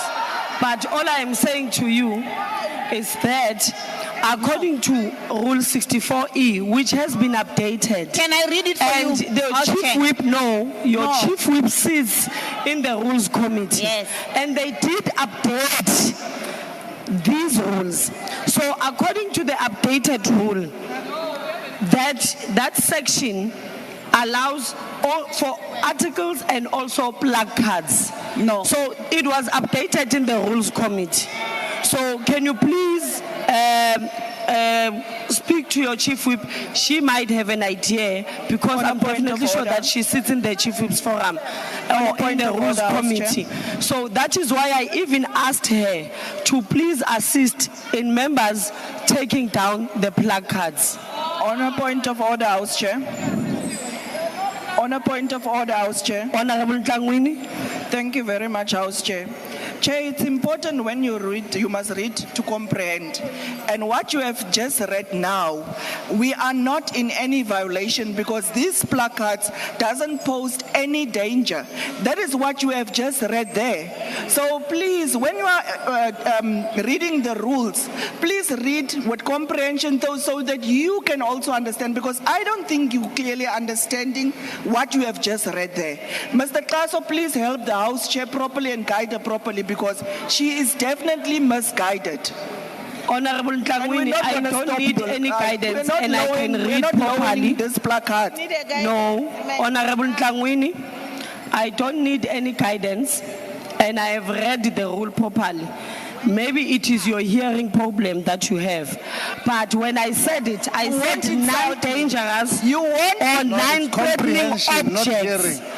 And comprehension objects. So it doesn't even count on that one. I said and articles and also placards. So what you are telling me now is an issue of you understanding what I've just read to you. You won't insult me. I have no hearing problem. It's fine. We will proceed. I will take this matter. I will forward this matter to the Rules Committee and to the Speaker as well, so that this matter is discussed further and a decision is taken on this matter. I will now allow Honorable Molotsane to continue. They are using a tragic event to politicize you. There's nothing political here. Keep quiet, man. Honorable members, please, can you stop pressing your mics? Continue, Honorable Member. Thank you, Chair. Nelson Makamu's Portraits of Hope graced Time magazine, while Ladu Mangokolo's Makrosa designed Dazzle evoke Italia. To the famous Ricofi artist Enoch Mlangeni from Zamdela, who went from making coffee drawings in his parents' house to having solo exhibition in Belgium. This is our story. These creators are not just artists, they are architects of our heritage. To photographers, T.C. Mahila and Driver Striman, Very few can capture, document, and reflect our culture and heritage the way you do. We see you and appreciate your work. Honorable Chair, African National Congress, as the longest liberation movement, has been at the forefront of human rights advocacy since 1912. We remember the 1943 African claims, which demanded equal rights and opportunity for all South Africans. The 1954 Women's Charter, championed by Federation of South African Women, further underscored the need to gender equality and social justice. After 30 years into our nation's democracy, the ANC affirmed its commitment to defending our democratic gains and addressing historical inequities through critical reforms such NHI, BELA, and the Expropriation Act. The resistance to these reforms by AfriForum and Solidarity must be challenged and condemned for what it is, a means of maintaining a status quo that structurally and systematically hinders people's access to land, education, and health. This disproportionately disadvantaging the majority in this country. We stare ahead towards realization of a united, non-racial, non-sexist, and prosperous country. We must recall that human rights are not passive. They demand action. Therefore, we must pledge to honor the legacy of our forebears and the great sacrifice they made for our nation. We must pledge to teach our children the real price of freedom.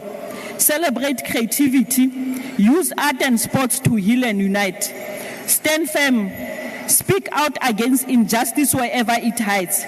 The bloodshed in Sharpeville was not the end, it was the beginning. Let us honor it by building a future where every life is valued, every voice heard, every dream nurtured. We will continue to strive for a society that truly reflects the ideals of our Constitution. A society where all South Africans can live with dignity and equality. Democracy must prevail. Human rights must prevail. Amandla. Thank you, Honorable Malinga.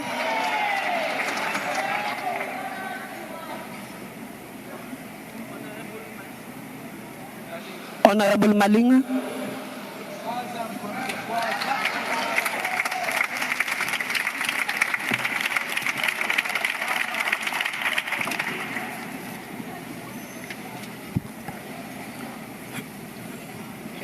Somlomo ngaphambili amalungu eParliament wonke ahloniphekile.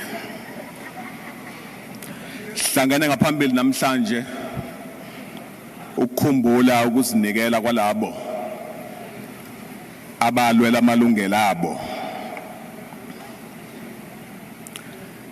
ngomhla zingama-21 kuNdasa ngonyaka wenkulungwane namakhulu ayishagalolunye nama-60.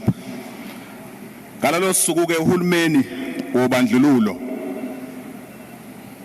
lapha endaweni yaseSharpeville lona ke nina njenge-GNU esenibethi ngube yodwa nawo wadubula abantu bebalela imnyama ababengahlomile bengaphethe into ngokuthi nje babalola amalungelo abo bethi sebekhathele ukuthathwa njengezihambi ezweni labo. Kwahlaselwa abantu baseSharpeville ngaphansi kohulumeni nobuholi buka Robert Sobukwe we-PAC. Ningizwe kahleke angisho i-PAC lele lembhedweni owodwa namhlanje ne-GNU. Chair. Lokhu kwavezela umhlaba. Honorable Chair. Honorable Malinga, can you kindly take your seat, please? Benifuna ukukhumbuza lo mfo onxibe uniform yakwa Ackermans uba iPAC inye. That's not a point of order. Could please continue, Honorable Malinga.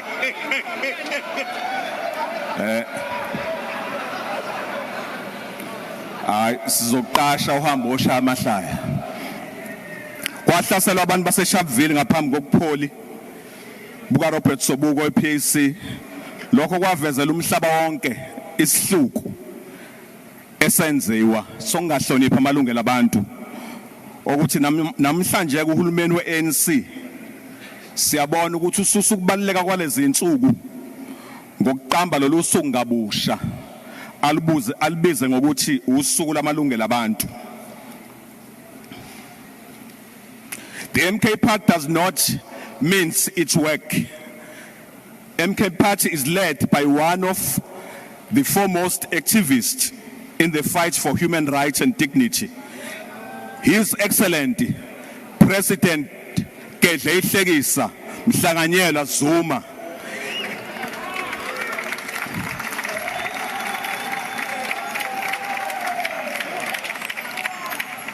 A man who endured 10 years of imprisonment on Robben Island, lived in real exile, and risked his life daily, not for personal gain, but for the freedom of our people. President Zuma represented the true face of sacrifice in the fight for the human rights, unlike those who now occupy high offices but never truly walk the path of struggle. We remember Kwezi. Honorable members, no, you can't do that. Honorable Malinga, please, can I assist you? Honorable members, when a member is debating on a podium, it can't be that you just open your mic without raising your hand. Can we please keep the decorum of the House? Continue, Honorable Maling. Mawungangikholwa uye lapha eNamibia njengoba kade kugcotshwa upresident.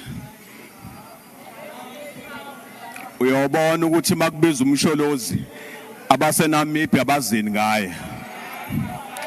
Hayi phalaphala lesukume kwathula kwathi cwaka.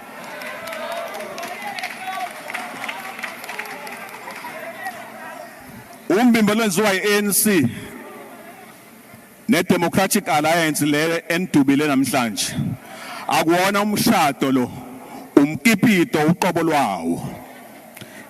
Inhloso yawo uqeda isithunzi sabantu abamnyama abaqhubeka behlupheka nompofu abahlukunyezwa ungabe namathuba anele abawathola ngonyaka ka1994. Lolu bumbano ke liyihlazo uyalazi igumuncu into enuka phuhlu njengeqanda lenjelwane. Iqembu leMK Party lifuna ukukhumbuza abantu baseningizimu Afrika. Honorable Malinga, can you please take a seat? There's Honorable Lucia. No, thank you very much. Is the member aware that he's just voted with the DA that he's talking about? No, Honorable Member. Honorable Malinga, please. I think the speech is 2 weeks old. No. Honorable Malinga, please take the podium. That is not a point of order. It's an outdated speech. Honorable Malinga, please continue. When we GNU ne-DA njalo. Iqembu lomkhonto wesizwe ke lifuna ukukhumbuza abantu baseningizimu Afrika ukuthi obani Democratic Alliance. Democratic Alliance umphotshozelwa igumuncu le-National Party eyaphekwa ngobandlululo. Umzali we-DA uTony Leon wayendodana kaJustice Rowan Leon owagweba intsha eyayilwela amalungelo abantu. Kwakungiyise kaTony Leon owathumela uAndrew Zondo owayeneminyaka eyishumi ey'ntanjeni zikaDilikajele. iDA ke iyona enezimpande zayo ze-National Party eyayibusa ngesikhathi sobandlululo. Ayikaze iveze ukuzisola nokuhlanza ngezenzo zalabo abangaphambi kwayo. iMK Party iyakhumbuza abaholi beGNU ukuthi iDA inuka phuhlu igazi ezandleni zayo.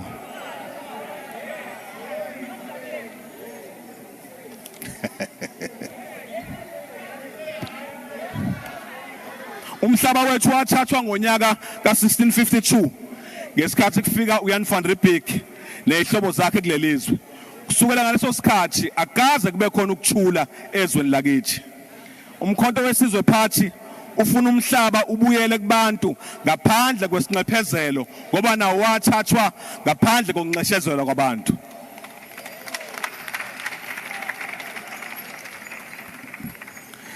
MK Party ifuna amalungelo abantu bonke abahlukunyezwa ngaphansi kombuso wobandlululo abuyiselwe. Lokhu kusho ukuthi imindeni yabantu abangamashumi ayisithupha nesishagalolunye ababulawa eSharpeville kufanele bathole isinxephezelo esingaphezulu kuka2 million umuntu emunye.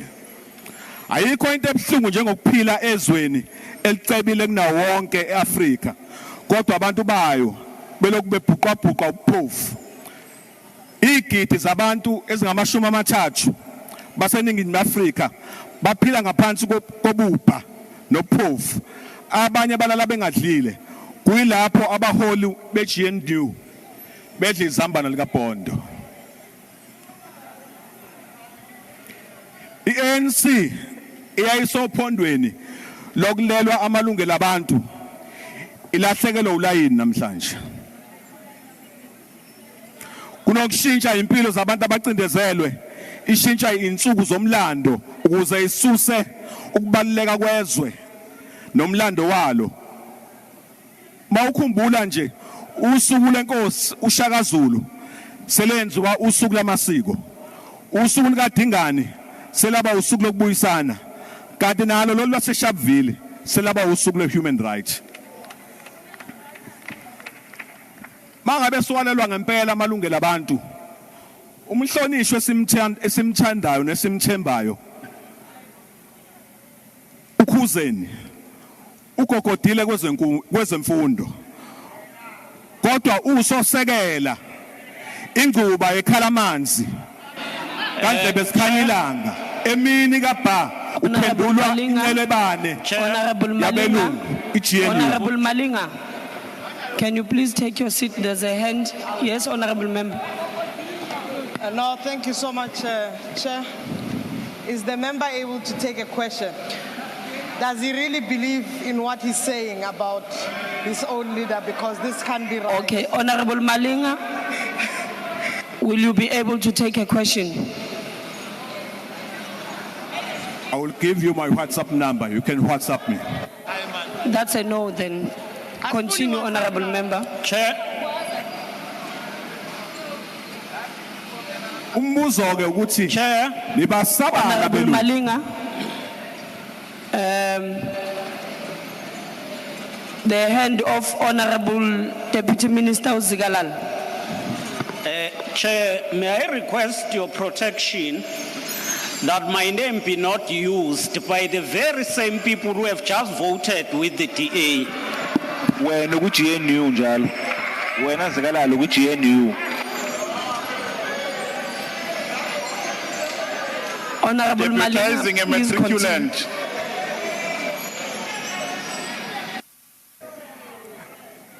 We are worshipping a matriculant. Umbuzo ukuthi nibesabana belungu. Niyasabana masela ntshontshizo lethu. Sikhuluma nje namhlanje izikole zakithi azinawo amanzi. Kodwa Ukubale zimbalwa nje. Mawushona kwaZulu Natal esikhethe uxolo. Awekho amanzi. Ayikho indawo yendle. Mawushona evuka uyiphathe izingane zigcwele phakathi ziyimpethu zendlovu. Sithi nje njenge MK Party amalume omuntu omnyama ayobuya mhlazane babuyelwa ongakwabo. Mhlazane babuyelwa umhlaba wabuyela ezandleni zabo. Umhlaba wabantu ke bakithi awubuyiselwe kubona ngaphandle kwenxephezelo. Gwaza mkhonto gwaza. Awuwe uhulumeni wamasela uwe. Awuwe uhulumeni wamasela uwe. Gwaza mkhonto gwaza. Sithi njengomkhonto wesizwe ke amalungelo abantu baseSharpeville akuzwakale kahle lokho. Selokhu balinyazwa uhulumeni obandlululo abakaze banxeshezele kuze kube manje. Honorable Malinga, your time has expired. Waza mkhonto kwaza. Bye bye. Honorable Mo.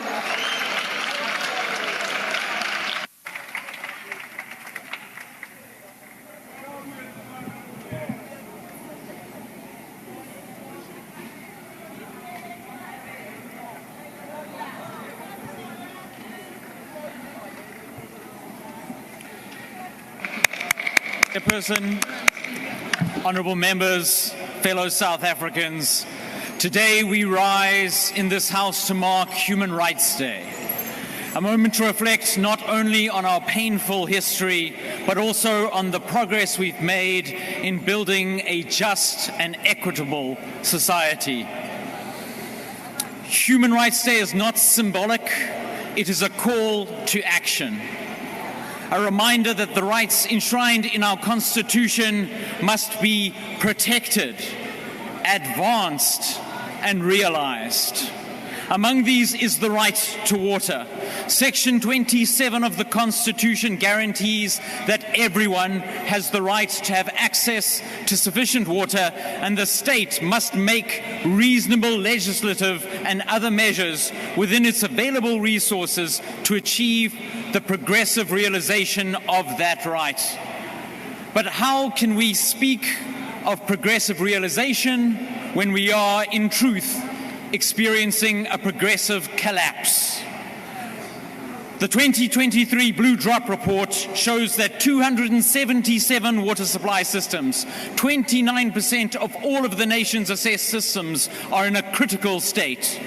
That's an increase of over 100 water supply systems in the last year, dropping into the critical category. The Green Drop report reveals that 64% of water treatment systems are in high or critical risk. This isn't just a service delivery issue, it is a human rights crisis. When communities go weeks without water, when sewage runs through the streets of our towns, and when water from the tap is too dangerous to drink, people are being denied their basic rights. Their right to dignity, to health, to education, and to a safe environment. This past week, the Water and Sanitation in Durban was convened to try and address this very crisis. Even there, it became clear national government is having to step in because water services authorities across the country are failing. Municipalities are not maintaining infrastructure, not paying water boards, and not collecting revenue. And this failure is not random. It is the result of decades of mismanagement, cadre deployment, and political protectionism by the ANC. This House just passed the National Fiscal Framework, and let us not forget, it was passed without the support of the Democratic Alliance. The ANC, instead of working with its core partner in the Government of National Unity, the DA, chose instead to align with Action SA to raise VAT and ignore our proposals that would have grown the economy and created jobs. And why did the DA withhold our support? Because we are fighting for fiscal discipline, spending reform, and sustainable budgeting. We want government to reduce wasteful expenditure, shrink the bloated wage bill, and allocate more resources to frontline services like water, sanitation, education, and health. We are fighting to rescue our economy from a debt trap that threatens not only our growth, but our very democracy. And while the ANC talks about rights, it actively undermines them by bankrupting municipalities, collapsing basic services, and now threatening to do the same to national government finances. We are seeing a mirror effect, colleagues. At a municipal level, ANC-run towns are failing to deliver water and basic services. At a provincial level, The same dysfunction is replicated in health, education, and housing. And now at a national level, the ANC is turning away from the path of responsibility and choosing instead the path of patronage politics and reckless popularism. Fellow South Africans, if you want to know why your municipality can't fix broken pipes, why your clinic doesn't have clean water, and why your toilet can't flush, it is because the ANC has spent the last 3 decades building a state not on merit, but on political loyalty. Honorable Moore, can you please kindly take your seat? Honorable member from the EFF, what you are doing is not allowed in the house, and you know. You can't take photos inside the house. It is not allowed. And I will not repeat it again. Continue, Honorable. Honorable Speaker, let me be clear. The right to water is not just about access, it is about governance. When water is lost through leaks, when wastewater contaminates rivers, when infrastructure decays because tenders are given to friends and not experts, people suffer. And that suffering is not accidental. It is the direct result of failed governance. This is a government that has chosen its own political survival over the survival of its people. It has chosen backroom deals over transparent budgeting. It has chosen alliances of convenience over coalitions of principle. But there is a different path, fellow South Africans, a path grounded in constitutionalism, fiscal discipline, good governance, and delivery. The DA has already shown in municipalities where we govern across the country that this is possible. In the Western Cape, 92% of drinking water systems meet national standards. And here in Cape Town, they survived the worst drought in their history by working with communities, experts, and civil society without collapsing. We have put forward budget reform proposals, cost-cutting measures, and infrastructure investment plans that could rebuild this country, but they will require political will. And right now that political will is being traded away in order to satisfy the ANC's short-term coalition arithmetic.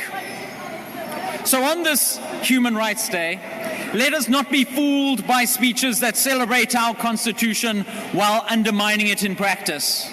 Let us not praise the right to water while watching taps run dry. Can you kindly take your seat? There's a point of order. Yes, Honorable Member.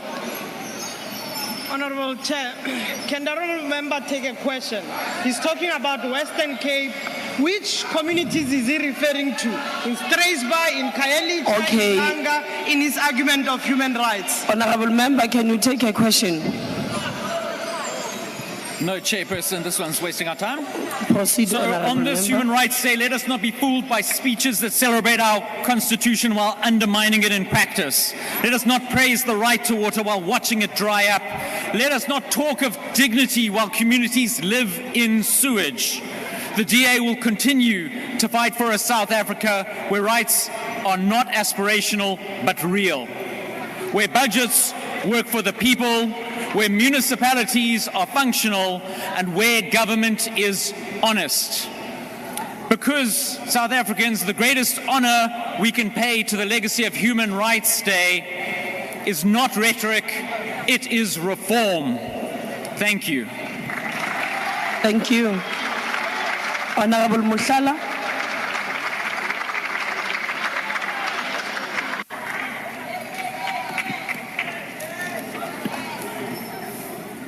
Chairperson, the day historical revisionism is forcing us to celebrate as Human Rights Day is in fact a day of commemoration of murder of black people by an entitled bunch of settlers in this country. It was on the 21st of March in 1960 when 69 African people were killed in cold blood and over 180 injured by an unrepentant racist white minority regime. The only sin these African people committed on African soil was to be black and to demand that their humanity as African people be respected, that they must not be required to carry dome passes in the land of their own birth, that they must not be treated like lepers by a foreign invader in Africa.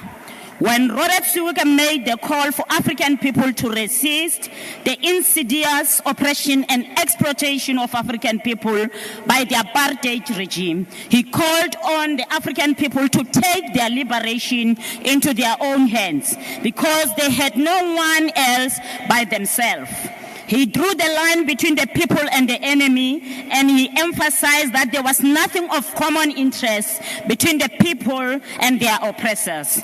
He famously said, they are fighting to entrench an outworn, anachronistic, vile system of oppression. We represent progress. They represent decadence. We represent fresh fragments of flowers in bloom. They represent the rancid smell of decay vegetation. We have the whole country or world on our side. We have history on our side. We will win.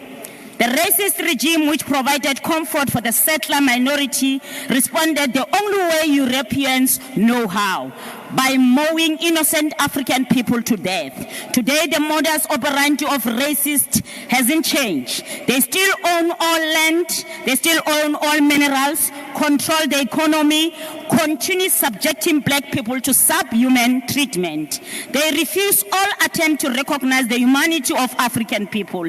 They oppose even timid legislative reforms such as the BELA, the NHI, and Toothless Expropriation Act. They do this and are emboldened to do this because they are horrified by any notion of equality between themselves as settler group and African people. The settler minority is as emboldened as it is because they know that the nationalist bourgeoisie running the country has no ability to reconfigure the country in a way that would take power away from settlers and affirm natives as full human. It is for this reason that this settler minority is now sharing power with the nationalist bourgeoisie so that the settler can leash on the nationalist bourgeoisie very tight.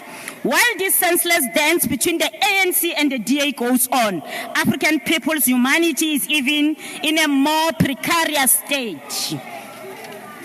Chairperson, the fight of human rights in this country has never ended. It continues every day in every courtroom where justice is sold to the highest bidder, in every police station where cases of gender-based violence are ignored, in every parliament session where those who claim to lead the people betray them to political expediency. Omotoso saga is a prime example of how the ANC-DA coalition government and its compromised national prosecuting authority have failed the victims of gender-based violence. It is a disgrace that in a country where femicide is a pandemic, the NPA cannot successfully prosecute a high-profile case, not because there is no evidence, but because of incompetence. Children as young as 7 years, such as Twete, are raped and no one is ever held accountable. There are over 11,000 cases of rape every single quarter in this country. The murder rate is worse than that in war-torn areas, with over 40,000 people killed every year in this country. Over 40% of our people are unemployed, and over 50% of young people looking for work and are unable to find work. Over 1 million of households are living in shacks in this country and have no one else to call home.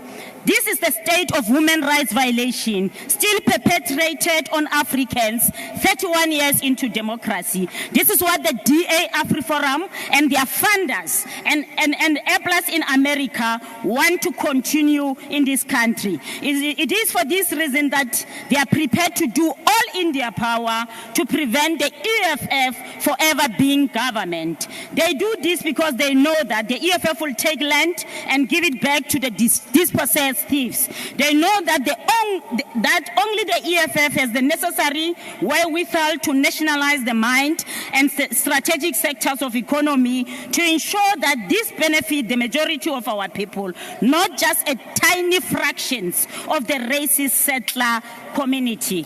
They know that it is only the EFF that will guarantee universal access to quality healthcare, universal access to quality education from primary to the university level. It is only the EFF that would root out the deeply entrenched corrupt tentacles, entangles the ANC with the interest of the white racist capital.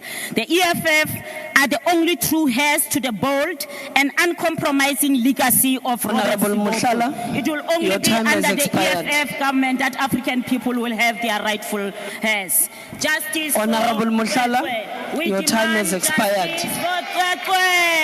We are demanding justice. Honorable Hadebe.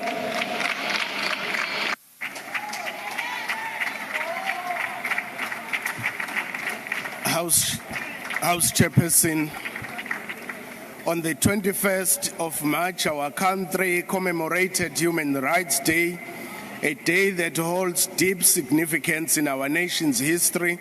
It reminds us of the sacrifices made to pursue justice, freedom, and dignity.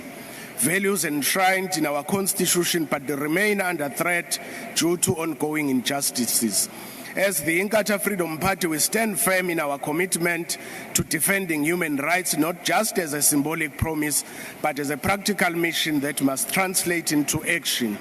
While we celebrate the progress made, we cannot ignore the deep inequalities that persist. Human rights lose their meaning in a country where millions remain unemployed, where corruption steals from the poor, where gender-based violence is rampant, and where safety is a privilege rather than a right. These injustices betray the principles of Human Rights Day and dishonor those who sacrificed their lives for our freedom. For 5 decades, the IFP has been at the forefront of the fight for justice, democracy, and equality in South Africa. Since its founding in 1975 by Prince Mangosuthu Buthelezi, we have consistently championed human rights, advocating for the protection of civil liberties, economic empowerment, and accountable governance. We played a pivotal role in South Africa's transition to democracy, engaging in negotiations that shaped our constitution while ensuring that the voices of marginalized communities were heard. The IFP also formed a significant part of the drafting process of the Bill of Rights within our constitution. Our party has remained steadfast in opposing corruptions, standing for good governance, and pushing for policies that uplift the most vulnerable members of our society. As the IFP marks 50 years of service, yes, 50 years, not 1 year, we reaffirm our commitment to building a South Africa where human rights are not theoretical but are upheld in everyday life. Our legacy is one of resilience, and our future remains dedicated to ensuring that the promises of democracy are fulfilled for all citizens. Honorable Hatebe, can you please take a seat? There's a hand. I can't see, but there's a hand. Yes, continue, Honorable Member. Nhlonishwa hloniphekile. Yizwa ubaba Hadebe la ekhuluma ngenkatha yenkululeko. Yebo kwakunjalo. Kodwa kungididayo ungadideki thi kwakuyinkatha. Honorable Member, that is not a point of order. Honorable Member, Honorable Member, bonke omasipala babo baphuza nengulube. Honorable Member, abantu angazi ukuthi yiphi le Honorable Member from the MK. Honorable Member from the MK. Ngifuna hlukanise. Can you please switch off the mic? Switch off the mic. Ngoba ngazi inkululeko yabuthelela. Switch off the mic. Khuluma ngesizulu. Switch off her mic. Angazi usho yiphi inkululeko Hadebe. Honorable Member. Honorable Member.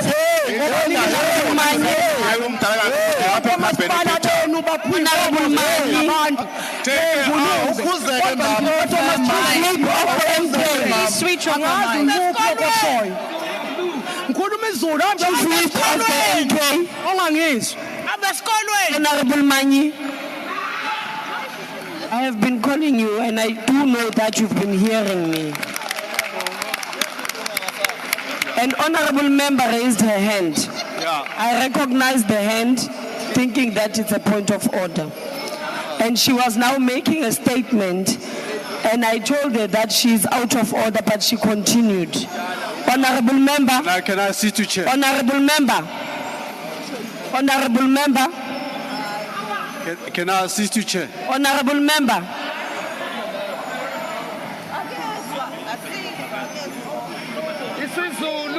Honorable member, if you don't want to listen to what I'm saying. Please, khuluma ngesizulu. Okay. Khuluma ngesizulu.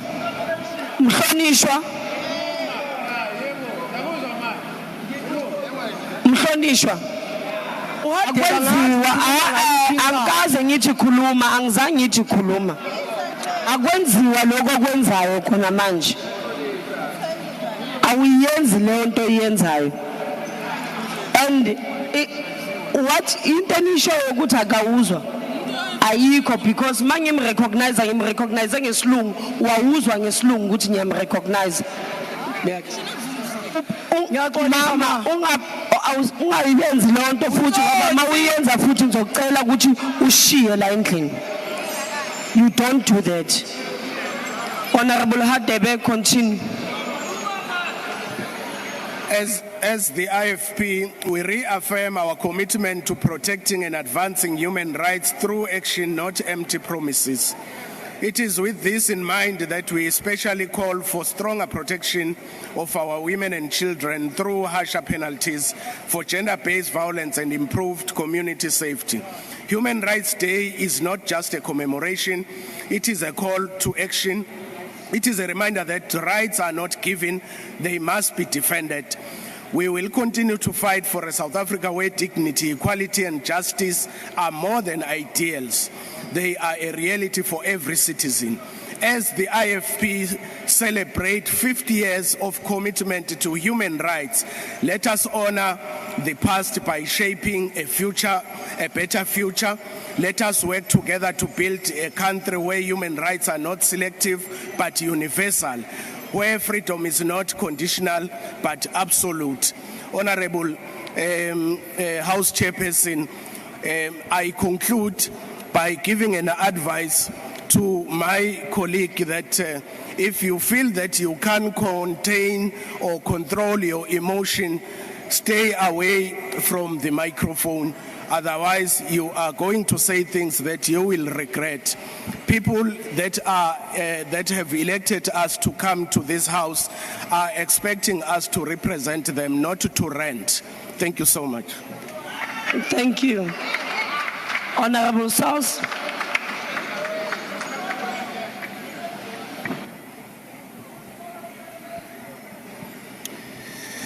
Thank you, Honorable Chair.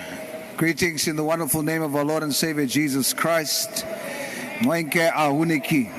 Kendrick Lamar, a popular American musician, in his Super Bowl performance went viral when he did his hit entitled "They Are Not Like Us." The subliminal messaging resonated mostly with African Americans because it seemed like Lamar was addressing the elephant in the room, saying that the former slave masters who infringed upon the human rights of the former slaves are not like us.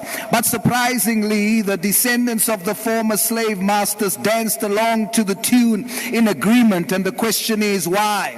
Because every system of oppression and slavery is built upon and kept alive by the ideology that they are not like us. For as long as whites say of blacks, they are not like us, and blacks say of whites, they are not like us, then we will have a Bill of Rights with a system that is still not right.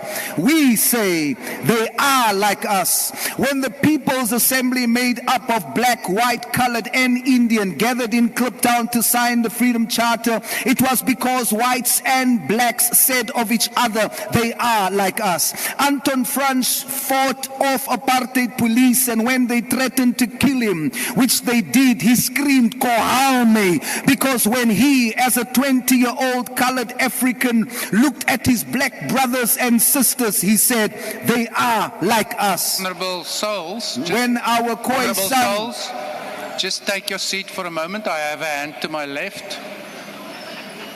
Honorable Member. Thank you, Chair. Honorable Souls, can you take a question? Honorable Souls, are you prepared to take a question? Thanks. Honorable Souls is not prepared. Please proceed. When our Khoisan forefathers welcomed Portuguese, Dutch, and British settlers for a temporary stay, and they forcefully made it permanent, it was because they believed that they are like us. If we are going to deepen social justice and human rights, we as South Africans will have to say, I am you, and that is Ubuntu. When we see Rassi leading the Bokke to represent our national unity globally, we must say that is us. When we see KZN Provincial Commissioner Lieutenant General Mkwanazi win his fight against crime, we must all say that is us. When we see Minister Mackenzie stand for the inclusion of all races in DSEC, we must say that is us. We will only deepen social justice and human rights when those who are corrupt amongst us, whether white, black, colored, or Indian, of them we must all say they are not like us. Those amongst us who loots, they are not like us. Those amongst all of us who are racist, they are not like us. Those amongst us who kidnaps our children like Jocelyn Smith and rapes them like Kwekwe, they are not like us. Those amongst us in the GNU who continuously returns to their default colonialist setting of arrogance, who pretends to fight for all South Africans against the VAT increase, but when asked for alternatives, they speak only of Cape Town and Richards Bay ports devolution, exposing that they are only concerned about what they consider their country, Cape Town, and definitely not the poor parts of it like Mitchell's Plain and Langa. Of them only we must say they are not like us. And Federan, we don't have a bill of black rights, colored rights, Indian or white rights. We have a bill of human rights. We won't take 4 acres and a mule. We shall pay market value for it and share the rest fairly until we are all owners. We are all South African. We are all Africans in particular. Awelani, Ayo, Salute Massacre. Honorable Van Staden.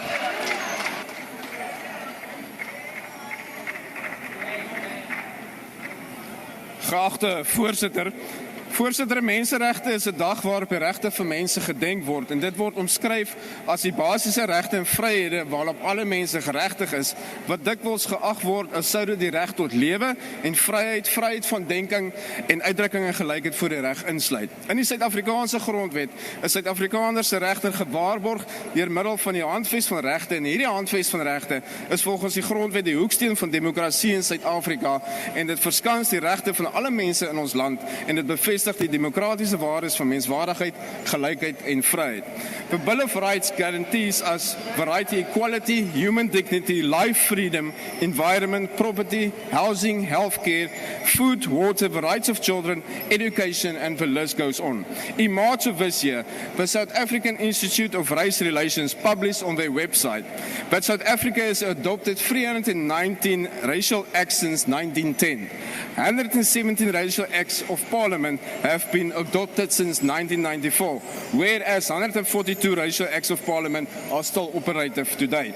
Ons moet ook besef dat die verdieping van die kultuur van menseregte beteken dat die kultuur en verstaan van menseregte uitgebrei moet word. Vir te lank al val die klem net eksklusief op individuele menseregte. En mense is nie net maar individue nie, maar hulle kom by een groepe of gemeenskappe. En sulke groepe en gemeenskappe het ook regte wat tuis hoort onder die oorkoepelende term van menseregte. Juist daarom moet menseregte ook in Suid-Afrika uitgebrei word om die regte van gemeenskappe en groepe te erken.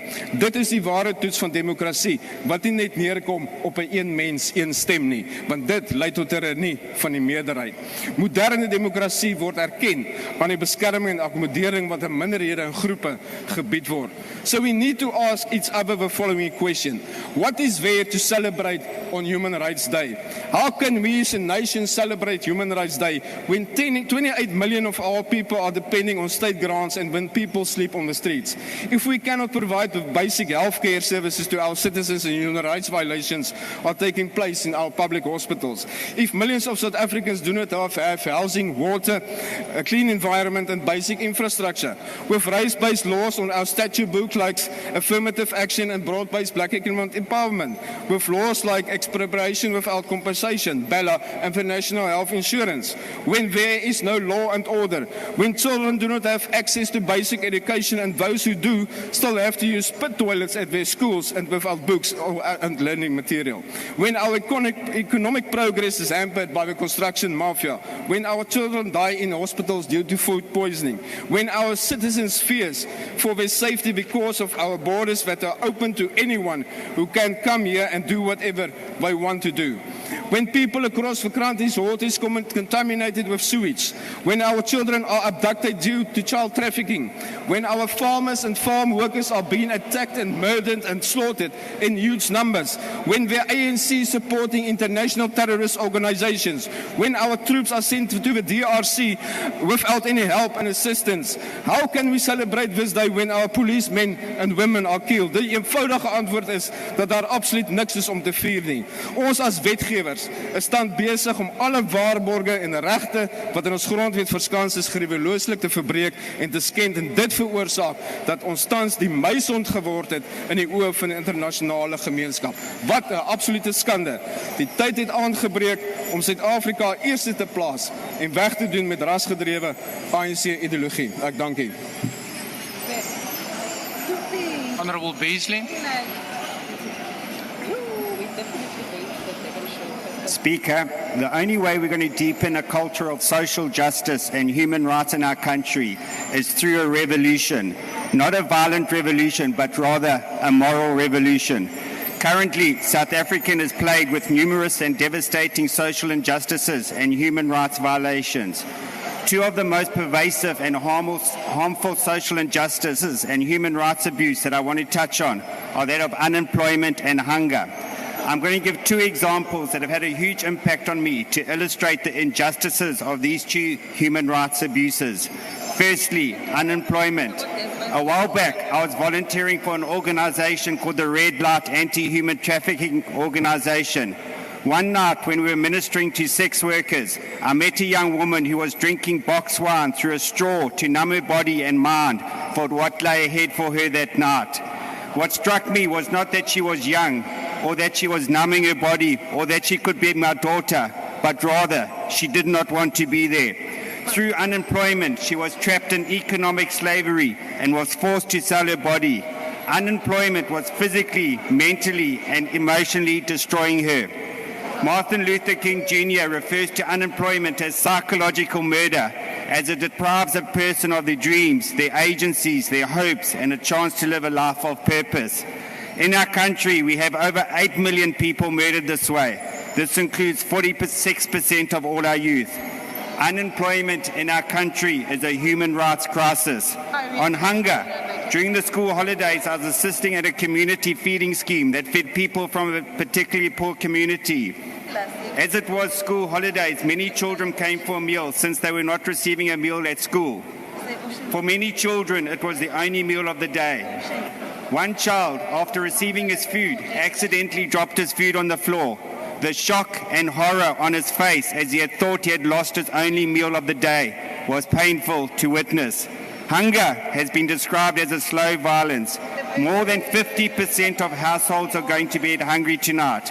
More than 50% of households are subject to slow violence. Hunger in our country is a human rights crisis. The only way we're going to address the unemployment and hunger crisis, as well as other social injustices and human rights violations plaguing our beautiful country, is if there's a moral revolution. Speaker, that moral revolution must start with Parliament. People must be put first. People must be prioritized before party politics and egos. As Martin Luther King Jr. says, the time is always right to do what is right. It is time for Parliament to do what is right. And Speaker, as I conclude, the most trended word today is Action SA. I'm so proud to be part of a non-racial party that puts people first, rather than another political party that continues to drive a fear narrative, divides a nation, and believes in white supremacy. I come from a mixed-coloured family, and it is time for us to unite and rather than be divided. I thank you, Chair. Honourable String.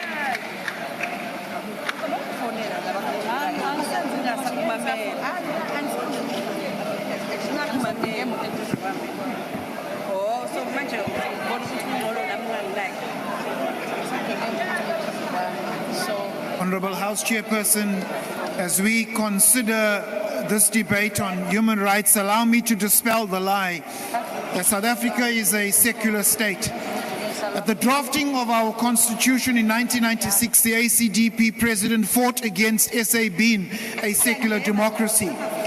We won this battle when some 50,000 Christians marched to Parliament supporting the ACDP's position, resulting in no mention of the word secular in our constitution.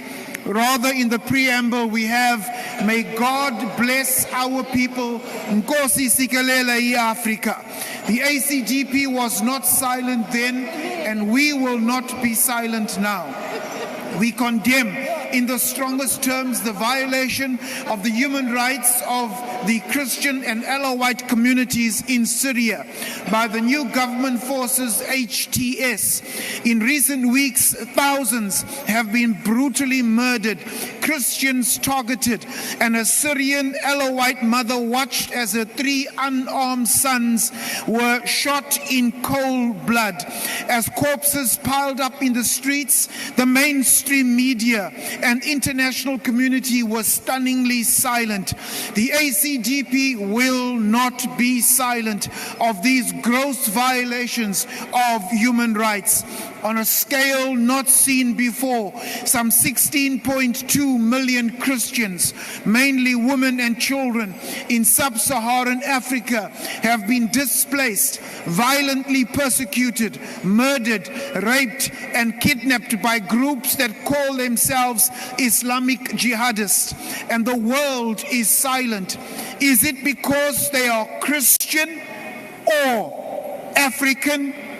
The ACDP will not be silent. Mozambique is listed as the 32nd most dangerous country to be a Christian. In 2022, the Mashabobos linked to Al-Shabaab attacked a Catholic mission in Nampula, killing an elderly missionary and burning down several churches. In Cabo Delgado, 11 Christians were executed in September 2023. In 2024, these extremists launched a campaign targeting Christians called Kill Them Where You Find Them. The ACDP will not be silent. Thousands of South Africans cannot celebrate human rights as they do not receive proper medical treatment, education, or access to potable water. And in one of the greatest human rights violations ever, and in contravention of Chapter 211 of our Constitution, millions of babies are murdered while still in their mothers' wombs. On these human rights violations, the ACDP will not be silent. Thank you, Honourable Member. Honourable Kwankwa.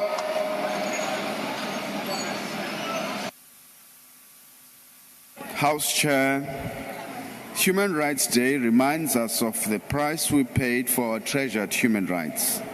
However, for many victims of human rights violations, it is just a reminder that their rights are invalidated as they continue to be traumatized and re-victimized by the sluggish justice system.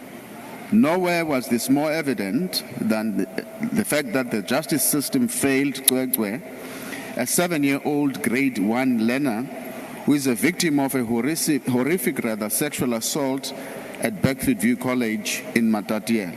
It has now been 5 months since the incident happened, but no arrests are yet to be made. Kwekwe is one of the many children who are subjected on a daily basis to worst forms of abuse, particularly in schools where learners are either raped by teachers or they die because they fall into pit latrines. In fact, it is such a shame that nowadays there are no longer safe spaces for our children. 632 children were reported missing in 2024. On the same year, at least 22 children died from plaza shops, poisonous food, and no justice has been served. Honorable members, the brutality of our society towards vulnerable groups is unbearable.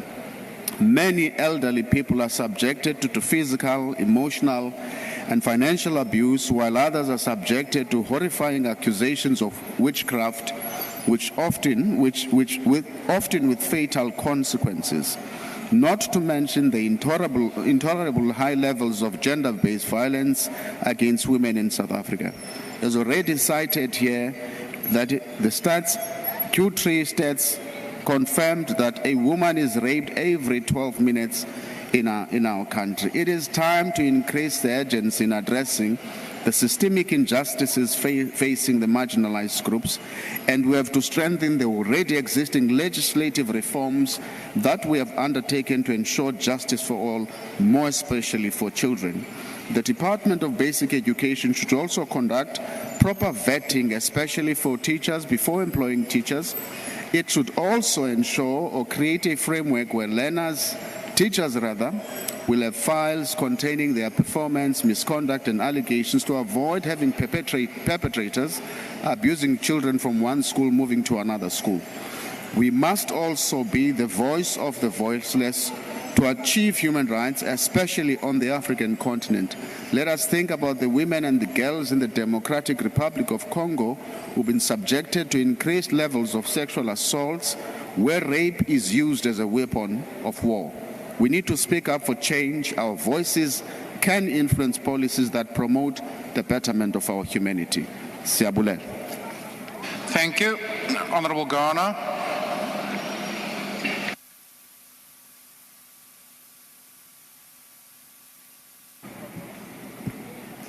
Nakhensa mtshama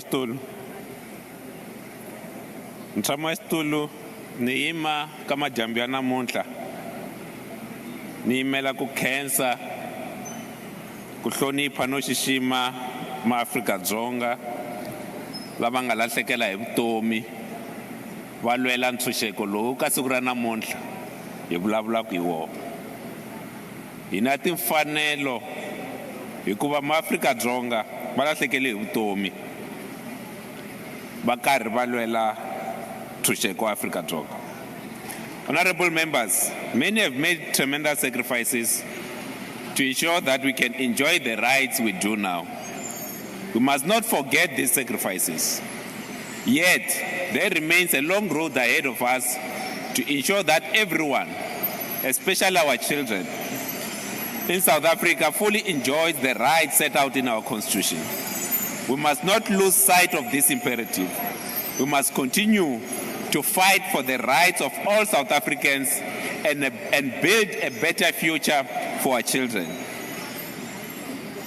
On the 21st of March 1960, a battle for democracy and rights at Sharpeville resulted in 69 people losing their lives and 180 people wounded. Every year, we return to Sharpeville to commemorate this sacrifice, particularly for the role that it played in securing the rights that we now have. Yet, when you walk in Sharpeville, you can see the poverty. You can smell the poverty. Every year we go to Sharpeville, we see the reality that many South Africa still do not enjoy the rights that so many have sacrificed and then we leave.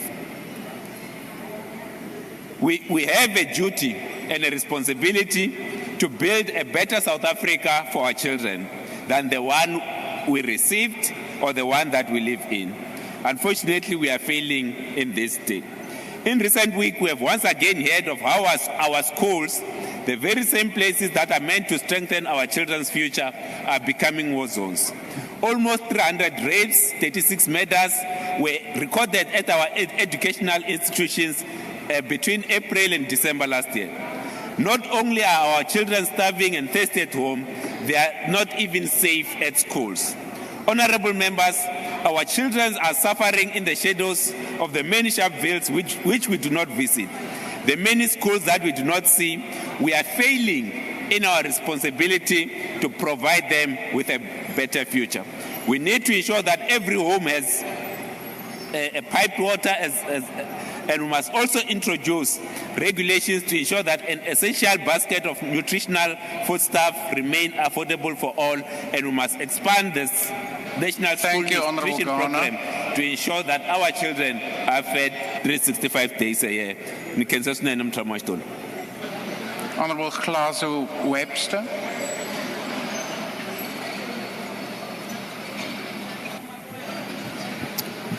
Honourable House Chair, I was here in Parliament yesterday when a group of South Africans marched past this House. And they marched because of a horror that has unfolded at a school in this country.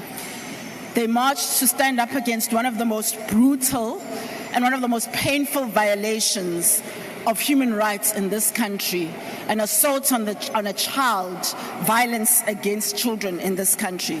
So to have a debate about Human Rights Day and not speak about this human rights crisis, the crisis of violence against children, gender-based violence, and femicide would actually be a betrayal.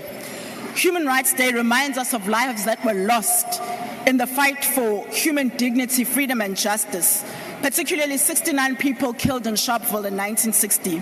But for these rights to mean anything, they have to protect humanity. They particularly have to protect the most vulnerable among us, because what are human rights to a child like Kwekwe, who was harmed in a place that is supposed to nurture her? Her story has moved a nation not because it is rare. It's moved a nation because it is all too familiar. Those women who were marching in the streets yesterday marched because either Kwekwe is them, or because it has happened to their children, or because it has happened to their family. This case is not an isolated case. In recent weeks, we've heard about a child in grade 7 in Limpopo. This is a system-wide failure. And as parliamentarians, we have a right to respond. That's why as Build One South Africa, we've called for an urgent nationwide rescreening of educators and school staff against the National Register for Sex Offenders, because that is a tool that has been underutilized and inconsistently applied. The current law only insists on screening at the point of hiring. That means that an educator, after a few years, can actually violate and still be in the system and still be teaching and standing in front of children. We welcome the Minister of Basic Education's response to this call, but we need timelines, we need transparency, we need accountability. And we've additionally called consistently and will continue to fight for the National Register for Sex Offenders to be made public, because nobody wants to have in their child's school, in a clinic, as a coach, a perpetrator who is violating their children or is exposed to their children. So South Africans yesterday marched outside Parliament, and it wasn't by accident. They came here to this House because they've entrusted us with voice, they've entrusted us with the laws and with the will to make a change. And I urge you today, the parliamentarians in this House, for us to make that change, because we owe it to Kwekwe and to every single child in this country. Thank you.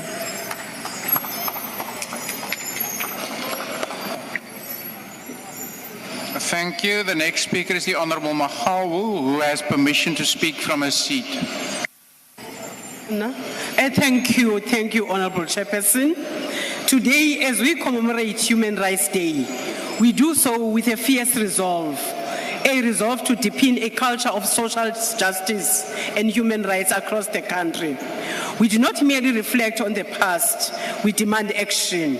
We stand here today committed to fighting for the dignity of every South African, particularly those whose rights have been trampled on by a system that too often turns a blind eye to injustice. The African Transformation Movement has never been passive in its fight for human rights. We do not sit idling by and wait for justice. We demand it. We hold the powerful to account, we take action, and we expect swift results.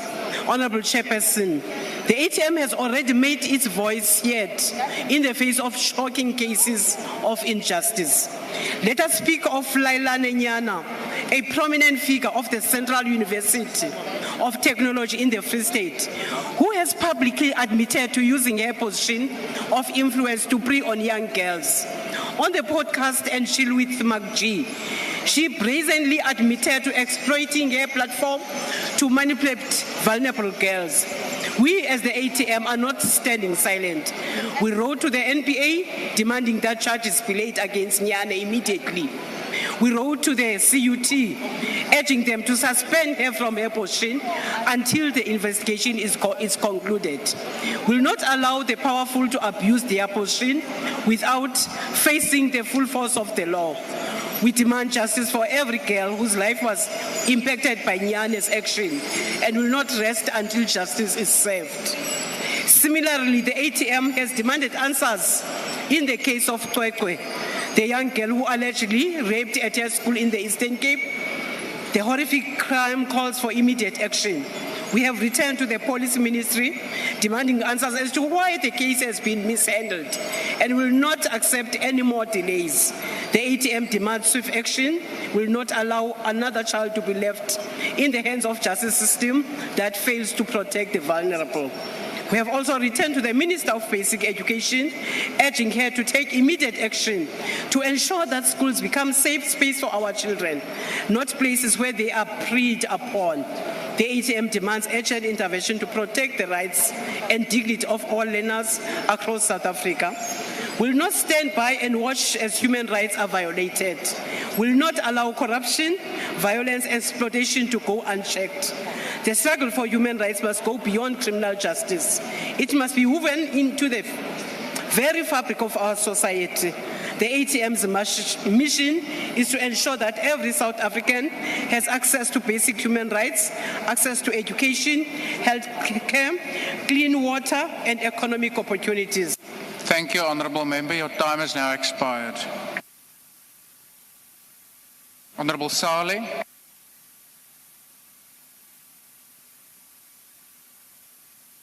Thank you, Honourable Chair. Assalamu alaikum. As Al-Jama, we note that Universal Declaration of Human Rights and the laws of our country is in tatters and it has been violated over and over. The International Court of Justice has proven not to be the highest court in the world, in name yes, but with not much teeth. It has failed the Palestinians as it lacks the ability to take to task the Zionist Israeli bloodthirsty leaders and their supporters and their gross human rights violations.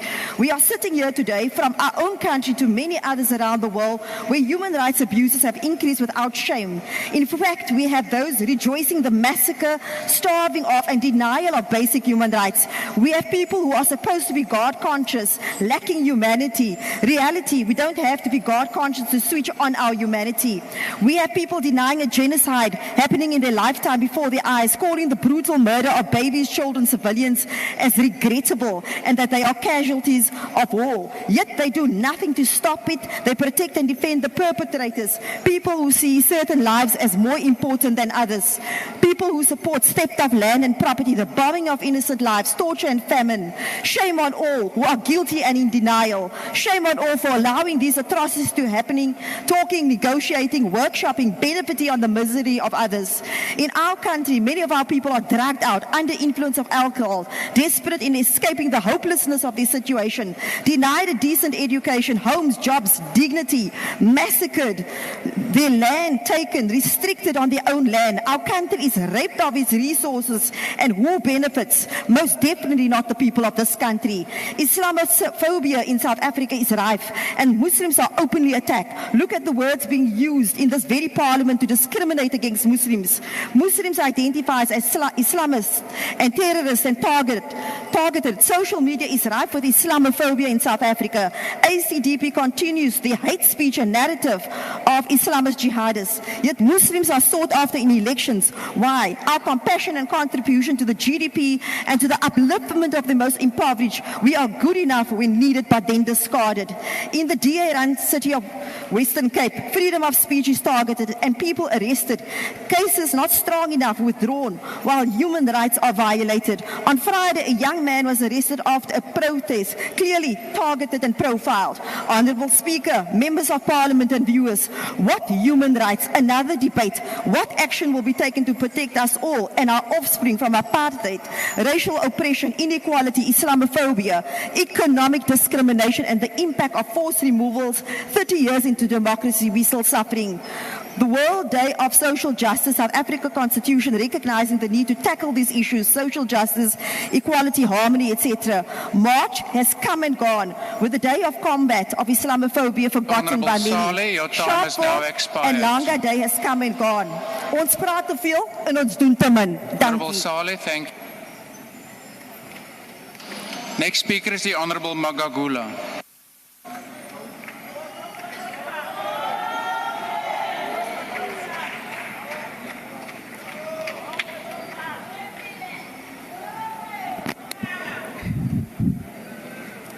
Thank you, Deputy Chairperson.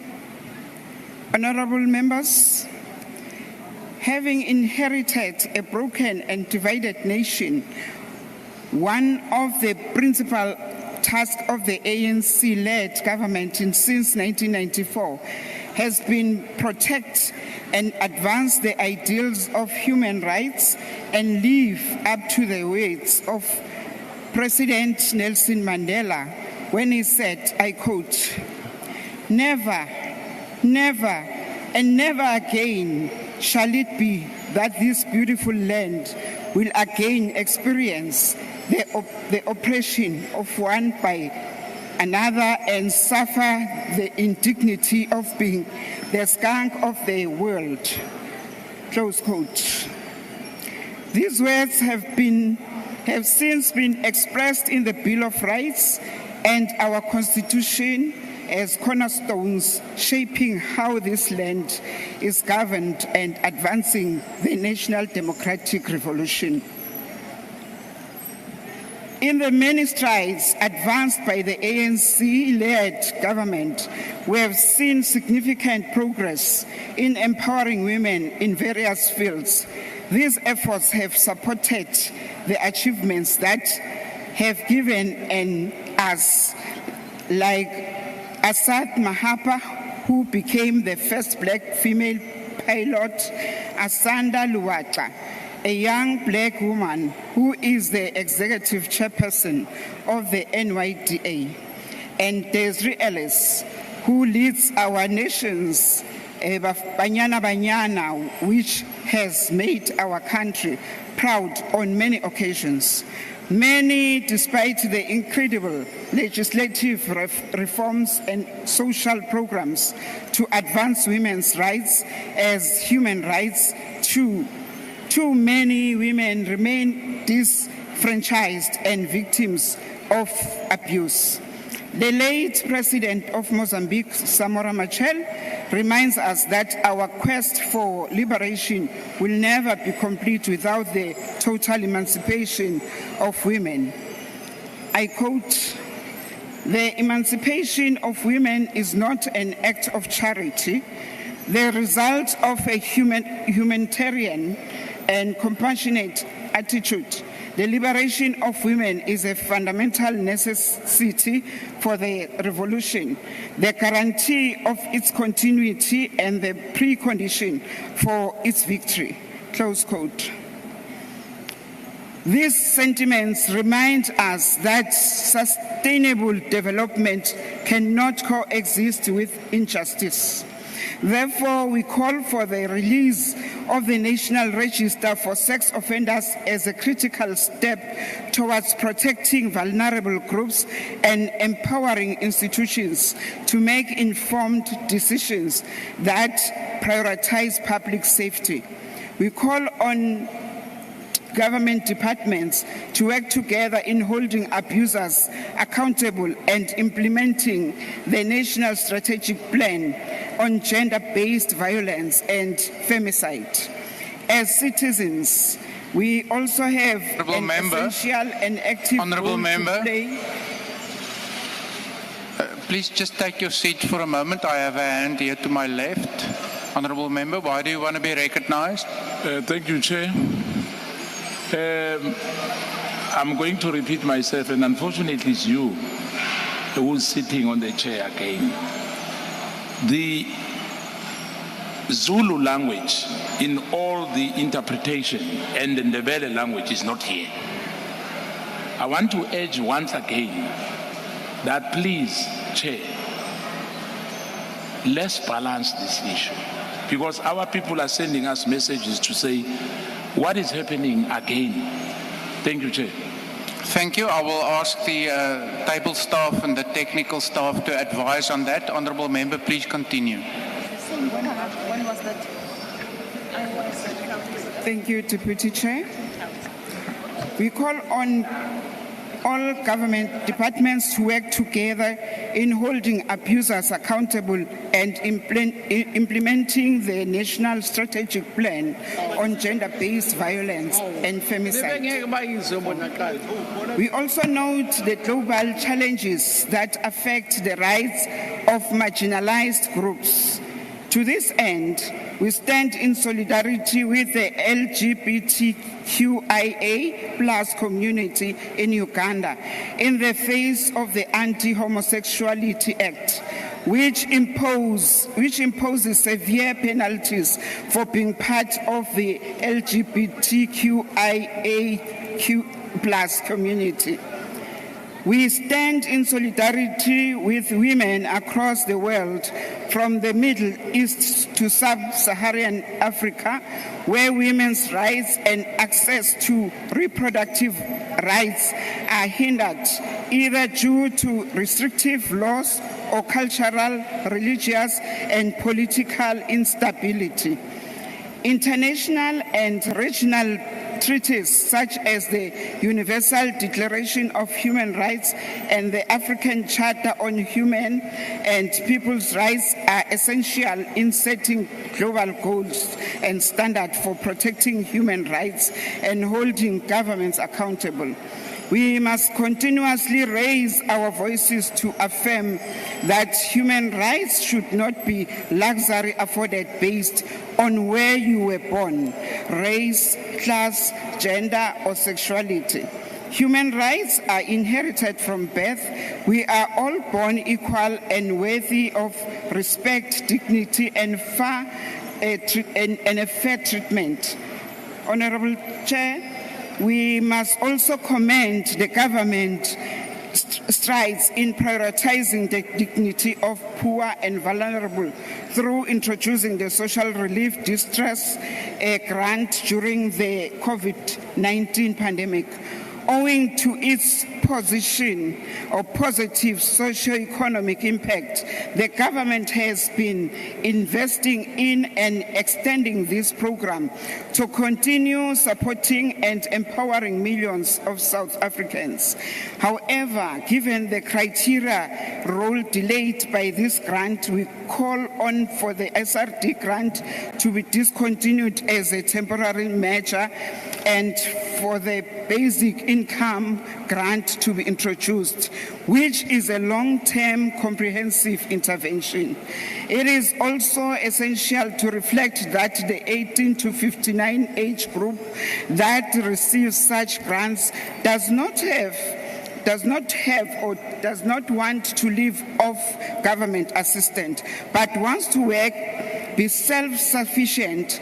To this end, we call on the government and the private sector to continue investing in SMMEs and supporting economic growth to create opportunities and put our people to work. Democracy thrives on an active citizenry, where individuals can exercise their rights to expression and participation. Empowering citizens and building a robust nation that knows its rights can hold the government and institutions accountable for demanding fair treatment and protecting its rights essential. Under the Bill of Rights, every person has a right to life, equality, and human dignity. This includes the right to citizenship, security, and protest. Movements like the total shutdown, fees must fall, and roads must fall are examples of the power of active citizenry. These protests highlight the effectiveness of collective action in tracking system issues and achieving socio-economic liberation. Through such efforts, we can dismantle cycles of inequality and foster long-term progress for all. As we commemorate the 70th anniversary of the Freedom Charter in June 2025, we remain true to ensuring that the rights of people shall be the same, regardless of race, color, or sex. We reaffirm the ANC's commitment to overcoming inequalities and building an inclusive society for all. The Bill of Rights and Constitution are the foundations of our nation, guiding all pursuit of a just... Thank you, Honourable Member. Your time has now expired. Thank you. I thank you. Is there a speaker on behalf of the NCC? If not, then I recognise the Honourable the Minister of Land Reform and Rural Development.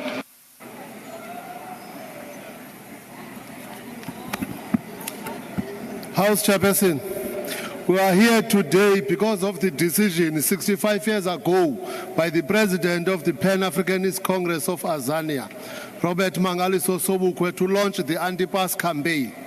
This campaign sought to end the practice that the African majority had to carry a passbook that sought to control their movement and their access on the land that was stolen from them during the brutal wars of conquest and colonialism. The apartheid government's response to the anti-pass campaign on the 21st of March 1960 was equally brutally resulting in the massacre of 69 people in Sharpeville and 21 in Langa in Cape Town. The peaceful protesters that were killed and the hundreds that were injured were only advocating for a just and equitable society. They wanted to be treated as equal human beings in their land. The democratic order ended the dehumanization of the African majority by introducing legislation based on equality, human rights, and equity. Because people have different needs, it also actively promotes the participation of all individuals in all spheres of society. Most of all, the values of the democratic order values and respects diversity. These core principles of social justice are so perfectly enshrined in the Constitution that is considered the best in the world when it comes to the protection and promotion of human rights. But the majority of our people continue to experience a life of exclusion, unfairness, inequality, unemployment, and poverty. The restoration of the humanity and dignity of our people will only be complete if they have their land returned to them. Without land that is yours, you will continue to be a second-class citizen. Without land that is yours, you will continue to feel insecure in your place of residence. Without land that is yours, without land, your social status will continue to be in doubt. Without land, you will continue to be food insecure. Without land, your source of income and sustenance will continue to hang in the balance. But most of all, without land, your dignity is challenged. Those crying about expropriation must get used to this term restoration. As the rightful owners of the land, our dignity will never be fully restored if our land is not restored. The restoration of the land is the way to deepen our culture of social justice and human rights. This is the PAC I lead, the PAC that led Sharpeville, and I lead it with pride. Thank you, Honorable Mahlatsi.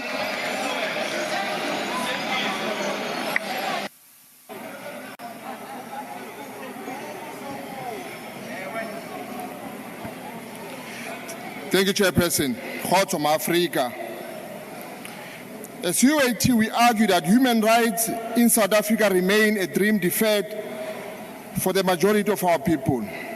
While our constitution guarantees dignity, equality, and freedom, the reality tells a different story. The struggle for land, the vision for Pan-African unity, and the principle of Ubuntu compel us to critically assess whether the human rights are truly realized in our beloved country. How can we speak of human rights when millions of South Africans remain landless?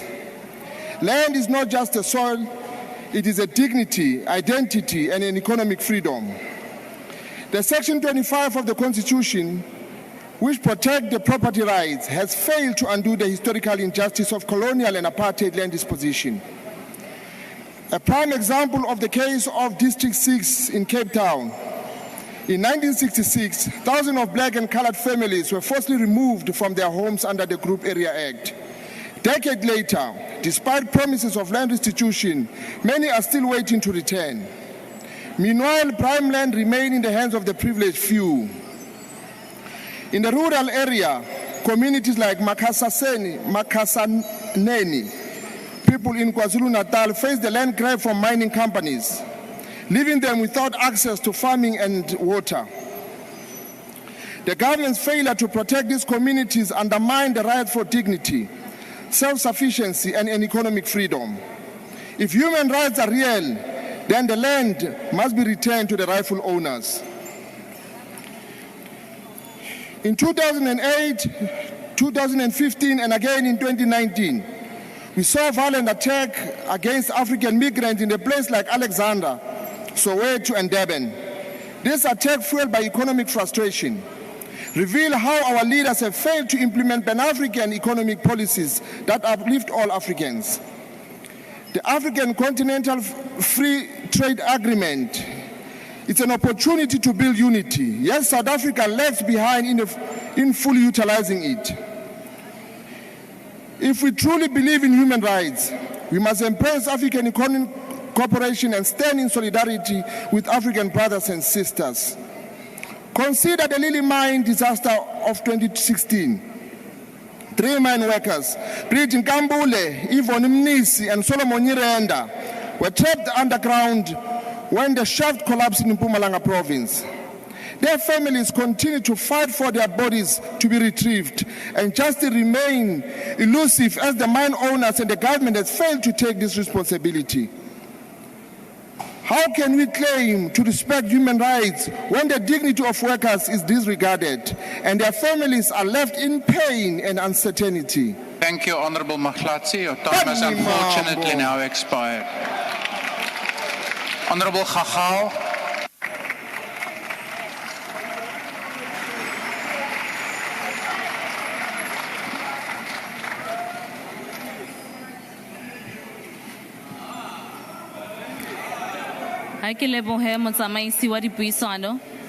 House Chairperson, the concept of social justice speaks to the very lifeline of the Constitution of this Republic. It speaks to the hopes and aspirations of all Kokobetu,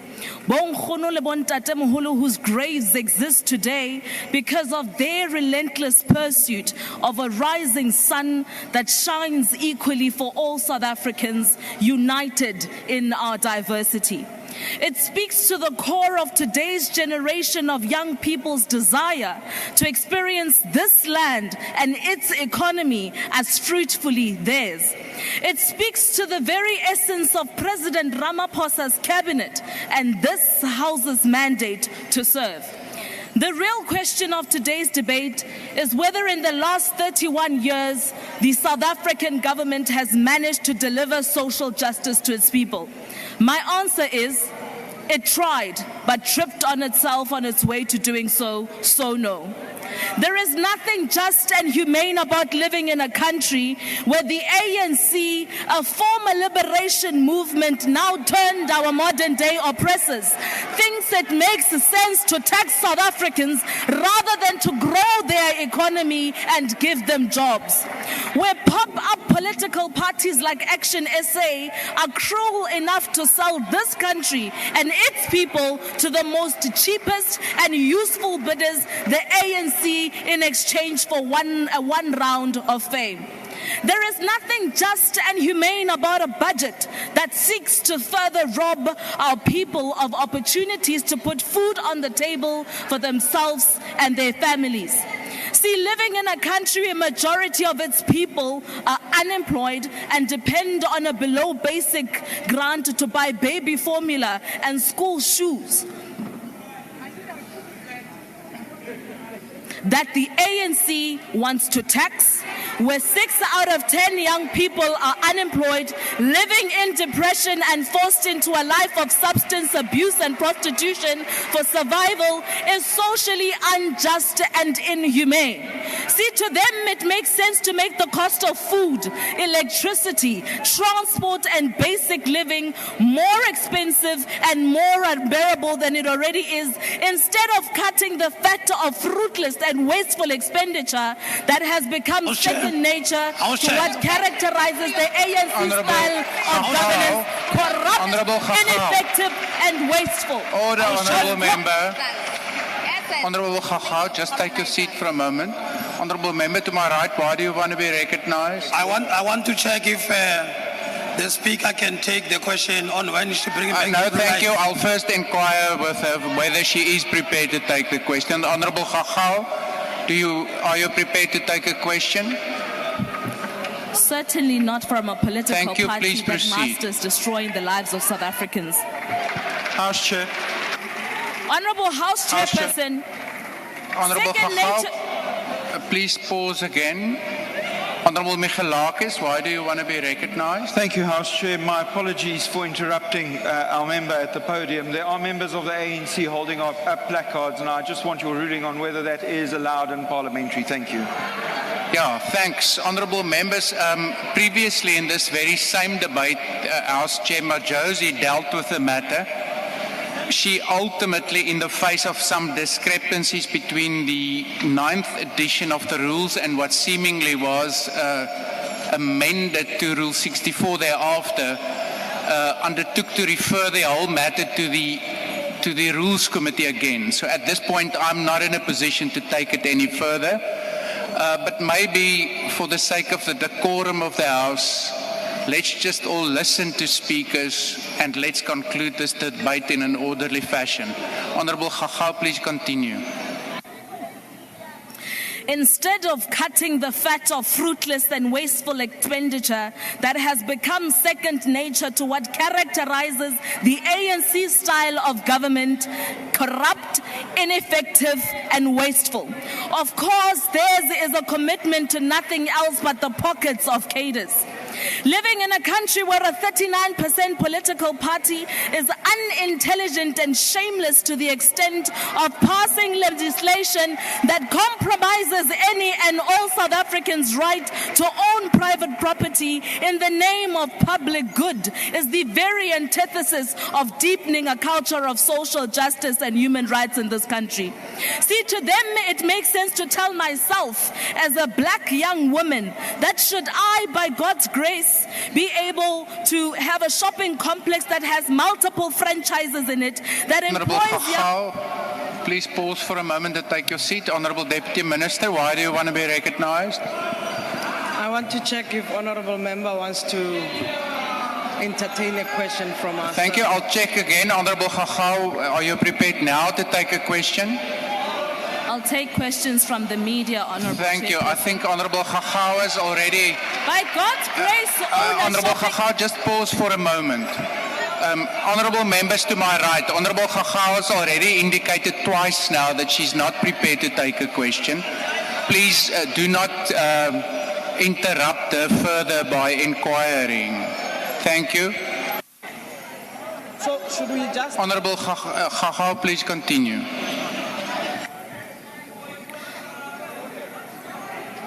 To them, it makes sense to tell myself as a black young woman that should I, by God's grace, own a shopping complex that has multiple franchises in it, that employs young people who would be able to feed their families and live dignified lives in my hometown, Welkom, in the Free State, that in the name of public good...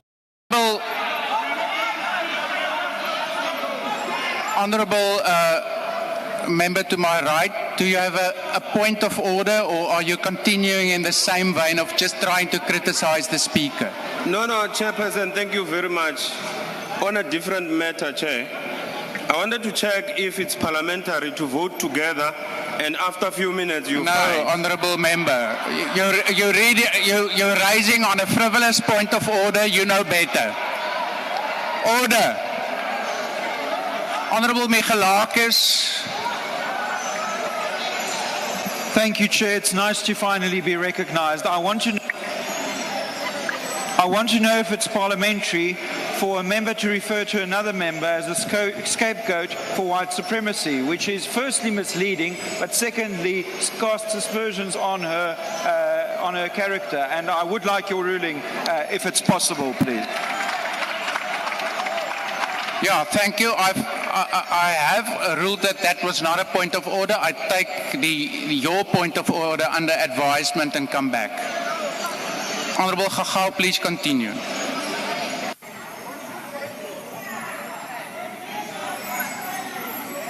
The horror of Herman Mashaba and anyone else who believes that state should have unvetted power over the individual. Please, Honorable Gagau, please take a moment. Honorable member, I'm going to recognize you. It's now the third time you've interrupted the same speaker.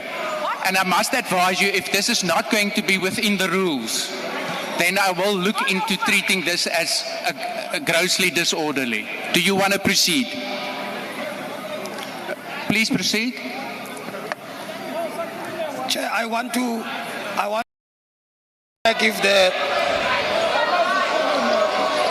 check if the Sudo Gogo Mawen is able to take a question. Honorable member, you've already asked that. She's already indicated she do not want to take a question. Any further intervention from your side, which is not in terms of the rules, I will deem as grossly disorderly and ask you to leave the House. Honorable Gagau, please continue. The horror of Herman Mashaba and anyone else who believes that the state should have unvetted power over the individual, then we will have a doomsday, then even if we wake up to a DA majority. Please take your seat. Honorable Reddy, why do you want to be recognized? Thank you, Honorable Speaker. I moved from the front there to the back here, near to the Speaker, and I still find that my human rights is being violated because I cannot hear the Honorable Kakua. And I want to raise some points because she's obviously intimidating members here into hysteria. So please, we need to hear her, and we can't hear. We are really disadvantaged, Speaker. Okay, thank you, Honorable Reddy. I'll ask the technical staff. I'd like to invite you to come and sit here and see if you can hear. You're welcome to come sit next to me. Thank you. I take your point. I'll ask the technical staff to again look into the sound quality. Honorable Gagau, please continue. Even Even if we wake up to a DA majority government with all our sobriety in government, as a matter of principle, no politician in democratic South Africa should ever have the same power as the apartheid government's power to forcefully remove any South African from their land unless it is done as an act of justice and the correction of injustices of pre-apartheid democratic laws. In conclusion, House Chair, the unthreatened ownership of private property accompanied by a title deed is not only socially just, but it is one Honourable of the Khacha, best please take your seat. I see a hand there to my right. Honourable Member, why do you want to be recognised? I want to check, House Chair, if it's parliamentary for a member to come here and tell us about the removal of land. Was it parliamentary for black people to be removed? Honourable Member, you are not raising a point of order. You're not intervening in terms of the rules. I'm going to mute you and allow the Honourable Khacha to continue. This is a frivolous point you are raising on. It is one of the best protections of human dignity any state can give its people. This is a legacy a state president would want to leave behind. This, together with a pro-jobs and economic growth fiscal plan, is 100% pro the people. This, the Democratic Alliance advocates for. Thank you. The next speaker is the Honourable Munyai.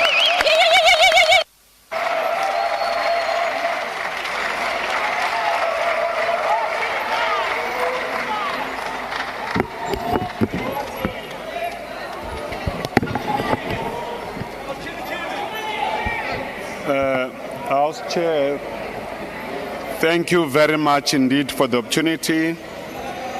But what I want to raise as a first point is that the facts are not contested, that the African National Congress has consistently championed the progressive policies that included the fundamental freedoms and human rights as enshrined in our democratic constitution and our Bill of Rights as we celebrate today. The Article 1 of the Universal Declaration boldly stated the following, open quote, all human beings are born free and equal in dignity and rights, close quote. The President of the Republic of South Africa, His Excellency Cyril Matamela Ramaphosa, reaffirmed the Universal Declaration when he said the following, open quote, the Bill of Rights enjoins the democratic state to enact various pieces of the legislation to promote human rights between and amongst the people, close quote. Honorable members, this is your national duty to enact or to formulate legislation. As the ANC, we underscore the fact that we fought and respected the rights of workers, and indeed we remain unashamedly biased to the working class and the poor majority of our people, whom the majority still remain trapped in the valley of despair, trapped in poverty. Only the African National Congress cannot forget the poor, the homeless, the jobless, the victims of crime, especially the gender-based violence and femicide, because we have a huge obligation on our shoulders to protect the rights of all South Africans. The facts are not contested that our understanding for international human rights should not be determined by our grasp of its antithesis. This is the mechanism for national oppression and liberation.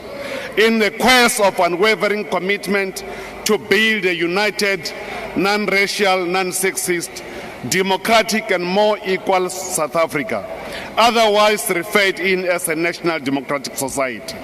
The facts are not contested that as the ANC, we resolve to broaden the intellectual horizon in the debate for the advancement of socio-economic rights through the dignified manner rather than the fabrication of truth and playing into the gallery and in the public discourse. Today, the character of some political parties were demonstrated to be anti-democratic, with obsession geared to liquidate and remove the ANC out of power, either by vote or through the court of law. A number of rhetoric speeches with no content were barely exposed themselves. It will be incorrect and inconsistency of the ANC to dignify the hogwash rhetoric with a response, because it lacks human rights ideological substance. We underscore that the people of South Africa have confidence in the African National Congress because we are committed to redress the past racially discriminatory laws and practices, rather than the backward rhetoric that fuel misinformation and the barrage of propaganda. The people of South Africa, in the upcoming 2026 local government election, don't vote for those parties that are opposed to a budget, to increase your social grant, to expand public infrastructure, to increase our export capacity, to give water and sanitation, to create employment and grow the economy. Today's past fiscal framework was a people's budget because it will be distributed amongst the people to address the people's infrastructure challenges, to create employment and grow the economy. Please just pause for a moment and take your seat. Honorable Manye, why do you want to be recognized? Thank you, Chair. I just want to check if the member can take a question whether... No, just hold your question until we first hear from him. Honorable Munyai, are you prepared to take a question? That the budget is going to destroy... Only a question with ideological content. Honorable Munyai, please continue. Honorable Chair, Honorable House Chair, the facts are not contested, Honorable Munyai, that beyond the question Honorable of human Munyai, rights. Please pause for another moment. Honorable Manye, why do you want to be recognized now? I'm raising in terms of Rule 85. Yes. The member is casting aspersions. Well, I've not heard any aspersions, but I'll look into it. Honorable Munyai, please continue. The facts are not contested, Honorable Moore, that beyond the question of human rights we are privileged to debate today, ANC made fundamental strides to serve the people of South Africa without a public glory. For the past 30 years, the ANC has made a fundamental progress in building millions of houses. Going forward, we are concerned about building the quality of houses, a right enshrined within our Constitution. The facts are not contested that for the past 30 years, we built many schools and... Just pause again. Honorable Sosana, why do you want to be recognized? Rule 69, the honorable member is creating a serious disorder and disruption. No, Honorable Skosana. Yes. He's talking about elections. Honorable Skosana. Elections. And we're going to win those elections. Yeah, Honorable Skosana, if you want to intervene, do so in terms of the rules. That is not an order that can be sustained. You know better than that. Honorable Munyai, please continue. The facts are not contested that for the past 30 years, we built many schools. Going forward, the people will receive the quality of education through the Bella Act, a right enshrined in the Constitution. The facts are not contested that for the past 30 years, the ANC has built many clinics and hospitals. Going forward, our people will receive a quality of health care, regardless of the socio-economic status, through the NHI Act, the right enshrined in the Constitution. The challenges, however, we could either understand it to be economic literacy characterized by the failure to comprehend or appreciate South Africa's structural economic challenges in the context of widespread unemployment, inequality, job security, insecurity, poverty, and the rising cost of living. Why today the neoliberal and pseudo-revolutionaries are opposed to fiscal table budget by the Honorable Minister. The core fundamental socio-economic rights and fiscal instrument that will distribute the budget to the working class and the poor overwhelming majority South Africans. The budget will increase social Honourable Munyai, please hold on. Honourable Member, why do you want to be recognised? Chair, I'm checking the speaker whether he's preaching the pastor. No, or Honourable Member, that's not an intervention in terms of the rules. Honourable Munyai, please continue. Honourable members to my left, please refrain from frivolous interventions.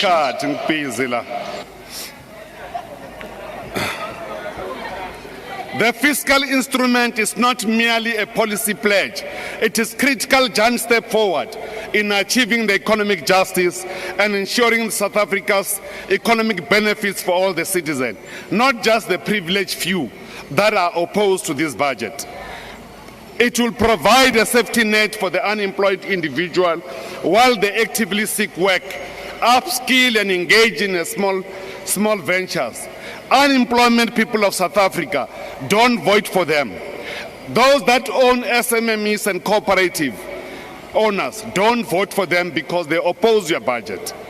The budget will further increase local demand, leading to more business activity and the job creation, encouraging the entrepreneurs and financial stability that enables individuals to take economic risk without fear of immediate destitution.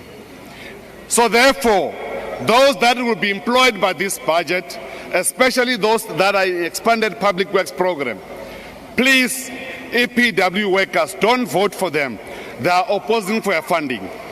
Guided by the Freedom Charter, the Lodestar, and the Constitution of the Republic, we will not allow any form of economic sabotage of the country by pseudo-revolutionaries and unpatriotic bourgeoisie from the extreme right and left.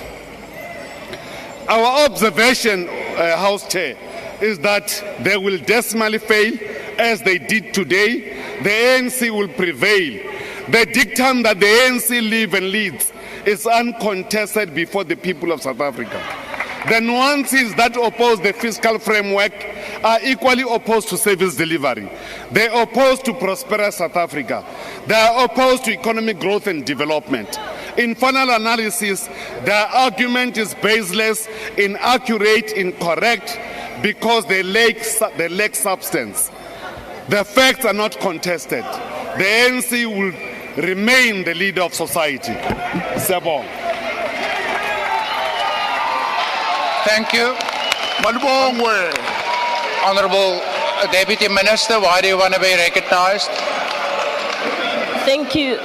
Thank you so much, House Chair. I wanted to ask if it is parliamentary for you to continue to chair this parliament sitting when you have voted against its budget that is appropriated. I just want to understand. Thank you, Deputy Minister. When you sit in this chair, your voting record is irrelevant, but let's see how it goes. Honourable members, that concludes this debate and the business of the day. Honourable members, including the Deputy Minister, are requested to stand and wait for the presiding officer and the mace to leave. Finito. Bring back the blue lights. Blue lights are gone.